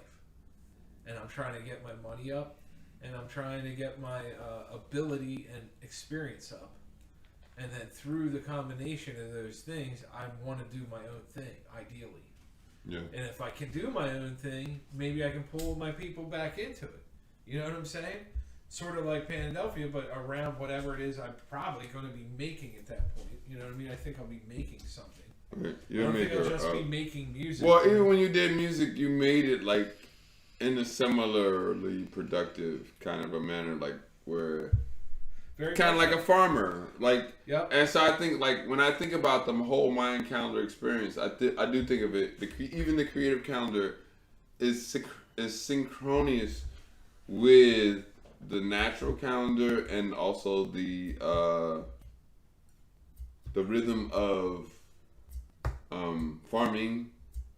So like that's why I really like when Aaron came through, because he seemed to really be into organic farming and farming in general. So, and the calendar. Yep. Dope ass dude. I still got his number. Yeah. So here and there, but not much. So I think about like I think, you know, he had a certain vibe with Gary but I think about the fact that the lunar calendar is so in sync with agriculture and that's just regular life, real life. So agriculture and life is a thing like that we have to really dig. Yeah. I just wish more people could like immerse themselves in it like I did and gain from it what I did. It was just so freeing to not have to think about time as a mechanical clock or a calendar or anything. Like I had to really get out of my own head. And that was good. Well, I think that's what, like, I don't know, I kind of gained some of that from you, because I think some of that programming helps me to really enjoy, like, work. And, like, look, I'm doing, like, sometimes I do, like, really rigorous work. Like, work is fulfilling in the sense of that when you accomplish something at work, it feels good. So right. That's the fulfillment. You know computers, what I mean? Like instrument repair, whatever, like just like really like, all right, I gotta really get down to these details. And you dig in and you get it done. Yeah. That's what I would do. Dude, there's a project I'm working on right now. It's 3,800 pieces of glass, and I pretty much did almost all of it. I'd say I did at least 3/4 of it myself. Yeah. And like, so, you know, the fact that it's all of a sudden going to come to a close and it's not quite finished, you know, I'm not intimidated by that. My boss is, because it's all on his dollar, but it's not my fault it's not finished. I keep getting pulled off doing all these other projects. Mm-hmm. I mean, this is one of the long-term things, but I'll just keep doing it. Right. You know it has to get done. I'm doing it at home, on my own time for my shit, you know what I mean? Yeah. And he don't really know about that, but he couldn't handle the fact that I can do all this. And that's where I don't want to basically like let him know, oh, well, I can You do don't all want to this stuff. overexpose yourself. Yeah, I do. Okay, I can do all this, but if I'm going to do all this, I mean, like, I need a raise or something, you know what I mean? But I'm not going to basically do everything and not get, like, a partner in the Well, you're already going above and beyond at work. Yeah. Well, you have, like, a whole, like, your productivity My level. work ethic, I have not met many people with my work ethic. So that's the thing, like, the work ethic part. Like, so that's a phrase. Having a work ethic is a thing. It's a serious thing. It's a very serious thing. And it's sort of like, but you know what? Having a work ethic sometimes goes with having a purpose. And it's sort of like, well, like, what's my purpose? Like, what do I really want to do? Right. What do I really want to make happen very soon? What's important to me? And a lot of times, like, for me, it's teaching. It's supporting the artists that I work with, like, for performances and stuff like that. And so, like, and then it's my own personal musicianship for myself, first and foremost. I think where I'm at, I'm just looking at when I look at my life as if I'm not me, right? I think, well, if I was me, that sounds so weird, right? What would I do to take advantage of my situation right now that basically has the best outcome for me if I take this strategy? You know what I mean? So my strategy right now is to produce all this artwork for myself to be able to do stuff with later. But I have a plan for it. I know what I'm going to use this stuff for, but it might be down the road. You know what I mean? So I'm at the point where my strategy is more. Even from your work, you're learning and developing your own personal artistic worldview. Yep. In a way, or you're creating art while you're working. And my boss probably thinks I'm a grunt, and my coworkers often are clueless, and you know my home life is steady. And you don't have to explain any of it to any of them. No, I don't have to say anything. It's kind of a magical thing that they can marvel about. Well, they don't. They're they're self-interested. All they care about is their part in it, right? And I'm showing them, hey, I've done this part in it, and all these other things over here and there. Who else is doing those things? Nobody else is doing those things. Nobody had nothing to say. They better not. They better not. What more can I be doing? Show me, because I'm the one who does this. You know what I'm saying? Like, I know what I do around here. Right. I don't need to hear shit. If they give me shit, they're giving the wrong person shit. They're giving the person who does most of the shit. Stupid. That's stupid. I mean, and don't just give shit because you're like caught up in your feelings. No. And you feel like that's a maturity thing. And if the only thing I can do right now to feel important is to give shit. If you're at your job and somebody isn't treating you professionally, get another job. I'm serious. You know what I'm saying? If somebody isn't treating you with respect and dignity, move on. Like, you can find a job that will give you that. It might take a while. You might have to go through a bunch of them. That's true. But it's out there. It's out there. And that's hard for a lot of people. You know what I mean? And a lot of people don't want a regular job. They want to work gigs and stuff like that. And I don't blame them for that either. But there's that's a certain kind of lifestyle. It's a certain kind of lifestyle. And do it feel safe for you. Right. You know what? And deal with people that feel safe for you. Yeah. In the same regard. Yep. You know, I think that's fair. Definitely.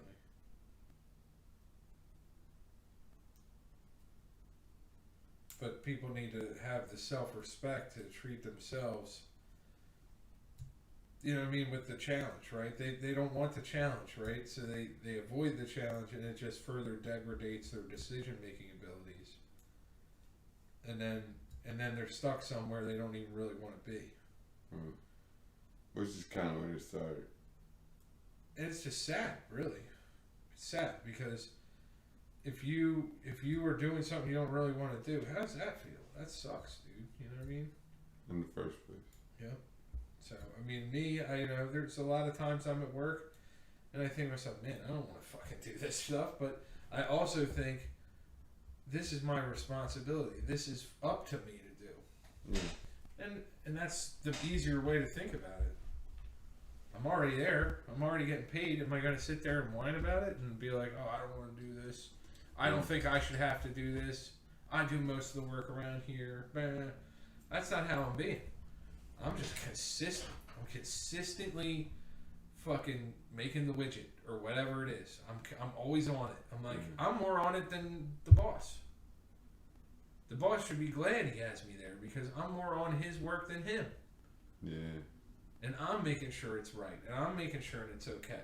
And I'm producing it. Too. I'm not just like overseeing it. I'm actually doing it. That's my attitude about my work too. Like I mean, even if it's just like taking out the garbage, dude. Like I'm like, you know what? Because I have the extra studio space that I don't really use. That I still have instruments in. You know, and I'm like, all right, well, it's a school here. Like I'll go and take out the garbage for the school once a week. That's good, though. But then even it's more projects involved now. You know, some I can get paid for, but others like I just do. Well, that's super but I nice. do it with love and pride. Like I'm like when I go through, I'm like, oh shit. You know, the tenants between the tenants and the school, like they left a mess, and it's like it's garbage day, and it's like, you know what? Like somebody's got. In my mind, I'm like, oh shit. You know, one way or the other, like. It's got to get cleaned up. So I'll stay an extra 20 minutes and clean it up, plus take the garbage out, which is like my agreement just to have the studio space. Like as a business agreement, like I can get the studio space if I just take the garbage out. But like that's good. It's a huge extra mess. I'll still clean it up, but like I care about the situation. Plus, I've taught the kids there music. Like I've been their music teacher. So like I've done so much. I just care about the school, period. And I think that's part of the reason why I had this relationship in the first place. It's not a bad one. You know what I mean? Yeah. Like it's an important relationship. So even if it's not even like I'm making extra money, it's sort of like one, I have another space that I've maintained. Plus, I'm doing extra work that a person who says I'm at an age where I really don't want to be trying to keep track of all of this, but I deeply care about it, and I want to entrust it to somebody who I know will care about it. And it's like, I do care, and so I'm gonna go. You know what I mean? Like, I care, so it's like I care about, things being left unkept or the potential for fines, but also I care about just a clean space. Mm-hmm. So I just go hard with that, and I put on my hip hop in the morning, and when it comes garbage day, like I go out, and I do it at my home where I live at, and then I go and do it at the school. Plus, I got that studio space there, Yep. And I do it like I am a deeply caring janitor. Like, I'm not a guitar player. I'm not a rapper. I'm not a teacher. I'm a janitor. And I hold that fucking shit down. With my whole heart. You know what I'm saying? I love it. I make it good. Like, I make it, like, beautiful. Like, I love doing it. Like, and I do. And even if it's tough, on the toughest weather days, you know what I'm saying? That's how I used to go out and pass the metro out, remember? Yeah. To pay my part of the rent. You did it, dude. You did it. That's the thing.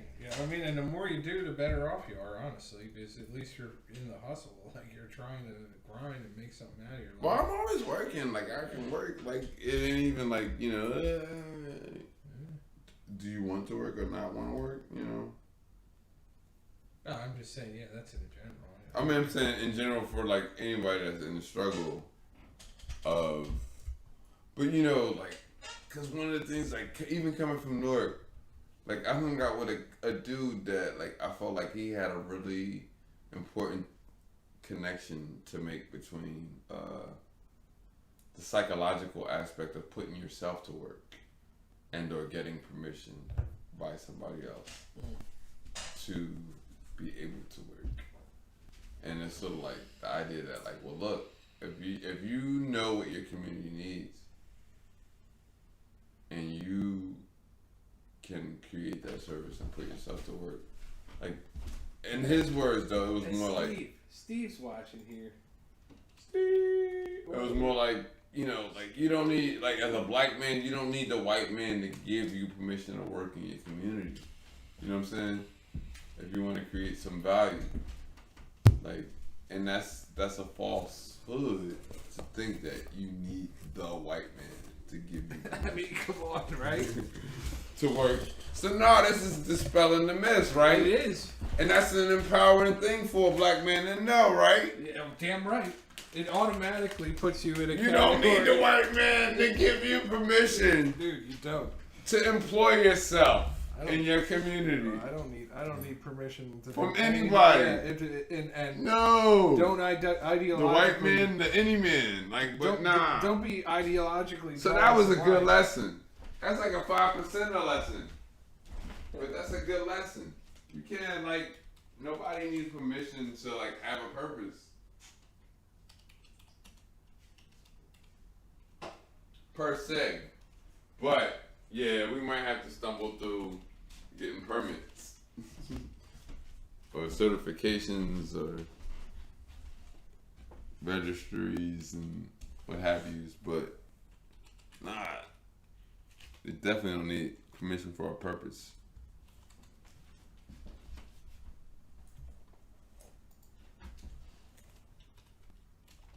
Steve's in the chat. So what are we on? You using your OBS? I'm using OBS to go to YouTube. Nice. Yeah, it was just easy. No, I was trying to get it to work with Switch, but it wasn't working. Yeah. Or Twitch, that is, not Switch. Nintendo Switch, right? And then there's Twitch. You can play Switch on Twitch. You can play Switch on Twitch. You can Twitch on Switch.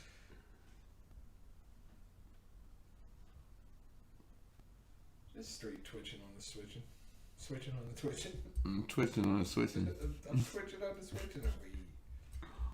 I'm I'm over here twitching on my switching. Stretching on the switching. What is it? Thursday night? Yeah. Yeah. I don't want to go to work tomorrow already, but it'll happen, and I'll be there, and I'll bend some pipe, and I'll look my boss in the eye, and I'll say, "Where's our welder at?" And he'll say, "He's not here." Oh, the worker that does the welding. Yeah. I'll be like, "You told him he can work 3 days a week." He's I like, thought really you were need him speaking 5." about a tool, but you're actually talking about a person that does the job. Yeah. Somebody's got to do it. The welder. Where is the welder? You told him he can work 3 days a week. He is not here.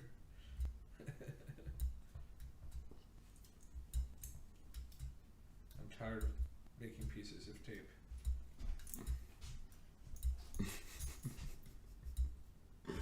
But you still doing it? I know, I hate it. But, dude, I've cut probably more than 10,000 pieces of tape easy.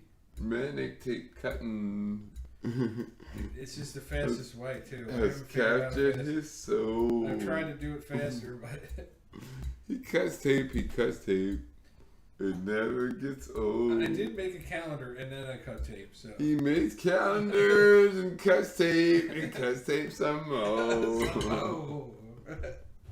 For real. Yeah, we're hanging loose, man. Hanging loose. We're on that YouTube 4 hours deep, dog. Yo, this is that 4-hour YouTube blues. 4 hour YouTube blues. What you know about the 4 hour YouTube What do blues? you know about the 4-hour YouTube blues? We straight kicking it. Just kicking it. I mean, recklessly kicking it. Yeah. Real talk. Real talk. Real talk. We over in that forgotten bottom. Real talk. We over in the forgotten bottom. This is real talk. It's real talk in the forgotten bottom, dog. What'd he say? He's in bed chilling. I wish I was in bed, but I gotta keep working. I feel like I only got like 3 months to really keep doing what I'm doing, where I'm at. So Yeah. trying to get it in while I can, or at least the routine will change, and then I'll have to get used to that. Need to get some food going.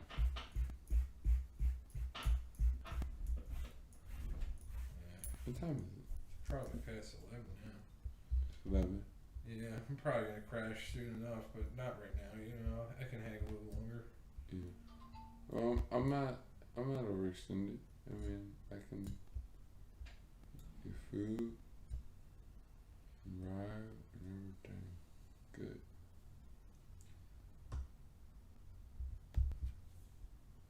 My wife says she's hammered, but she is not here.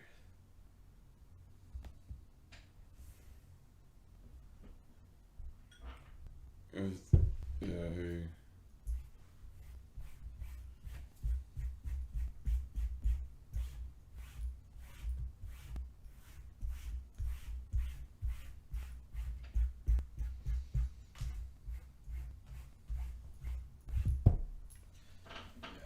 Today feels like it's Monday all over again in a way, but I will handle Friday.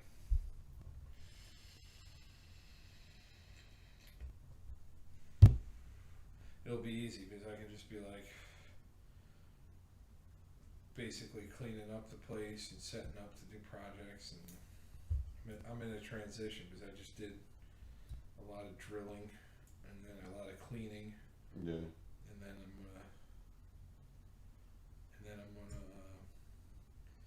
do a lot of stringing for a while, and then I'm stringing and packing, and then For the shop itself to well, no, the packing of the project, for the studio and art project work, and then I have been packing his stuff too. I'm literally the only person that's packed anything so far, and I'm honestly starting to get a little pissed about it. I'm like, there's 3 other people that work here, and no one's packed anything yet.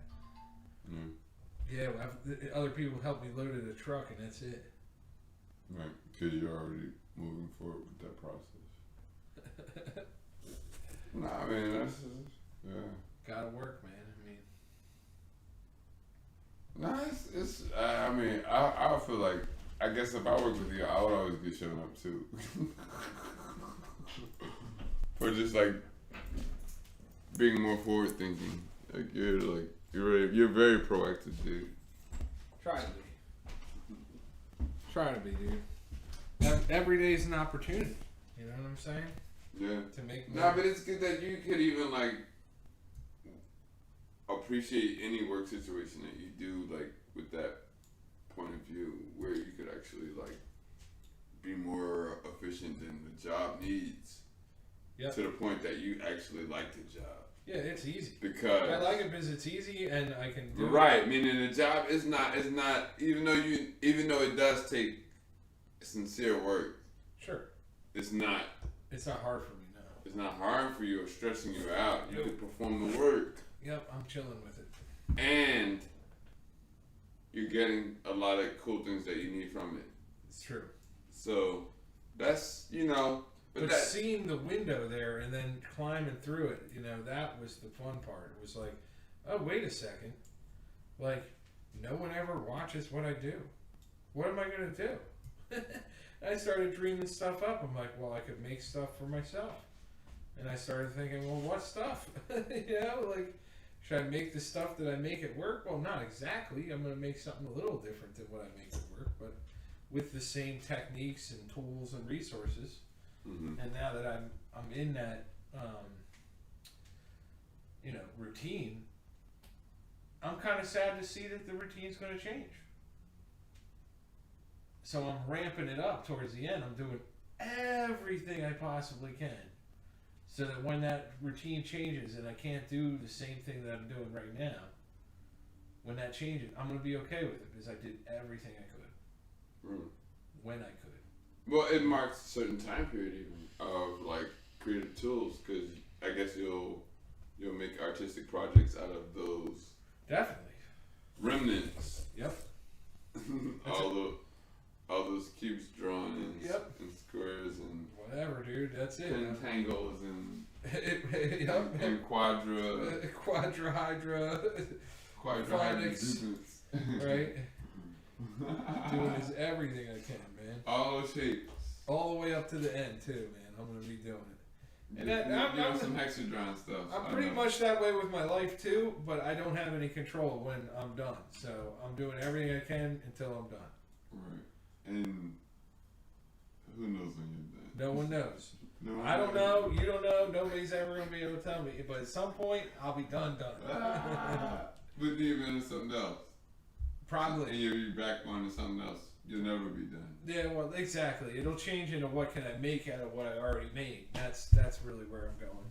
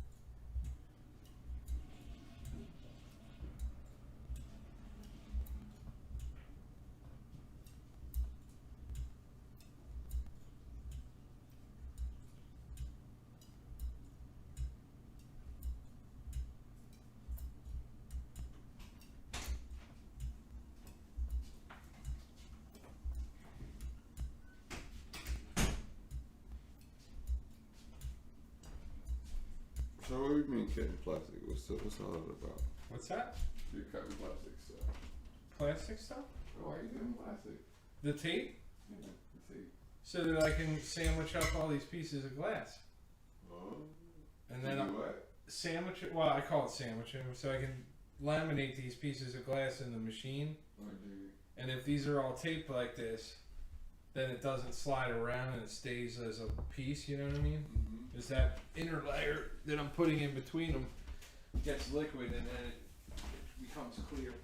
It's a good snack. Oh, snacks? Yeah.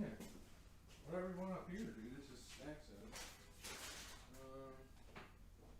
These things are all pretty good. All the harvest snacks. There's some cranberry, some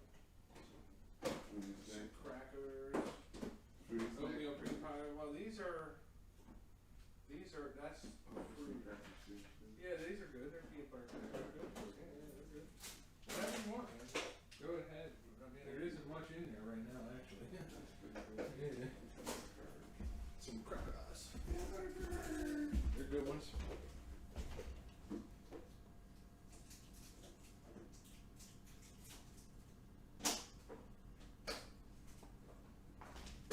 It's a long ass stream, dog. I didn't think it would work this long. I thought the internet would crap out or something by this point. I mean, as an American person, like, I deeply care about like where I come from, my humanity, you know, my being black, everything, you know. And why shouldn't you? Right? You know what I mean? Like, that's where people get it wrong. They start saying, oh, well, you can't have your identity. What the fuck do any of us have? Do I have an identity or not? You know what I mean? Or do I have to conform to a specific idea of an identity for you to accept me as an identity? Right. Right? My identity is identified as an attack helicopter now. That's what I say. I'm not gonna try to use it against the world Right. in order to be myself as a human being. You have no choice but to be yourself. And as soon as you recognize that, you're set. Right? But people don't see it. They don't see how important it is to spend a little time getting to know yourself and decide what you want to do. Don't act like other people are making your decisions for you. But people make you feel a certain way when they challenge you with the idea that, like, oh my goodness, you're like actually next leveling me by showing me that I could actually like go with my next impulse and be you. Okay. Somewhere closer to where I want to be or who I want to be. Hey, you can be okay. But How about be okay? that scares the shit out of me. And I mean, you know, it's like they really actually need to talk space. Like, I gotta talk about this. I gotta say how, wow, you showed me how I could be honest and be myself and be creative, and that just makes all the stools come out of my bowels, and I just put my pants and now I'm afraid. I pooped my pants. I'm afraid. I'm like, There's okay. a lot of scared people out there. And I was afraid too, and we're all afraid. Like, yeah. Well, Like Trump said, bad things happen in Philly. There are afraid people in the world. bad things happen everywhere. I mean, what the fuck? Right. No, I mean, that was the goofiest statement. Bad things. I thought it was great because it made everybody talk about Philly.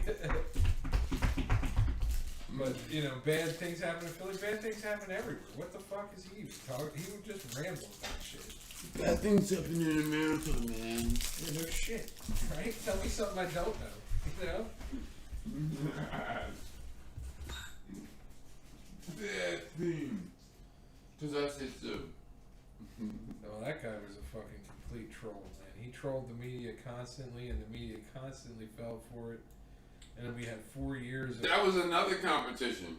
bullshit fucking... It went from him and Obama to him and the media. Yep. Like, it was nothing else. Come on, you ain't giving us nothing else the right way. Come on. Obama shouldn't have made cracks on him at that press conference dinner or whatever they had. He was busting his balls in front of everybody. He said, I'll get you. That's what he did. I think it was all out of spite and shit. It could have been. Human emotions are strong, you know what I mean? But I guess it's like rap battles. It's like and somebody like Political rap battles. political You rap know what I battles. mean? Essentially. Somebody call you out and talk shit about you, or say, hey, like, you know, I'm gonna build my legacy on destroying yours. Like, That's tough. that's pretty tough, but that's like what rappers try to do, right? These carrots are banging if you like carrots, dude. Some rice too. Some kind of garlic, I think. Mm-hmm. If you want me to warm it up. You hungry? I don't know. They're tasty. I know you eat veggies more than I do, so just thinking that's really all that's in there. They'd be good cold, but Alright, let me I prefer it warm myself. But hey, I'm gonna fit up. do you want to warm it up? I'll do it. Well, this thing's kind of weird. You gotta use this. I remember. Oh, you already got it. Special my word. Yeah, but it's got its own little thing there. They got a style to it. Yeah. Yeah, I think as long as I'm conscious and I'm awake and I'm able, I'm gonna do something. I'm not gonna sit there and not do anything because that'll make me crazy. Yeah. I think that's how I've always gotten so much done. Is because I just put my head down and I go, and I disregard the consequences of like focusing on something for so long and only that. I don't know. You know, there's a lot of things I don't know because I spent a lot of time making art. Do I know all the sciences and shit like that? Fuck no, dude. I mean, this past year has made me more aware of virology and shit like that, but I'm not a virologist. I don't know that. Yeah. Yeah, but actually, everybody else is though. Oh, now they are. Now they are. And the mask Nazis are the ones that get me. They don't even realize it. The mask Nazis are the worst because they need to realize that when they're coming up into someone's face and yelling at them fucking inches from their face that they don't have a mask They're the on, biggest threat. they're an asshole. You're biggest doing threat. the thing that you're not supposed to do because someone else isn't doing the thing that you think they should do. Who are you? Are you a cop? Are you a fucking governor? Are you somebody that really should have any authority over anyone at any time? No, you're a regular person, aren't you? Yeah, you are. You know what I'm saying? Ugh, gets me worked up.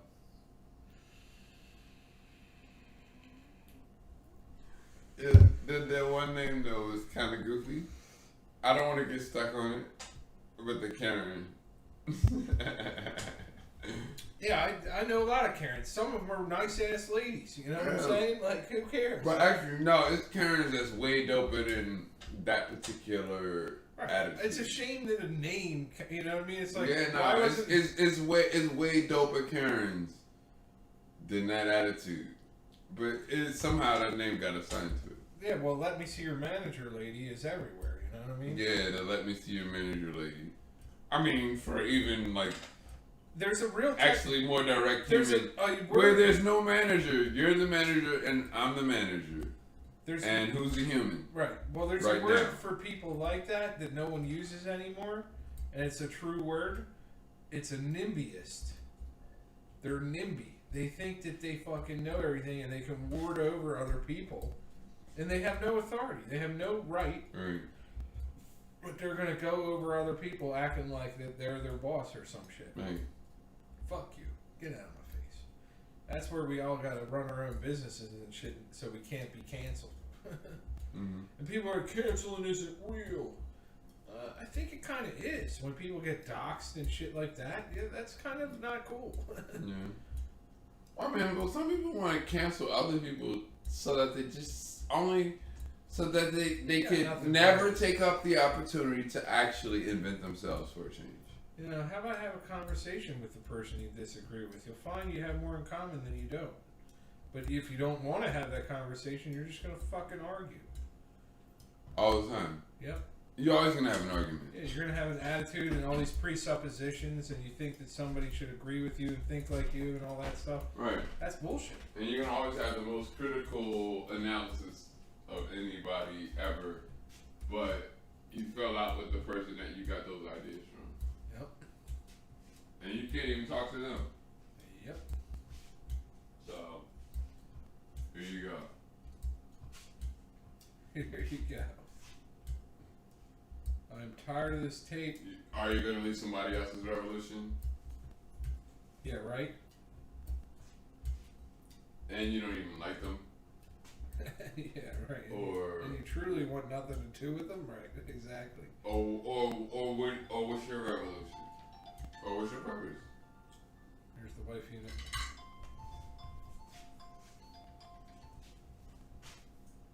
Hey, babe. How you doing? We're on hour 4.5 of stream.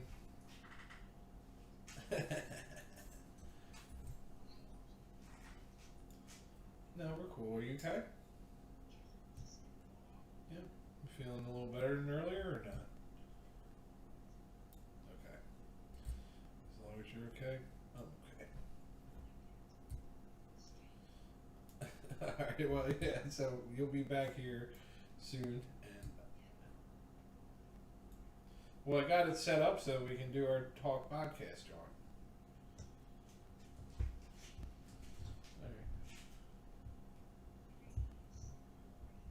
Am I? Guess what I'm doing? And taping. You're the best, babe. I love you. Alright, yeah. Figure, another half hour maybe, then I'm done. Alright, I love you. You're the best. Okay. You're definitely not being that, but I hear you. I love you. You're not that. Trust me. You're chill. You're way more chill than that. I love you, babe. I'm saying bye. I love you. She said hi, man.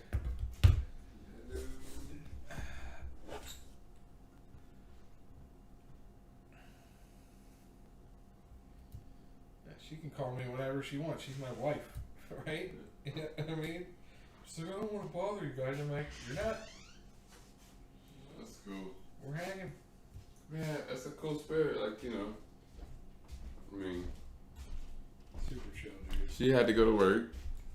She's always got to go to work. I always got to go to work. Right. I wish I could do my work in 3 days and then just have the rest of my time, But now I'm just saying, like, She works long days. I mean, I think that's a good connection versus, like, she's not trying to manage you. No, she works 3 long days. She's I work a managing regular herself. work week, and then we spend all the rest of our time trying to do the stuff that makes us happy and have fun, and save a little money. You know what I mean? So that we can maybe buy a house someday. Like, it's the teamwork. What's wrong with like, that? Nothing's wrong with like that. if doing teamwork where it is. There's nothing wrong with that, dude. To me, that's like pretty optimal behavior you could expect out of somebody in 2021, right? Trying to work, trying to save a little money, trying to better myself through buying some property rather than paying rent all the time. Yeah, that's what I'm trying to do. I want to get out of the system in that sense.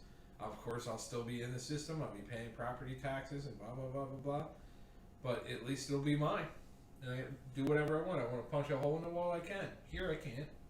I gotta fix that shit if I do that. If I do it in my own house, it's my own fucking house. Maybe I'll leave it that way. Maybe it's an art project. You know what I'm saying? Like, I'm not gonna punch holes in the wall, but you get what I'm saying. Oh, I get it. I probably punched those. Not saying it couldn't happen, but it's unlikely to happen. I just don't get that pissed. I used to get pissed, but I got pissed. The last time I got really pissed was at Pete, probably. And that was it, you know what I mean? The guy fucking torqued me all the wrong ways, and life changed direction for me, and that's fine, you know? But at the same time, you know, there's parts of that still feel unresolved, but that doesn't mean that I don't know I'm in a better place. I know I'm in a better place, but some things still remain. You know what I mean? The memory remains. You said the memory remains. Yeah. Like, even for me, like, I was telling you how both you and Pete were like a certain kind of good energy for me. So I feel like I at least got to experience Pete where He was in his a better energy for you. Yeah, he was in his prime back then. He was chilling. And I even remember some of like what the like things that happened in between that started to seem to be part of the dismantlement of that like moment in his life. Yeah. And he had a lot of problems. His family had a lot of problems, but they didn't cope with him very well.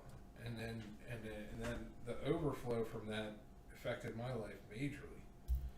But I'm not a victim. I don't think of myself as I decided to go there. I didn't know that could happen. You get what I'm saying? But it happened the way it happened. Well, no one could ever. And in the moment when it happened, and it all came crumbling down. I felt slighted. Did I feel like a victim though? No.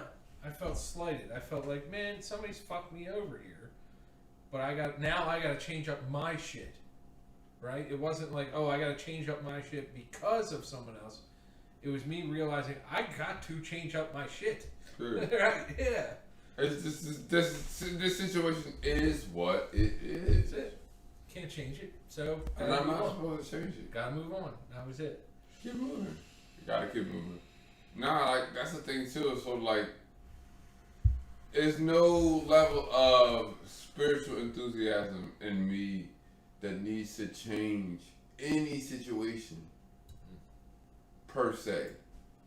And I think that if I'm desirable to like contribute to a few of those situations, then that's pretty cool. Yeah, it is. And on the flip side, I could also create the situations where I know it's desirable for me to be a part of it, you know. So between those, the ones where I can contribute, and I can contribute. So I think like, I can really contribute to a lot of You people. do, constantly, consistently. Yeah, like happily. Right. With joy and love. Like I love to That's contribute right. to others. In every way, like if they're artists, if it's children, if it's family, any situation that's positive to the community for me, like I'm very happy to like put that together and work with people to contribute in that way. So that's my language. That's my humanity. That's my currency. It is. You know? Well, that's more precious. All over the world. Well, that's more precious than money is that understanding, because you will be able to adapt wherever you go and be able to be okay. Right? But a lot of people don't realize that it's within them to have that self-actualization and be okay by providing for themselves and going into their interactions with people trying to behave properly, but also like being accountable, you know what I mean? Yeah. Accountable to the life they're living. But a lot of people aren't, dude.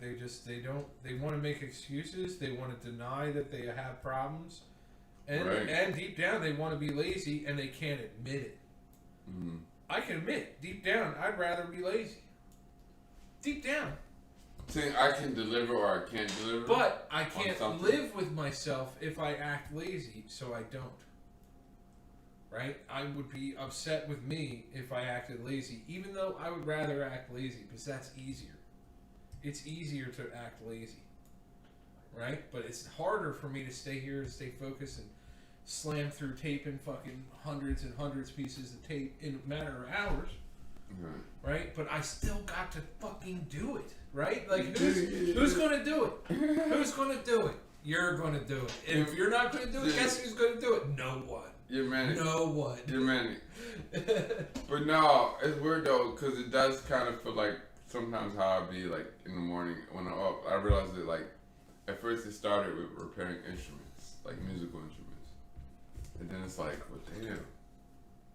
It's like the more I keep solving all of these like technical problems with computers, like I could actually like. Dude, you're an IT person already. I could repair computers, but actually I am pretty good at it. Dude, if you can make more than $12,000 in a year making computers or fixing computers, and you have some records to show, you can file your taxes no problem. 12,000 isn't that much, really. If you think about it, it's a little bit more than 1,000. For the work it takes. It's 1,000 a month. You got to make 1,000 a month. You don't think you can make 1,000 a month fixing computers? If they say they were there, Right. Let's just say they were there to do it. I don't even want that job. No, but you I'm could teaching do music, it. man. I know, but you could do it. That's all I'm saying. Right. You could do that grind. Do you want to do it? No, you don't want to do it. But me, like, I don't want to go work with my old boss. If I had to, no, I wouldn't complain. I wouldn't complain. No, but I gotta go work with him because I want. Or if I did, it would be a minimal complaint. I want to pay off some old credit card debt that I didn't even create for myself. I want to pay that shit off, and my job isn't doing it fast enough. So I'm working with my old boss, going in on Saturdays. I work 6 days a week. I have been for like, I don't know, almost 2 years. Yeah. But now it's turned into one of those days that I was working for myself. Now I'm working with somebody else on his thing and getting paid to do it, and getting paid good money because he knows I'm worth it to be there for those that are. And it's stemming from the same. And he job. wants to pay me, and I want to work for him. It's an extension of the job. Well, it's just where my ethic is, and it's in alignment with that. You know what I mean? I have the ethic. Is to he work connected to the business at all? Brad, he owns the business. My old boss. Anthony works for him. You talking about the electrician? Yeah. You're doing some side work. Yeah. That you told me about that. Yeah. No, I got it. But it's mainly to pay back my credit card debt. So that's just over. And it's a whole different. It just will pay it back faster than if I didn't do it. Right. Well, and it's only one project And you the could faster actually. I can pay back that, you could name a better the price. faster I can pay it back, the better my credit looks for when I actually go to get a house. I can say I have no debt. Right. I have a down payment. I have no debt. That's what they're looking for. Yeah. No, I understand. You know what I mean? And Yeah. that's been a hard journey for me to get to that point, dude. Yeah. No, I mean. But it's in sight now. The end is in sight. And being on the other side of that debt is going to feel so good. It's going to feel so much better than I feel right now. You know what I'm saying? Well, that's dope because you worked hard that way, like to really to do that, and you earned every nook and cranny. Anybody who tells me I didn't do it, okay, right? In order to do it, like I want to. If somebody thinks that I'm not doing this on my dude, own, I'm saying like you got the education of an artist, and you paid for it with the work of your hands, making the art. I don't think I'm taping all the rest of these tonight, but I'm getting close. I'm just saying, like I've seen I know. I've seen you do it over actually about the amount of time it might take to raise a child. Like I've seen you do it over 20 years. Like It's only getting better now because I know what I'm really doing now. You know, just saying, like get that education and work hard and care about all the work that comes out of your hands. Like I've always seen you being that way. Dude, I've never seen you change It's that. prolific right now because I'm in a place where it's like I almost can't believe it. You know what I mean? Like it's surreal that I'm able to like, oh, here's an idea for a project. What do I need for that project? Okay, and if I did all that stuff, how would I assemble it? Okay, I would do that.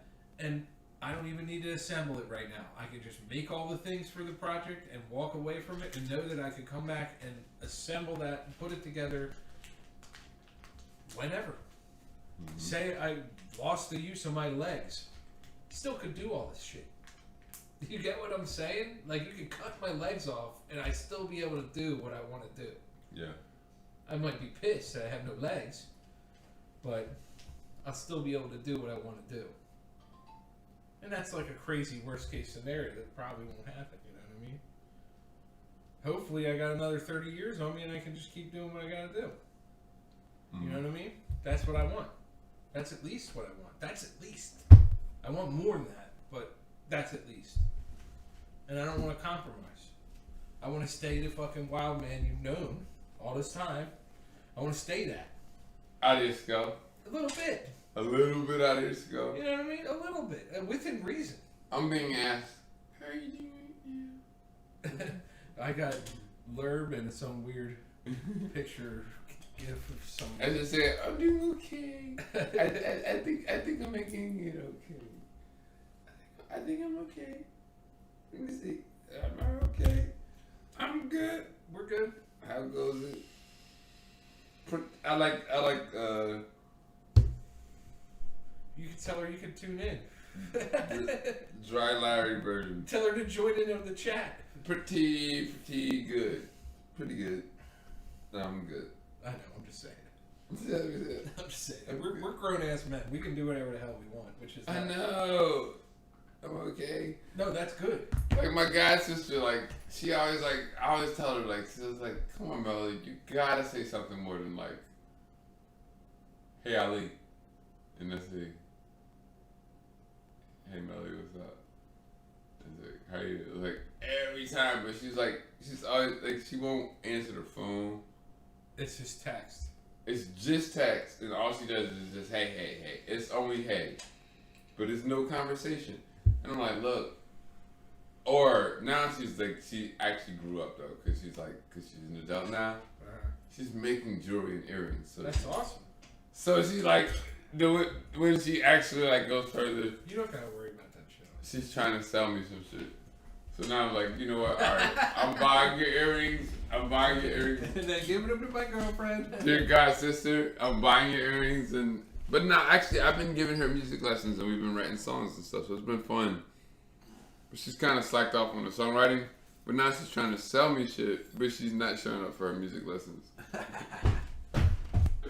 And she's grown, but she's herself. Yeah, well, it's good. Everybody grows up, man. My grandmother says that like if you're lucky, you get to grow up, you get to mature, yeah. you get to be a better person than you were as a kid.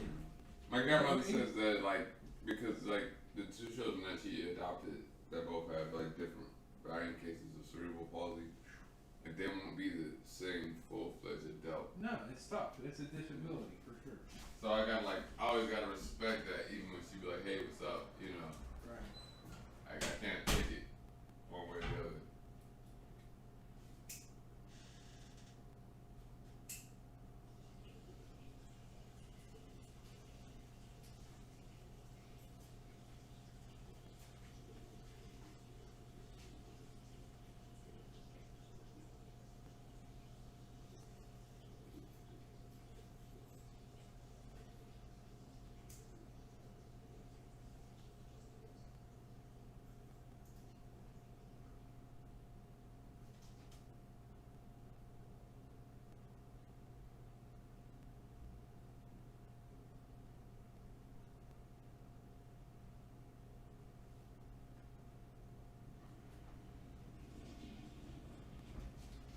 Nice. Yo! Ah!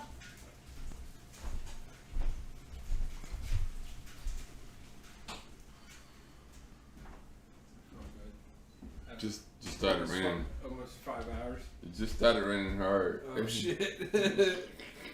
I mean, you're welcome to, crash, take whatever time you need to get, home or whatever. Or I could even get up extra early, throw your bike in the truck, and we drive you off, But I get up and I gotta leave here to be at work by 6:40. I leave, but latest. But that's just giving me enough time to get to my job. I put a lot of extra. I probably have to put an extra half hour on my stall. I got my bike. I'm like on. No, I know, but I don't want you driving home in the rain with your computer and all that shit.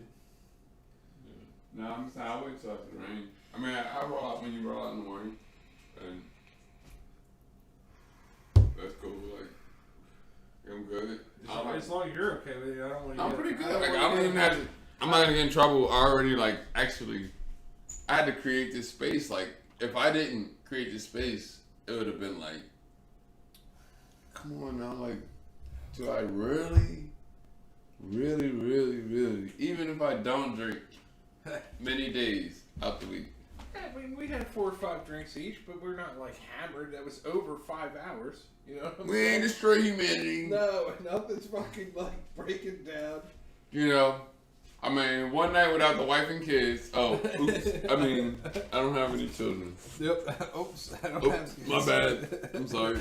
I made a mistake. But I'm saying, and I'm I'm about to be in my 50s. If I can't decide whether I'm going to have a a couple of beers after like 12 hours work during a day or not, and I need somebody else to decide that, then yeah, like I will submit to that place when I get there, but I'm not there yet. You're in a good place, Ali, and you might need it here affirmed here and there, but you do. I'm not in a place. I'm not oppressive. I'm not trying to take advantage of anybody else's resources. No, we're all. I repay my debts. We're all getting screwed with a little bit when it comes to being oppressed, right? Yeah. You know what I mean? Especially me. You know me. I'm going to harp on the government and shit.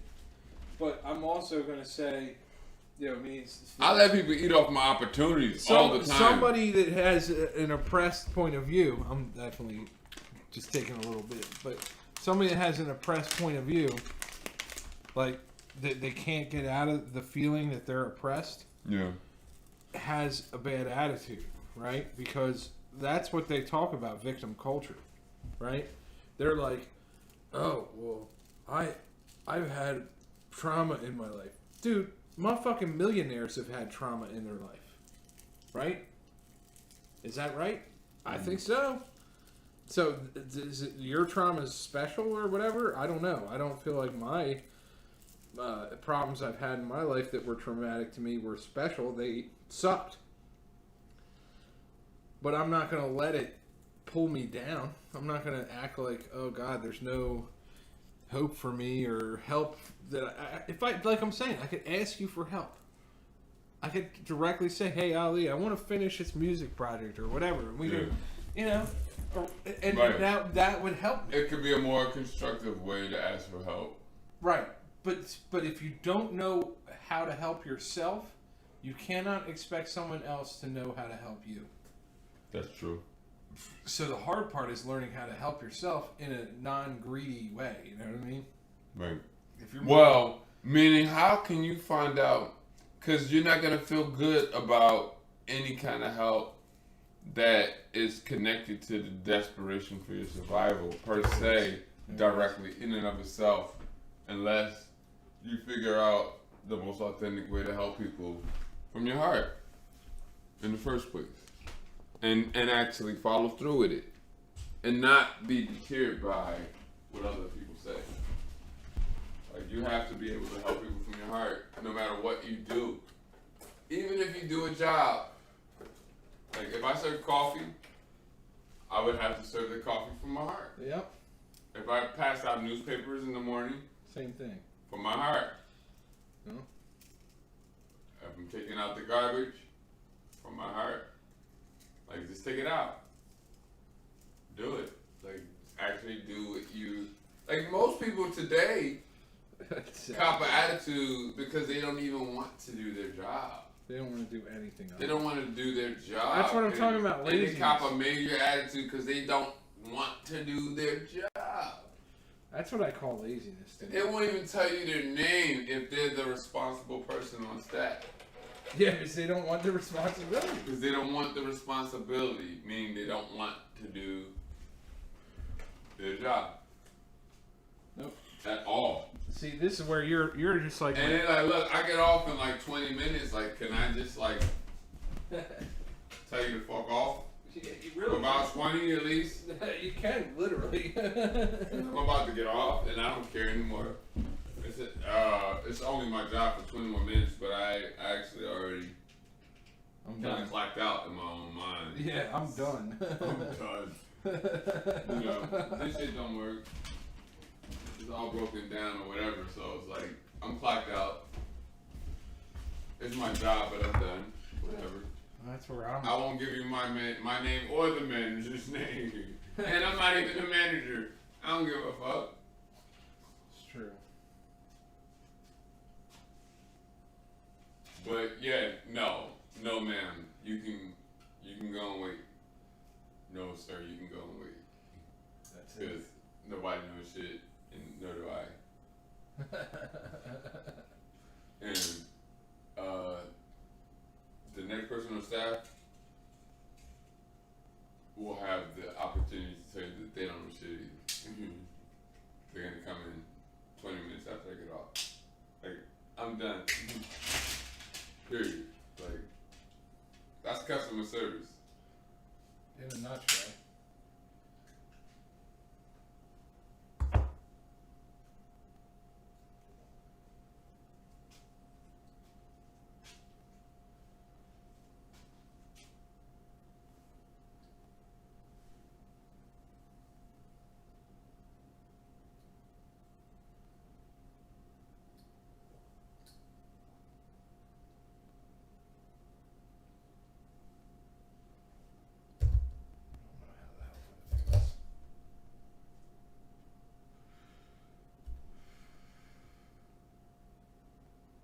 I guess I could just drill them and make it a hell of a lot easier. But I don't really want to. Don't really want to drill things. I've already drilled a lot of things. You still wanting to be out for a while? Instead of actually putting a response? Wookiee in Exile says, victim mentality is for the weak. They're the only ones that find it a positive thing. Absolutely. And it says, Wookiee in Exile also says, people who virtue signal their victim status should be victimized. Oh What my else God. are they good for? Oh my God. I'm hitting love sign. That's a little bit dark. It is a little Love bit it, dark. Wookiee. But you know what? If you're already going to be dark from the gate, you got to like deal with darkness a little bit. Wookiee. Speaking some truth there.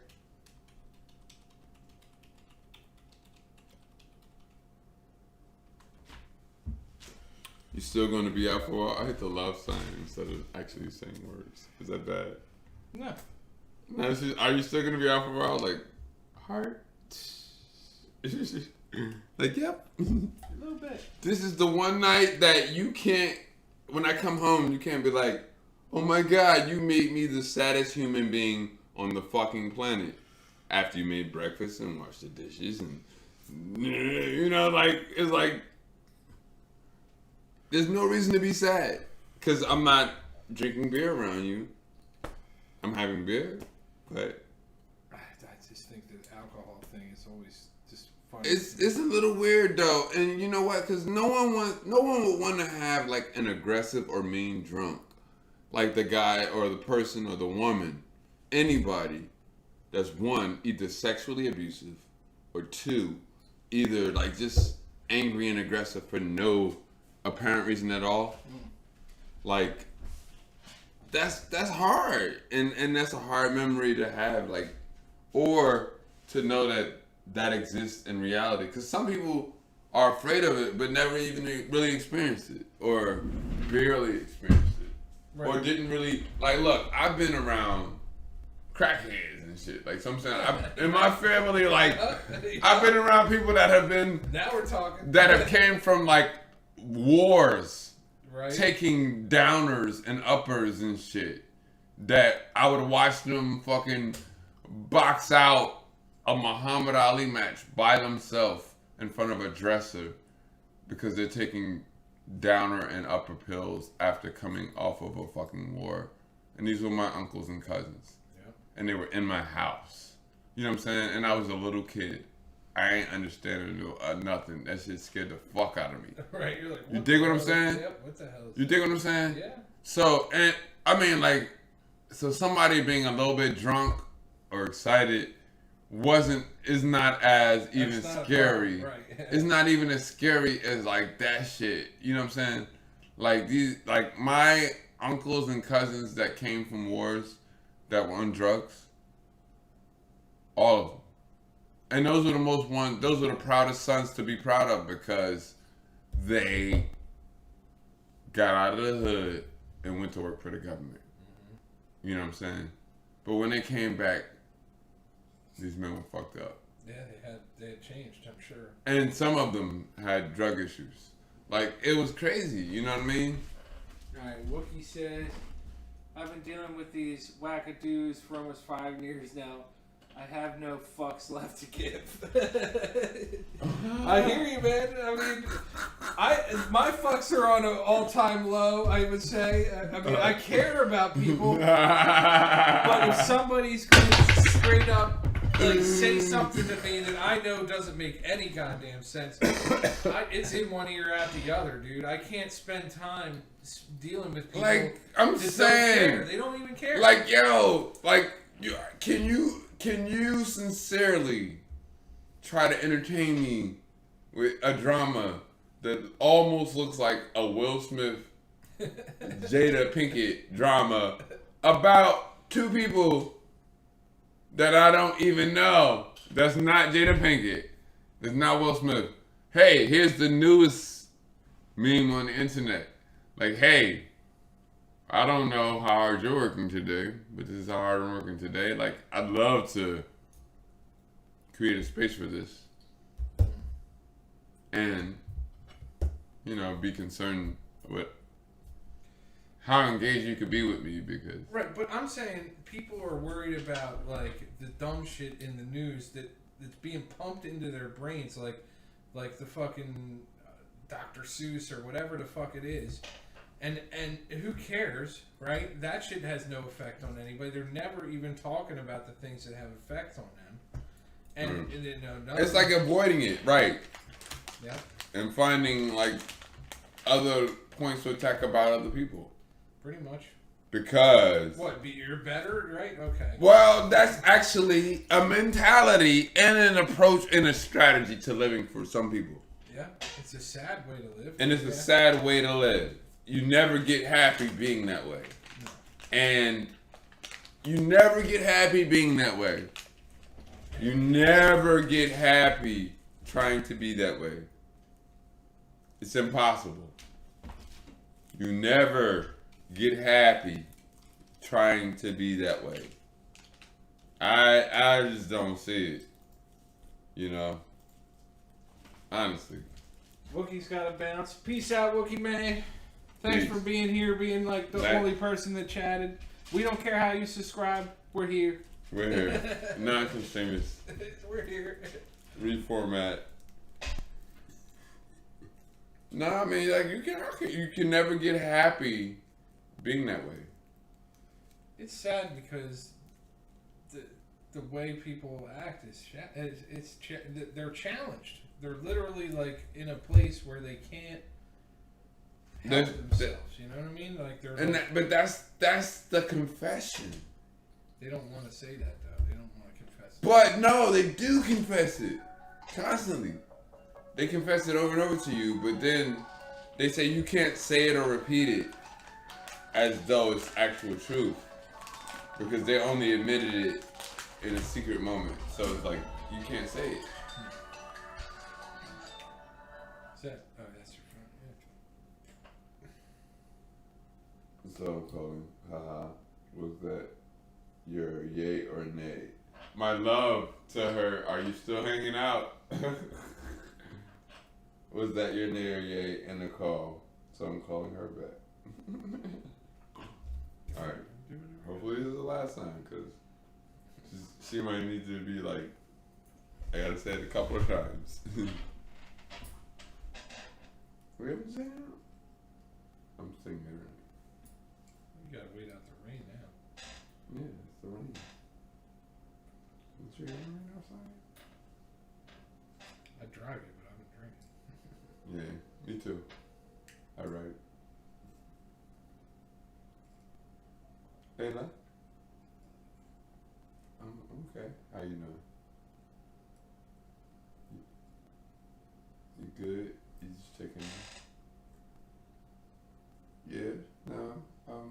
I'm chilling. I'm hanging out with Paul, and we're still like actually live streaming and having a conversation. You're welcome to tune in. We're probably gonna turn it off in a second, but yeah, no, I'm still. We've just been here for a minute, so it took us a minute to set up, and now we've been like rocking out and talking. But yeah, no, I'm actually like the rabbits and rabbis thing didn't pop off tonight, so you know, I'm just hanging here. Yeah, I did tell you earlier. I know I did. Yeah. So no, I'm just hanging back here. I'm just chilling. I mean, yeah, that's it. So that's my latest thing. So if you're like getting ready to take it down or what have you, I love you and I hope you rest well. And I'll be back on probably like either sometime later tonight. It started raining for a minute, or in the morning. So I'm just chilling here right now.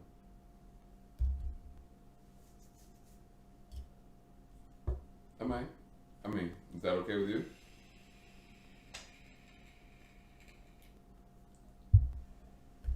Okay. Well, yeah, just let's. I think so.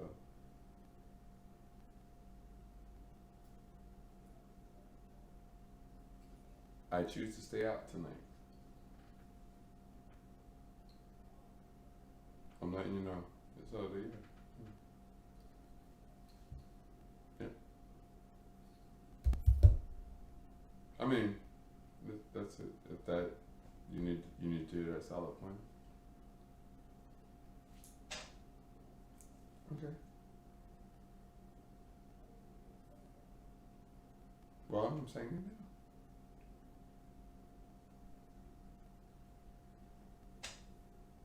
How much earlier did you need me to say? So what?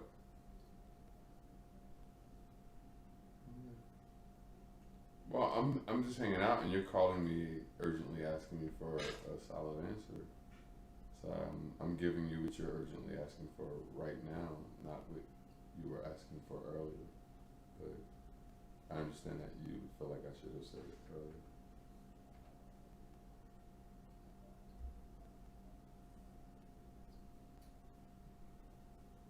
Well, neither did I, but now that I'm saying it, this is a surprise to you, and I'm explaining to you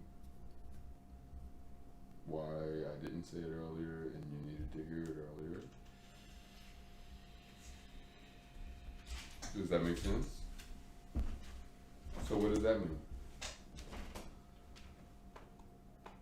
That I'm explaining to you why I need to have explained to you earlier why I'm still just gonna hang out here right now when you needed to hear that earlier, where I'm saying it now, where you need to hear it now, but you needed to hear it earlier. I'm just saying, is it okay? And it is okay, right? Okay. Well, that's it. Well, I mean, no, we don't have to talk about why I didn't say it earlier, but I get it.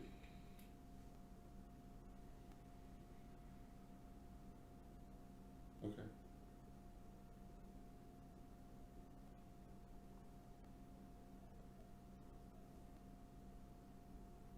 That sounds good. I love you. Oh, you love me too? Okay.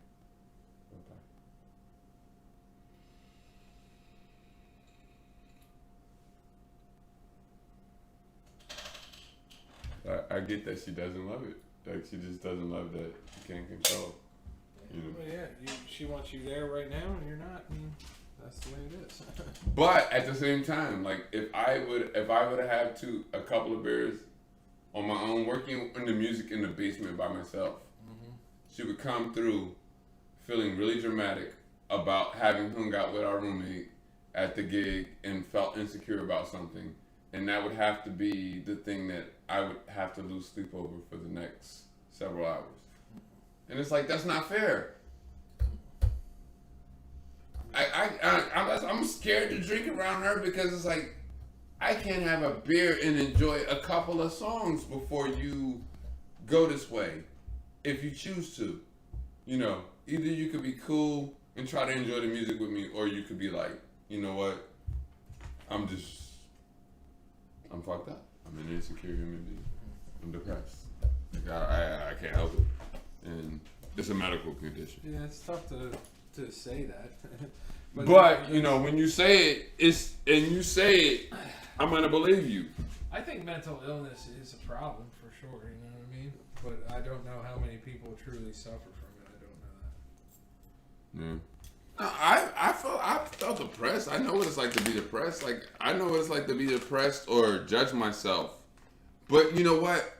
My concern is that so much of the depression comes from the judgment that we cast on ourselves from outside of our authentic humanity. Yep. So that's why, like, it's not even about like how much sympathy I have for it, but I don't have a lot of tolerance for it because I know I'm not gonna judge myself that way. That's good. You shouldn't. And I'm not going to like do it as a favor for anybody. Probably a good idea. Never. Never. Like, I'll be kind and understanding. I'll follow the rules, but I mean, I'm not going to like. You gotta still be able to do what you want. You gotta have autonomy, you know? Yeah, I gotta use my own brain. I gotta make my own agreements. I agree to this. I don't agree to that. Right. I will pay for this. I won't pay for that. I will, I'll participate in this. I won't participate in that. That's just my basic right as a human being. Sure is, buddy. Nobody tell you different. And then nobody can tell me any different. Don't let them. And nothing's automatic. Nope. Not really. Nothing. Not really. Not really. People act like it is, but People act like it is, but it's not. Nothing is automatic. Like, especially if I'm being clear. Yeah, I'm not enough. Like, I ain't lying. Like, I'm not trying to, like... jack you around or have a hard night or any of that shit. Nothing. Right. I'm not using nobody or nothing. Yeah. Like, and... I think what I'm basically doing is consistently showing up and being myself and being honest and authentic. That better be good enough. I hope that's decent. But actually, if that's not enough right now, then since you're complaining, like, well, okay, let's address it. If you really want to get into an actual discussion where you could win some vindication, you can win all of the vindication. Go for it. Go for it. You can go for exactly what you want. And you can also declare that you need me to, like, or I need to, because I will say that too. And that's the unspeakable. Oh my God, like, if you don't say this on my terms, then I can't be with you. And then, like, well, okay.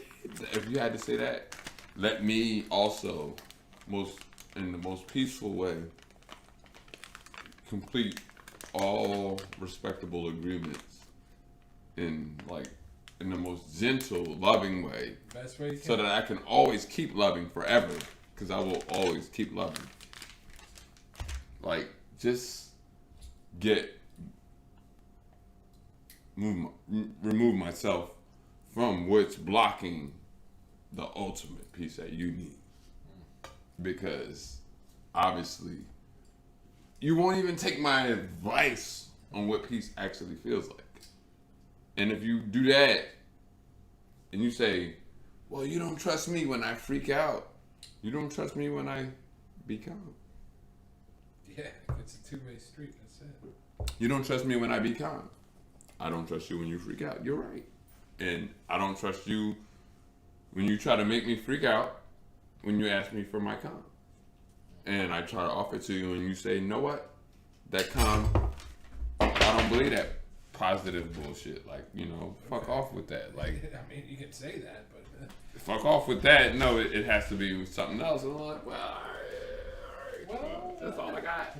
That's all right. this is what I'm doing. It's a positive perspective. I get it, but fuck off with it. Okay. Fine. Like, well, that's good morning. So now you come to me a few minutes later, like, I mean, besides making breakfast and cleaning the dishes, what other artillery do I got? Yeah, I mean, what other, how much more can a man do? Like, if it ain't a positive perspective, then in the first place, you know what I'm saying? Yeah. That's what you wake up with. That's what you own. That's why you can't hurt my feelings and I can't hurt yours, per se, just by you doing your authentic work and me doing mine. And us figuring out where we can work together, right? Yeah. I mean, dude, you have the ability to put your mind to stuff and go out there and do these work. You do too.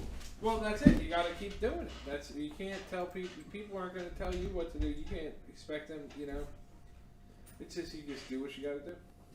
You know, and we can both get frustrated with each other because we both want to collaborate in certain ways where we would love to, like, for it to be our full-time gigs together or something. Yeah, I mean that would be ideal. Like, that imagine would be if extra ideal. That would be like perfect, you know. We're both the CEOs of our own companies, right, and we're able to do what we and we're paying our bills. We even got children. Could happen. Or whatever. Who Right. knows? You know, I'm just Kayla's saying. not into it, but I hear you. Right. My lady's not into it either. I don't blame him. And you know what? And me, I'm saying I'm okay with it. Like, I'm a teacher. Yep. I'm an uncle. And I've seen so many children grow, even by like just my own. And I know I play some contribution in supporting their growth or giving them some gifts or learning opportunities, you know. And over generations, like I've seen it over generations. Like I've been doing it for so long. Like I've seen it over generations. Well, you've created value in your life. You know what I mean? And a lot of people probably can't handle that because what have they created in their life? I can't stop creating in my life, so I don't understand why people can't even do the first thing, like create something. I just don't even. I realize that it's not up for me to understand why people can't be as motivated. Or you create in order to get a college degree, you have to create an argument. So is that a dissertation or something? Sort of, I'd say. Or a thesis, a dissertation. You know, so you create an argument. But like after you create your argument, you got to create a lifetime of work. Sweet corn soda? Ew, that sounds gross. Who'd be drinking sweet So corn? that's cool. I think it clarified it. If there's no more text messages. No, if she's not fucking worked up, you won't hear anything more about it. But Right. If she got it. I think, and well, I said it in a way, I think it might have been a little bit stunting. yeah, well, you weren't trying to be a dick. I wasn't being mean, was I? I actually said, is it okay if I stay here? Right? Didn't I say that?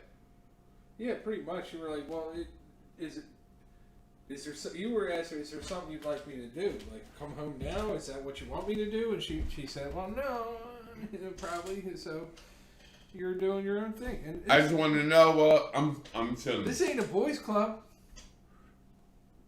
We're fucking grown men, man. Grown ass fucking men.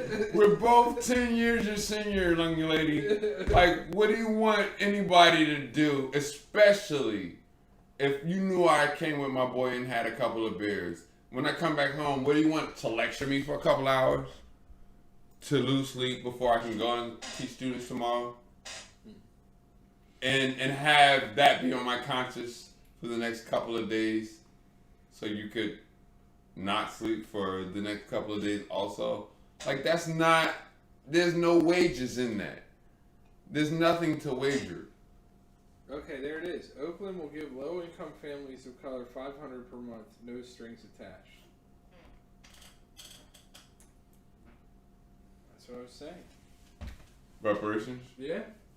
That's what they're calling reparations? I mean, $500 a month doesn't sound too bad. I don't know. What should it be? You know, I don't know. I don't know what the talks were. No, I'm saying, like, I'm getting lectured about the stimulus package. I applied for food stamps and got rejected. Like, I don't know what you want me to tell you. Right. What you want me to say? I don't care. I don't give a fuck. You're gonna live your goddamn life. I'm gonna live my goddamn life. And you know what? Yeah. But you told me I need to get right with my taxes. It'd be good.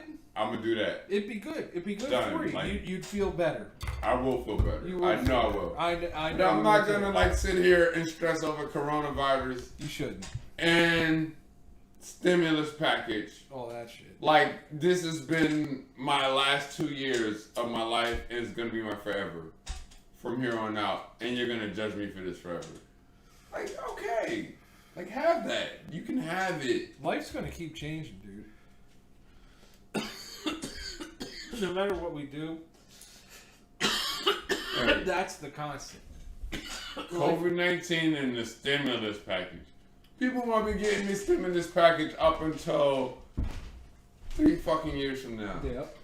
And it's going to be on the headline in the news every fucking day. Yeah, like we need to hear. Come on now. Like, oh God. Like, people want to be getting the stimulus package next Christmas. This is what I'm saying. And the following Christmas.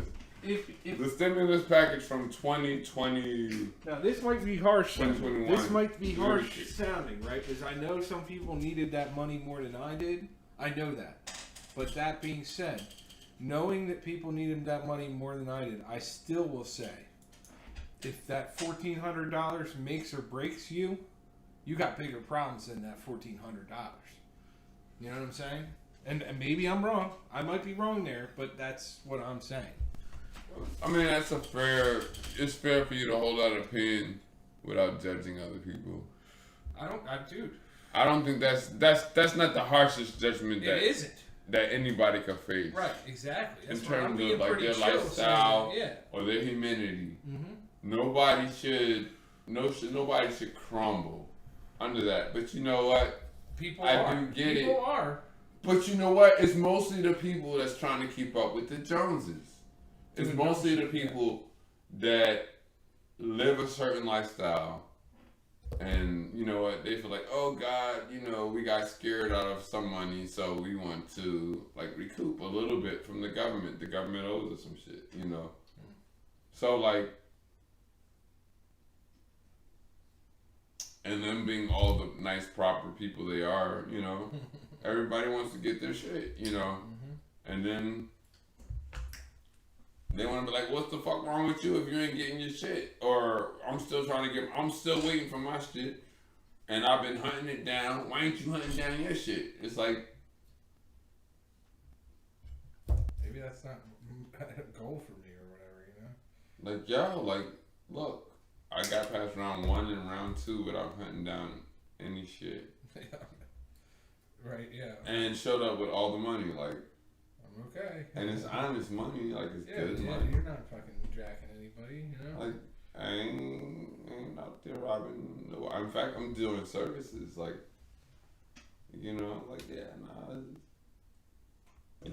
but I get it, everybody's entitled to the cut from the government, but like, you ain't gotta even judge me for whether I fight for it or not, or when I do it.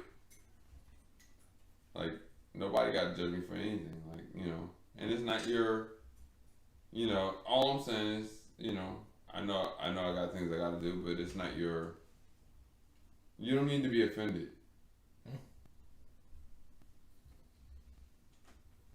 Money isn't everything, man. I mean, it helps. Money helps, sure. Yeah, I agree, but it's not everything. It's not all things, everything, money all the time. But a lot of times, though, people also judge things according to what they want at a given specific time, based on their whims and feelings and stuff. Rather than even being consistent. Yeah. Like, be holistic, be consistent, be strong. Know what you really want. Like, don't be like, hey, on 1 minute I feel weak and whimsical. I want to leave the country. The next minute, I'm going to come back and be, like, angsty and insecure. It's like, no! Follow through! Yeah, get it done. Like, look, I risked my fucking life. Like, I went somewhere, and I knew that I wasn't in charge of nothing. I could have been arrested by random black people in Colombia. I could have been, like, at any point, carried off. Maybe the FARC would have came and got me, and the drug dealers would have been like, yo, my nigga, yo, if the government didn't recruit me, maybe the drug dealers would have kidnapped me or something. I don't know. Like, I'm just saying, like, I'm releasing myself to a whole new situation. And I'm going to pay for it, and then I'm going to come back home and continue to pay for that too. Like, so, like, but, and at the same time, it's way more than what I would have to pay to just be a free person. It's like I'm paying to be a part of something greater too. So I recognize the value that I bring. And I don't think that you want to, because since you couldn't dominate your graduate school friends, since you couldn't dominate all the clubs that you joined that you thought were going to be your life purpose during your trying to graduate from college experience, now you're like, At least you graduated. at least you graduated, that's awesome. But like, yeah, and you're trying to find like colleagues that you could be friends with,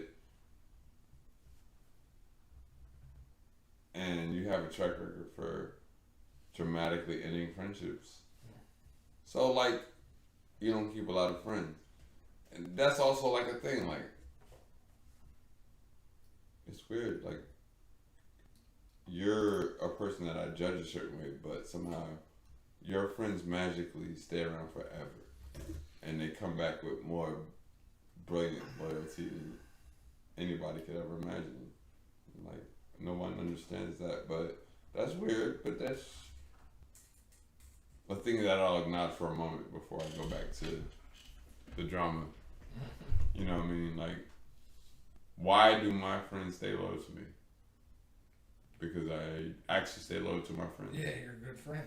I'm a really good friend. You don't act a certain way with somebody because you think it's going to make them feel better. You know what I mean? Like, it's just you're being a good friend, right?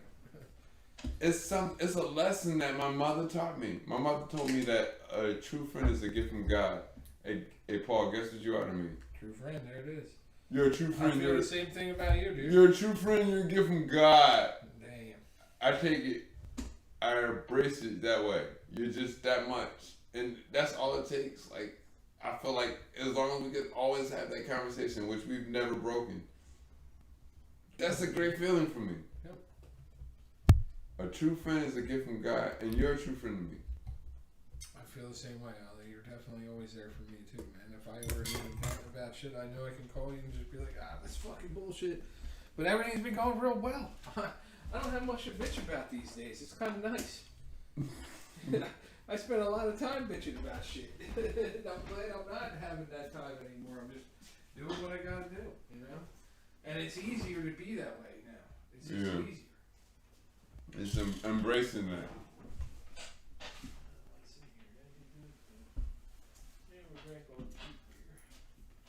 You still got us online, dude? Yep.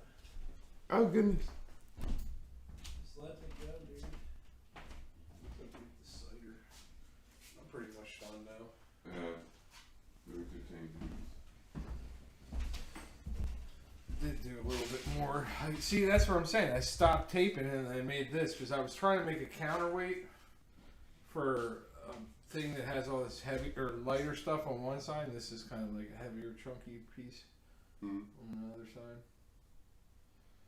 Yeah, we got 15 clicks in 5 hours. I guess we could call it. Yeah. It's the end of the stream. The NonCon Streamist. Got me.